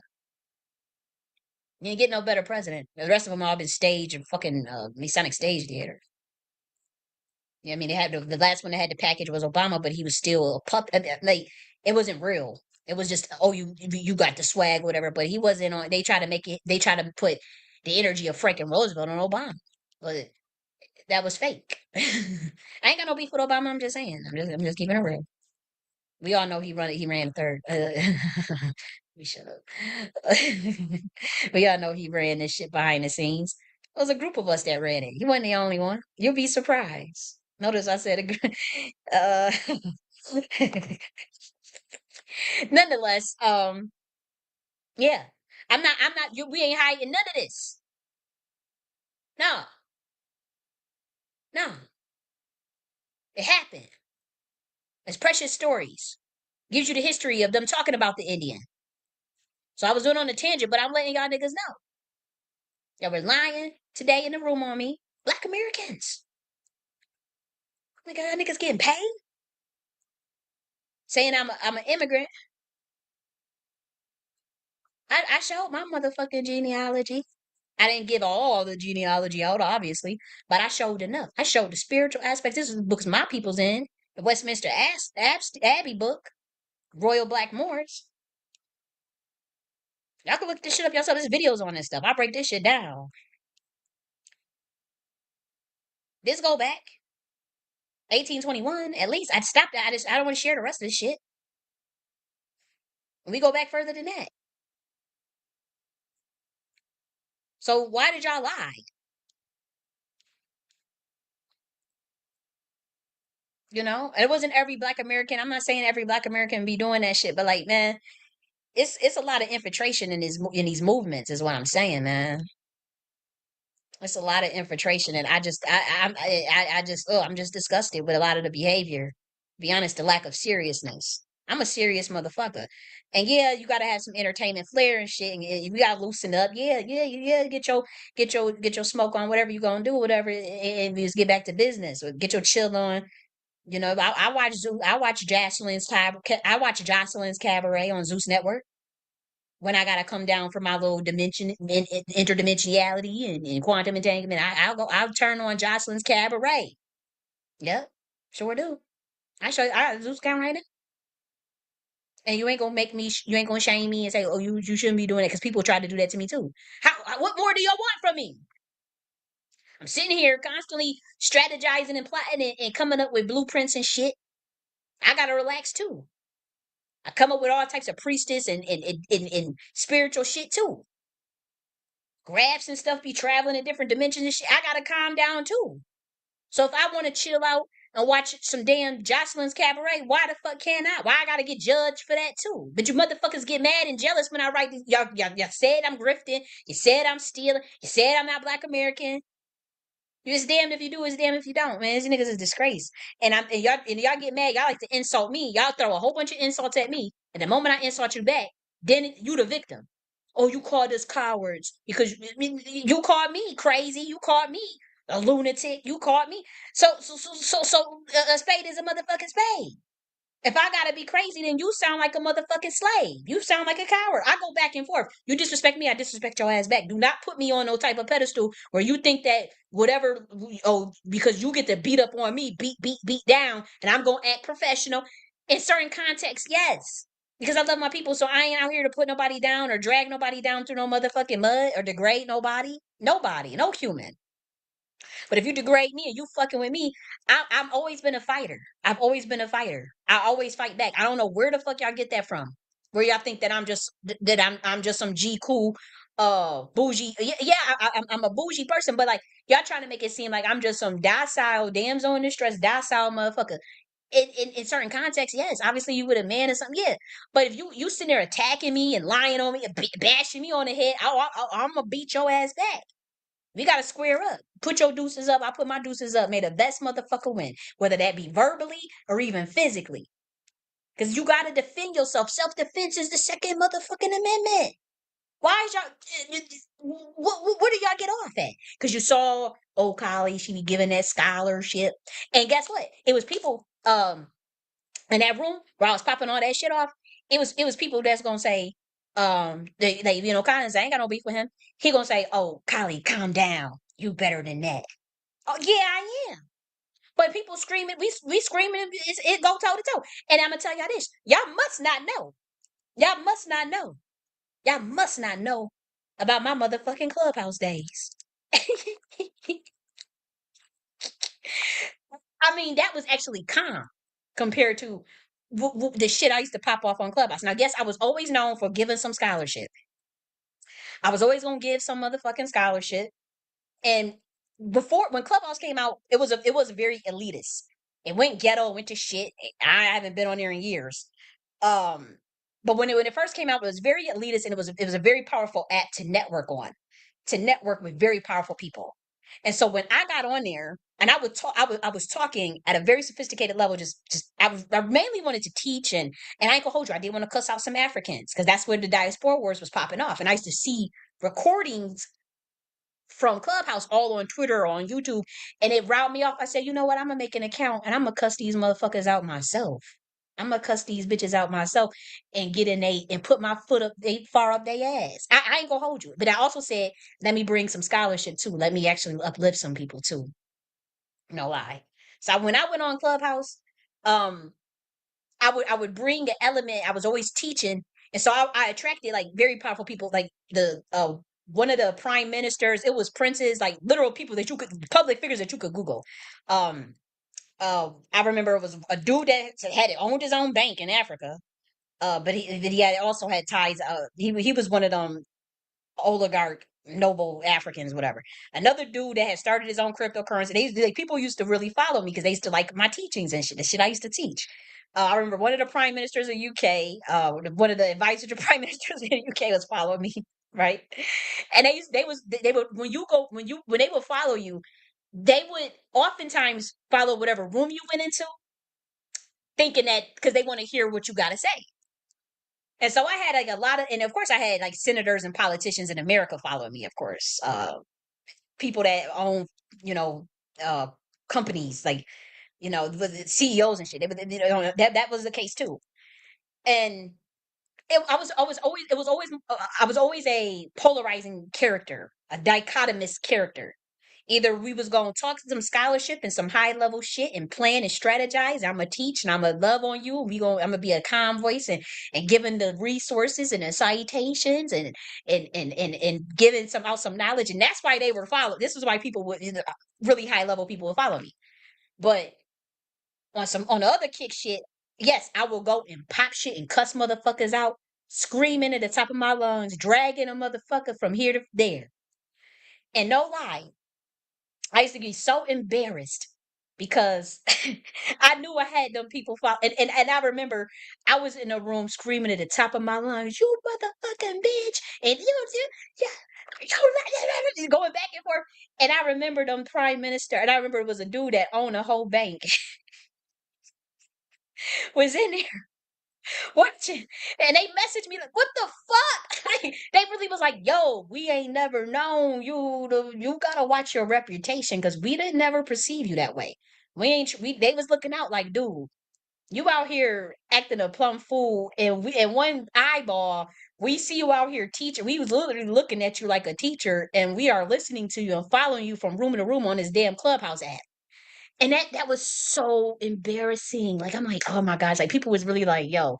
But then like the Black Americans, we not elitists like that. So even our boule and even our upper class Black Americans that was following me, they didn't give a fuck. They thought the shit was funny. You would see them acting a fucking jig too. It's a difference in the culture. It's a difference. Like people from the UK or people from like even royalty from Africa, that's like shocking to them. They would really be shocked that like our boule class, and I'm not boule, but like our what they say is like the bourgeoisie black Americans.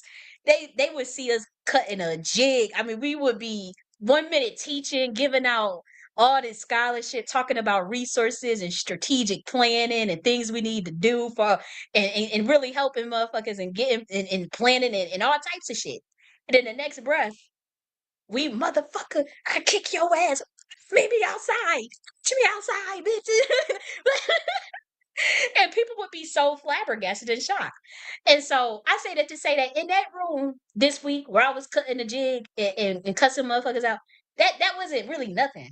I wasn't even mad at anybody. I can't get mad at my people like that over no damn disagreement. I was really not even mad, but I was very passionate. I was mad because I think these people are doing a Jedi mind trick on my people. That's why I was mad. I was pissed because I feel like they fucking lying to them. You know what I mean? Like and I feel like my community was sold out by certain nefarious ass actors. So that's why I was pissed. And that's that. And honestly, I also didn't like. I would kept getting cut off. People were lying and saying I'm running a Huru movement and a government within a government is illegal. When I said Umbra governance, and that means we advise the fucking government that y'all slaves to now, motherfucker. That's what it means. That means that eventually the shit that I'm planning, that I'm building out, the government will most likely adopt elements of it, or the military will use some aspects of it. That's what we're talking about. When shit break down, that's what I meant. Why, if they're gonna cut all this shit, Black Americans, we gotta be able to start and be able to govern ourselves. You gotta, I mean, or that, or we go sovereign. What the fuck? It's not illegal. And they literally hurried up and cut me off. They kept cutting me off, muting me, trying to make me sound crazy. And I felt like that was a Jedi mind trick. And if somebody is sophisticated enough to actually cover the breakdown of when I said we're gonna have to start our own government, and for a person to say a government within a government is illegal, so you getting our people locked up, like whoa, you we never said that, dude. You're presenting a straw man argument. What are you trying to hide? Why are you telling our people that it's a good thing for them to cut shit? Why are you telling them that it's just audits when they're saying about cutting 75% of the government? Why are you backing racist ass Vivek and Elon's plan without question? Because see, if you like some elements of it, if you had a difference of opinion, you have a difference of opinion. No one can fault you for that. You have a right to disagree, argue it out, whatever. Some things you're gonna come together on.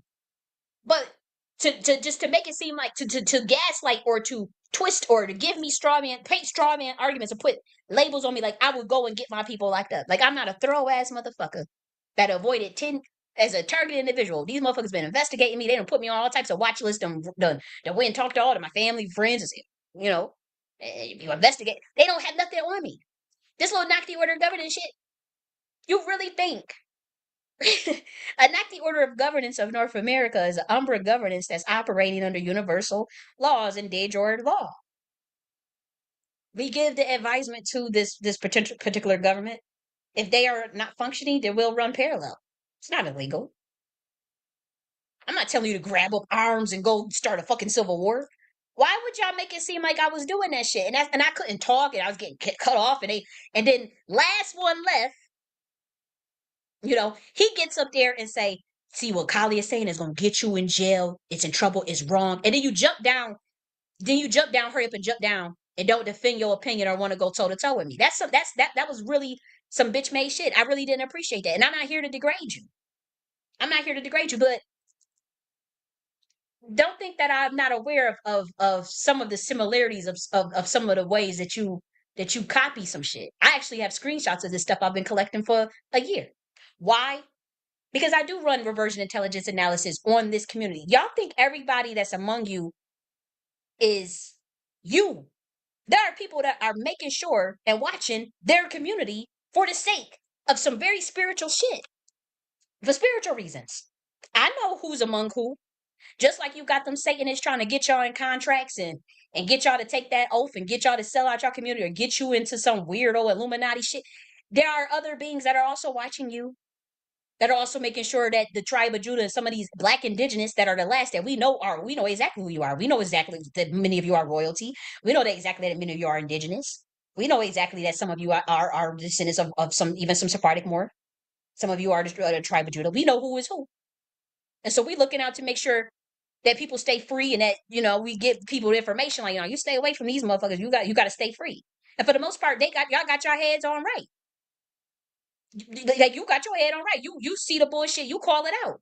You calling out motherfuckers. You've been calling out motherfuckers. Last one left. But you're wrong about me. And I didn't like y'all. It's like y'all want to paint, y'all really want me to be some bad guy. I'm like, who is paying y'all to like try to run interference against the shit that I'm doing? Why would you get up there and say that, then jump back down and see at least, with Yaya, her dragging ass, she went back and forth. She gonna go back and forth. We screaming out, but it's like no, not like don't just come up and say some shit and then jump down and then you're like, no, that don't work that way because it wasn't true because you didn't understand my argument. You didn't even understand where I was coming from. You don't understand the framework that I'm working out of. I've rooted my shit in the Constitution. I know what the admiralty law is. I understand that, but I also rooted under de jure law. And it's an umber governance, and a governance and a government are two different things. And it is constitutionally found what I'm doing. So why would you get up there and tell them people? And it's not like y'all don't really fuck with me anyway. So it's like, it's not like I care. But you try. I have the screenshots and timestamps and all types of shit. I'm always watching because I know what time it is. I know that we in spiritual. It's not just business as usual. They want y'all to think that on some 3D, 4D, 5D shit. 6D. If you at 7D, you know what you starting to see that this shit is deep. Some of y'all at 8D, 8D, 9D, not 10D. Y'all know it's deep. And why they over there or been watching y'all trying to get you to convince y'all to support some bullshit. They always trying to get you to support some bullshit and go along with something on some mind control type shit. I don't want nobody in no type of mental slavery, and I ain't trying to fearmonger Black Americans because I know we gonna be good. But I also want to tell the truth too. If something don't look good or something don't sound right, I'm going to speak out on it. And no challenging no 14th Amendment don't sound right to me. Cutting all of these programs that Black American benefits from don't sound right to me, especially in particular, working class, middle class. I'm thinking is they just trying to stick it to the boule or they just trying to send immigrants home. Proxy warfare is proxy warfare. Regime change is regime change. I ain't getting all deep into all of that. We not ready for that discussion, which I tried to in the room. But like I was really upset because I'm like and granted, wrong time, wrong space. To be honest, wrong time, wrong space.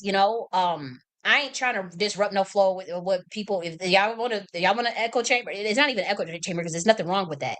If y'all want a particular space where it's just a certain uh resonance in terms of the topic, that everybody to agree on it, then that's y'all have that right to have that space. There's nothing wrong with that, you know.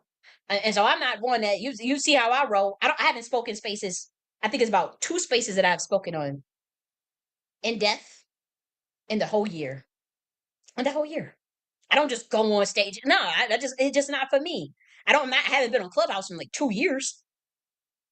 That was on it. People used to be, can you come up here and give us some scholarship? Can you come and do a lecture? I used to get paid to do lectures on Clubhouse. Paid $2,000 for 3 hours to do lectures, to teach women about the divine feminine history, to teach Black Americans. When it comes to the Black Americans, I most of the time I was doing that shit for free, but I was networking too with other Black Americans who I thought were like reparationists and about that life. Like I was just happy to find Black Americans that thought like me. Like, okay, we for our people. A lot of them people did take deals or payment, and that wasn't my thing because like I'm not about to take no payment and then I can't be truthful to the people about some shit.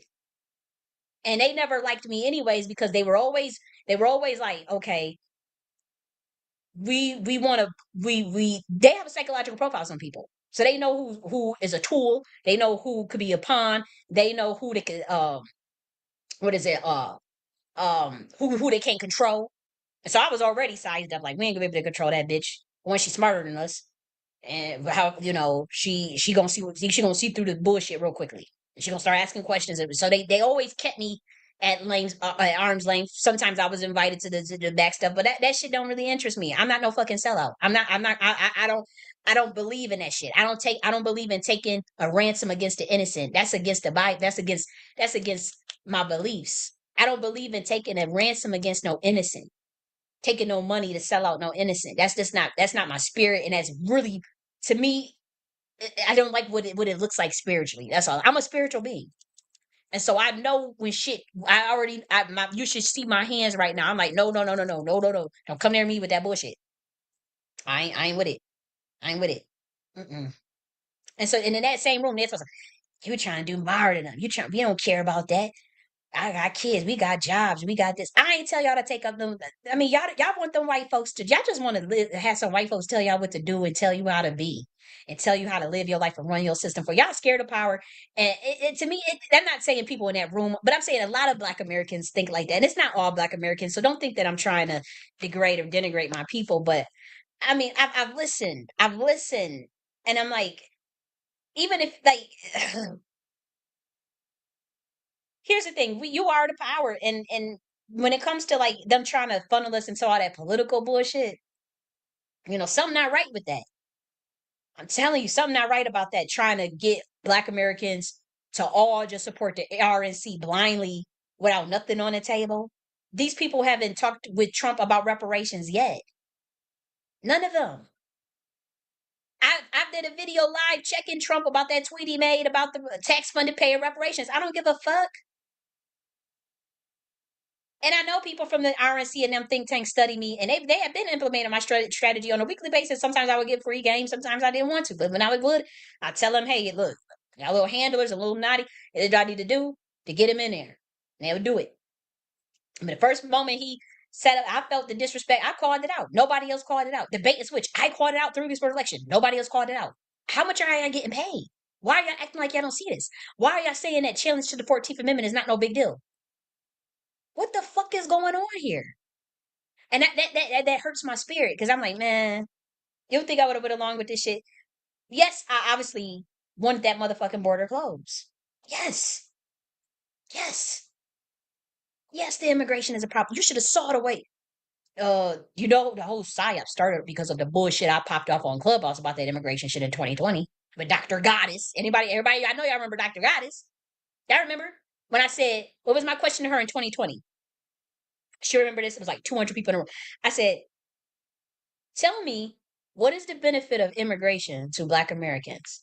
And she's a Dr. Goddess. Dr. Goddess is she been like she like a bootleg nigga. She been on a History channels and she got access to MSNBC and all that shit. And all them news stations and shit. and she couldn't answer the question. And she got so mad at me. And I said, answer it right now. And she kept trying to Jedi mind trick and go beat around. I said, answer it right now. And Black Americans, they was getting riled up because that's when and obviously my Carter, we were all on Clubhouse in 2020, just dragging immigration's ass, dragging the office in New America for days on end. Them bills, SR, the SR 172 and all that shit, the SR, what was it, 115 or some shit like that, just dragging, going every day, literally on Clubhouse. Immigration. I mean, I feel like, damn, was we under some fucking MK? Because I'm like, we were like every day in 2020, 2021. Immigration is harming our people. We gotta get these motherfuckers out. We need an office, a Black America. We need Been there, done that. Ain't nothing new. This hasn't evolved as much as you think it has, but it's a lot. I've seen a lot of changes. I see a lot of sellout ass niggas, and I don't like it. Time tells all. I know what's coming. Ooh, I know what's coming. And I did try to sign the alarm, and I did do everything in my power to try to switch things. I don't give a fuck about no damn Kamala. She was a terrible presidential candidate. I was thinking of the bait and switch that they offered at the last minute. And they did offer to close the border at the last minute. And I didn't understand why no influencers negotiated for more. If the problem was that they didn't give us tangibles. When they offered that $25,000 housing cost, when they offered that $50,000 tax reduction, when they offered that $20,000 forgivable loan, and when they offered that $6,000 credit for new parents, and when they offered that what was the plan for the black man, why didn't people negotiate for more when they offered to close the border? And I just didn't understand that. And that doesn't mean I support these people. It's just like, what about sticking and moving? What about chess playing? What about, like, I thought we were, what about starting a bidding war? What about, like, having the RNC, which I am on record doing? I asked we need housing policies. What are you doing for Black Americans, RNC? Like, what are we supporting you for? Okay, yes, immigration and all this shit, but they said they would close it too. So why are we not negotiating? Why are we not getting more out of these parties? And when I didn't see that fight like that, I said, "Oh, this is some money grab. This is people that's getting just paid to push whatever candidate they done voted, they have sold, they motherfucking sold to." And I just gotta realize that and keep it pushing. And it did freak me out because I was like, damn, this is some dark ass shit. And then I found out what the prophecy that I had been given in 2022 about the tribe of Judah and the golden age and the third temple. You see them talking about all this shit now. Study, you gotta study, y'all better study Trump's cabinet. Y'all have no idea what y'all think is just white people against white people, the colonizer against the colonizer, in globalists against nationalists, and Zionists against and nationalists and white ethno state. Hell no. Them people thinking about which slaughterhouse, what's the best way to lead us to a slaughterhouse? What's the best way to set us up without us noticing? Y'all can't even see that shit. I study these people like a hawk. I told y'all them stories about when I was in fourth grade and hiding in motherfucking closets and shit to study what teachers were talking about the black students, and going through teachers' drawers and getting intel, and I was always, man, y'all have no idea. I've always been this. I know sneaky shit when I see it. I know sneaky shit when I see it. And I'm not smoothed over by fucking Elon and Vivek and motherfucking Trump. No, no, no. I don't feel comfortable with nothing, with even the people. Man, if I'm telling you, if I was to just sit and just do a whole room about all this shit I done covered, and I have collected a whole file on shit that I know the average Black American don't know shit about. Even the people that's voted for him and promoted him, and the people that saying he's the one and all that. Even the Black people that think like that, they don't know what the fuck I got. And I'm like, this is not right. Y'all do know they are working together. Why do you think they were calling themselves the Unity Party? Come on, like, man, ain't no draining no deep state. This is coming from somebody that supported Trump since 2018. I was in fucking. I feel like I left a cult. Ain't no QAnon. We were talking about, oh, they playing 10D chess, 24 chess. Oh, you better believe that's how that sound just like my when they the white supporters that are kind of, they don't fuck with neither party, right? When they be laughing at the people that was in the Q group. I was in the Q group, and they be laughing. They be like, they doing 38D chess. They're doing 10D chess. Wait, guys, just trust the plan. Yeah, that was I used to say that a lot. And I'd be like, man, y'all gotta stop trying to clown motherfuckers because that was definitely my exact words. Oh, it's 7D, trust the plan, it's QAnon, it's QAnon. Oh, yeah, yeah, yeah. Man, that shit is fake. It's nothing but some damn. I didn't know that at the time. I really did. I really my whole plan, and I did get caught up. Like honestly, the way my nature is set up, I don't get it. I can be logical about most things, and I won't. And I get emotional. I'm emotional. I'm a woman. But all you gotta say, and this is what I want Black Americans to realize. There's a lot of Black Americans are like this too. All you gotta say is we gotta rescue some kids. All you gotta say is that some kids we gotta save the children, and you gonna get people on board. Now these motherfuckers, they all both on both sides. They were all at the Diddy party. They were all doing bullshit. They was all doing fucked up shit, man. I can't trust none of these motherfuckers, man. I don't trust none of them. They all corrupt. Some less corrupt than others. Some probably repented. Some probably made they. You can't just judge everybody forever. Been people trying to make something right. I do believe in second chances, but like just make it seem like the DNC is the bad guys, which they are, but the RNC they just as fucking bad too in my eyes. That's all I'm saying. Like I don't see much redeeming qualities about them. And the energy. My thing is I go off the energy. They it's dark. I don't like the energy on either side. I'm telling you. I'm like, ooh, my spirit just reject both. And my ancestors made sure, because I was like, shit, we got to do the two lessers of evil and all this shit. And they said, no, we ain't right on record with none of that. We about to kick your ass because you got a birthright that you about to give up because you're of tacit consent. You got to consent and comply with shit. To vote mean to bow, bitch. You better study that damn genealogy real quick. Like you don't you thought you let them tell you, the people in 2022, you let them people tell you was crazy when you saw them visions about who you was and who the Black Americans was, what the Black Americans supposed to be doing. You let them tell you, lock you up and tell you that you're crazy. But nah, that vision, I kept seeing that vision every fucking year. And so I ain't letting it go. And so I do know that we're supposed to be in a power position. And I do know it does relate to some prophecy. I'm not getting it all into that, but look at you're going to get mad at me for talking about third temple and the golden age. I said it first. I claimed it first.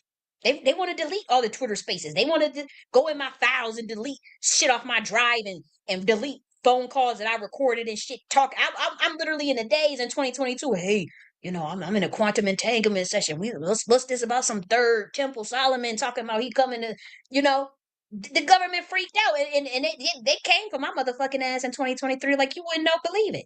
But look at what Trump is talking. They literally trying to snatch a birthright off of my fucking lineage, and I'm not letting it happen. Y'all want to? Did y'all sell y'all soul at the last minute? Do y'all not know what day and time it is? But my thing is, it's not everybody. But I'm like, no, for the last of us that's free, we gonna stay free. I'm staying free to the end. You know. I'm not leading our people into no motherfucking circles. I ain't leading them to no burning house. Leave one motherfucking burning house or the DNC to go walk them into a damn technocratic digital ID surveillance state of the RNC. Fuck out of here, some puritanical shit. And they talking about getting rid of the 14th Amendment and suspending the Constitution. Nah, fuck that. Nah, no, that don't sound right. That sound like you want some bullshit. You sound like you about to harm my people and lie to them and gut them. We've been getting backstabbed all the time. You know how the Indians got backstabbed. You know how the missionaries come and backstab. You've been getting backstabbed all your life. You know how those who said they got their genealogy that come from a boat.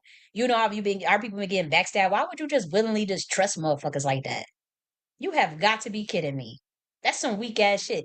And I mean, people get it how they get it. They getting paid. They getting paid. But like, I can't rock with that. I'm sorry, guys. I just can't willingly go that route. I just can't. I just can't, guys. And I'm not trying to be difficult. People saying, "Oh, you trying to be difficult." And then another thing that room that they started about me just lying, they was saying I support Kamala. They were like, "Oh yeah, bitch." I selected Trump 10 months ago live on the air. All of these prophets, all of these tarot readers, all of these people were saying that Kamala was going to win. You guys know that big dude, that big wig that said he was going to win. Y'all remember that? No, I said that Trump. I mean, it was obvious. I mean, come on, 10 months ago, and that's documented. It's literally documented. It's on YouTube, dude. I said we the shadow government. I'm selecting Trump live on the motherfucking air. What the fuck is y'all gonna do about it? And he's gonna win, and ain't nothing nobody gonna do about it. You know. But I did have a change of heart. I could change my motherfucking mind. Y'all niggas ain't paying me. He don't give a fuck about me. Trump don't give a fuck about me. So if I see some bait and switch stuff, if I see something that don't sound right, I'm not going along with it. I'm not going along with nothing that don't sound right. Sorry, guys. Sorry, guys.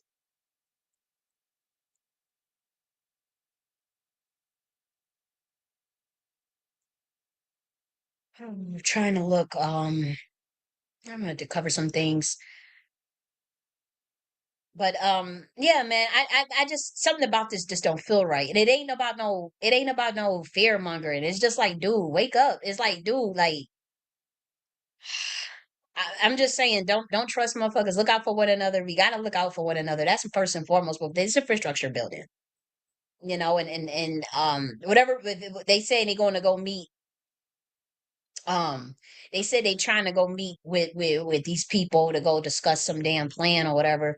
Isn't that putting the cart after the horse, whatever they say? I mean, shouldn't y'all have gone done that beforehand? No. Hmm.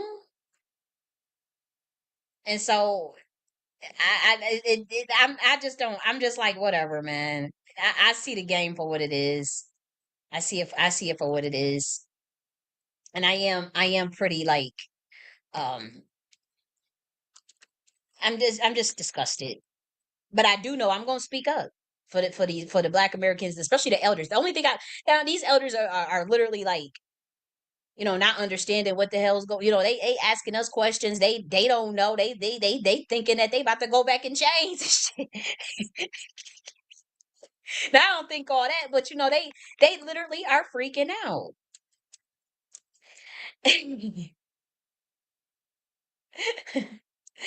And we got to explain things truthfully to them. I'm not gonna lie to them. I'm not, and I'm gonna look out for them.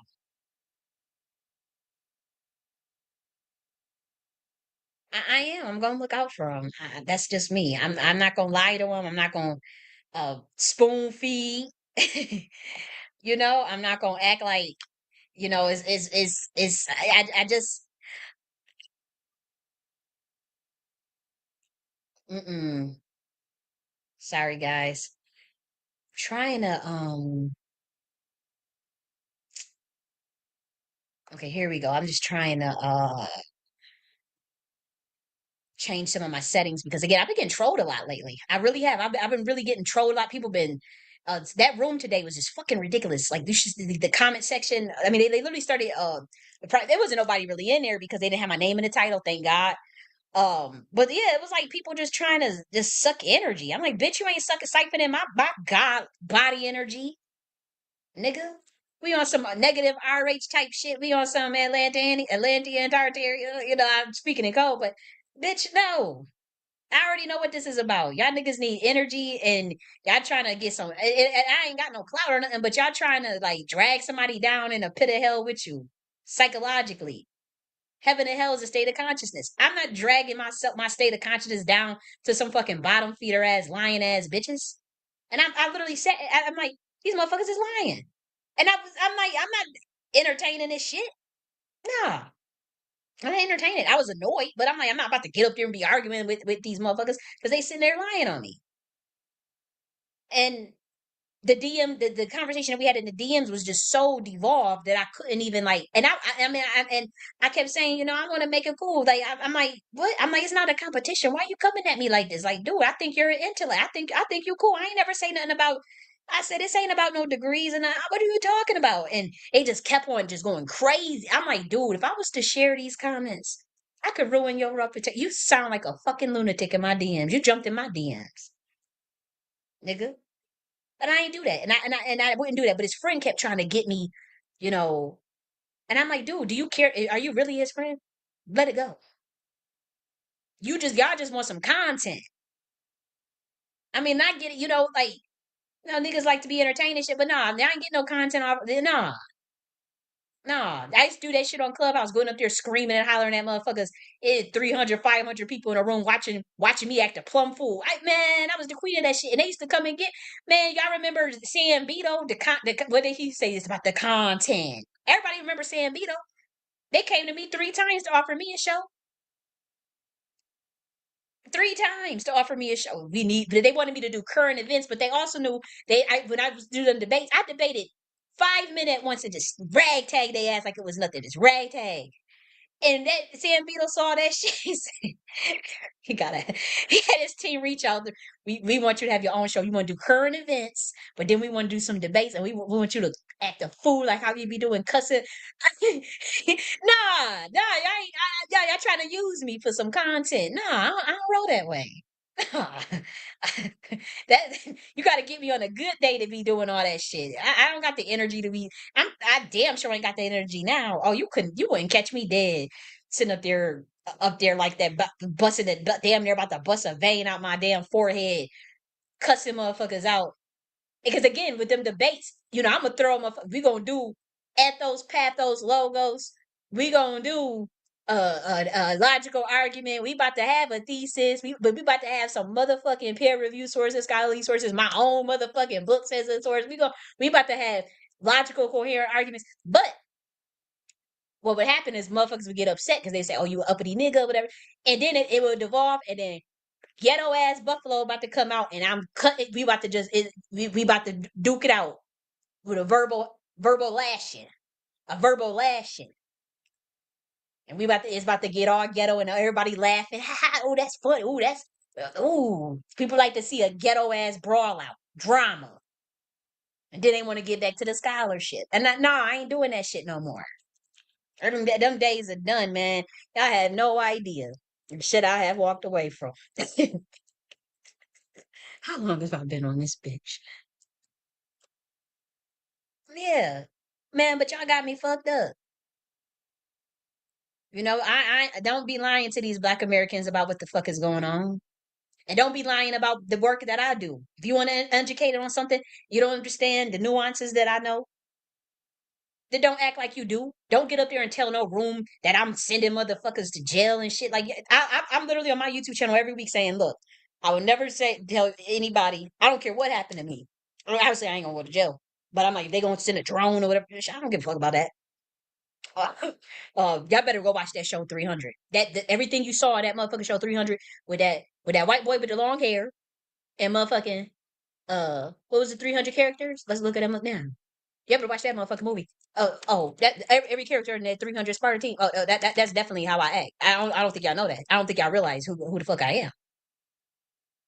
Y'all really don't realize who the fuck I am. That's how I act.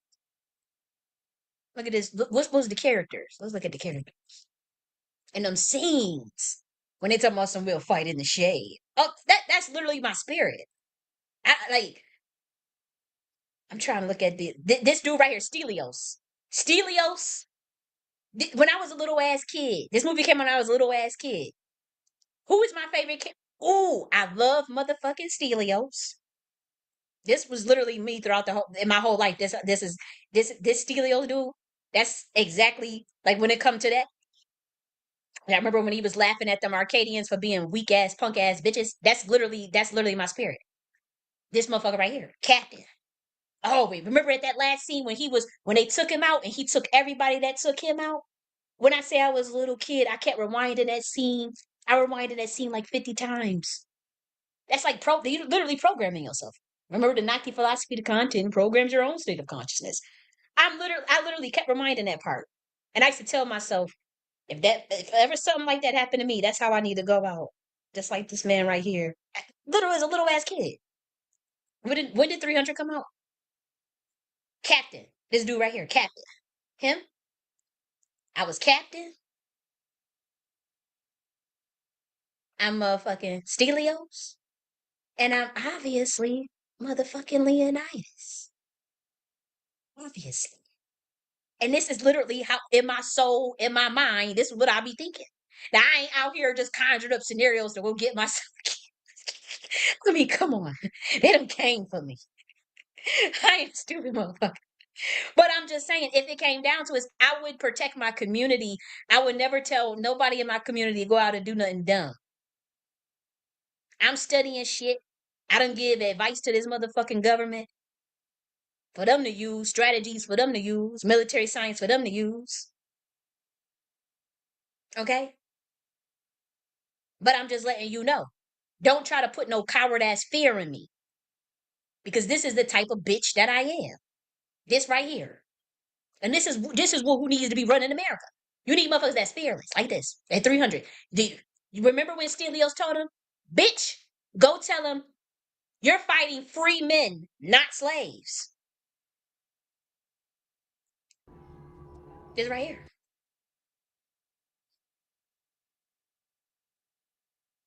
That part right here. You're a madman. This is what we say, a beautiful death. Remember that scene right here? This is what we say, a beautiful death. Does it play? I saw those ships smash on the rocks. And this weak ass Arcadian sit up there. Miss me. Xerxes' army. I'm telling you, like this literally be about. I'm telling you, I done dealt with DEWs. I done dealt with. Do you see how he laughing right there? That's y'all had no idea. This is my exact reaction if something was to happen. If somebody was trying to come get send some damn drone or something, y'all say they're gonna send a drone and take you out. Why do you smile? Why are you smiling? Arcadian. I fought. You gotta stand on your motherfucking integrity at all times. Don't be a weak ass. Don't project no weak ass bitch shit on me. Now I ain't out here doing nothing stupid. But don't try to don't I don't even understand what that is. But don't try to make it seem like I would tell my community go out there and do something to get themselves hurt. This part right here means something. You going back and tell them you fighting free men, not slaves.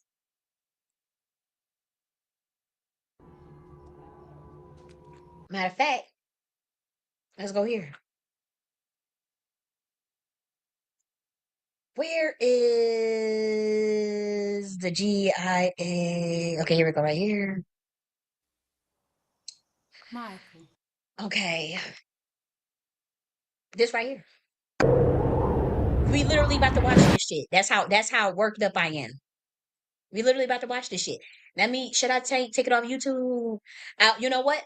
Because of the copyright stuff, I am gonna end it on YouTube. Uh, we'll end this on YouTube. Let's see. Is anybody still here? Royal Deluxe, you still in the building, baby? He says 4 hours. Woo. Okay. Haha, my devil. Hey, DW, baby. Oh my gosh, DW, what's up, DW? I didn't even see you in the building. And so I'm pretty sure y'all done dropped off or whatever. It's been a long time. So I am gonna remove it off of YouTube for copyright purposes, but we are gonna still stream on everywhere else. But yeah, we about to watch this shit. We about to watch this shit. How can I remove this? Wait a minute.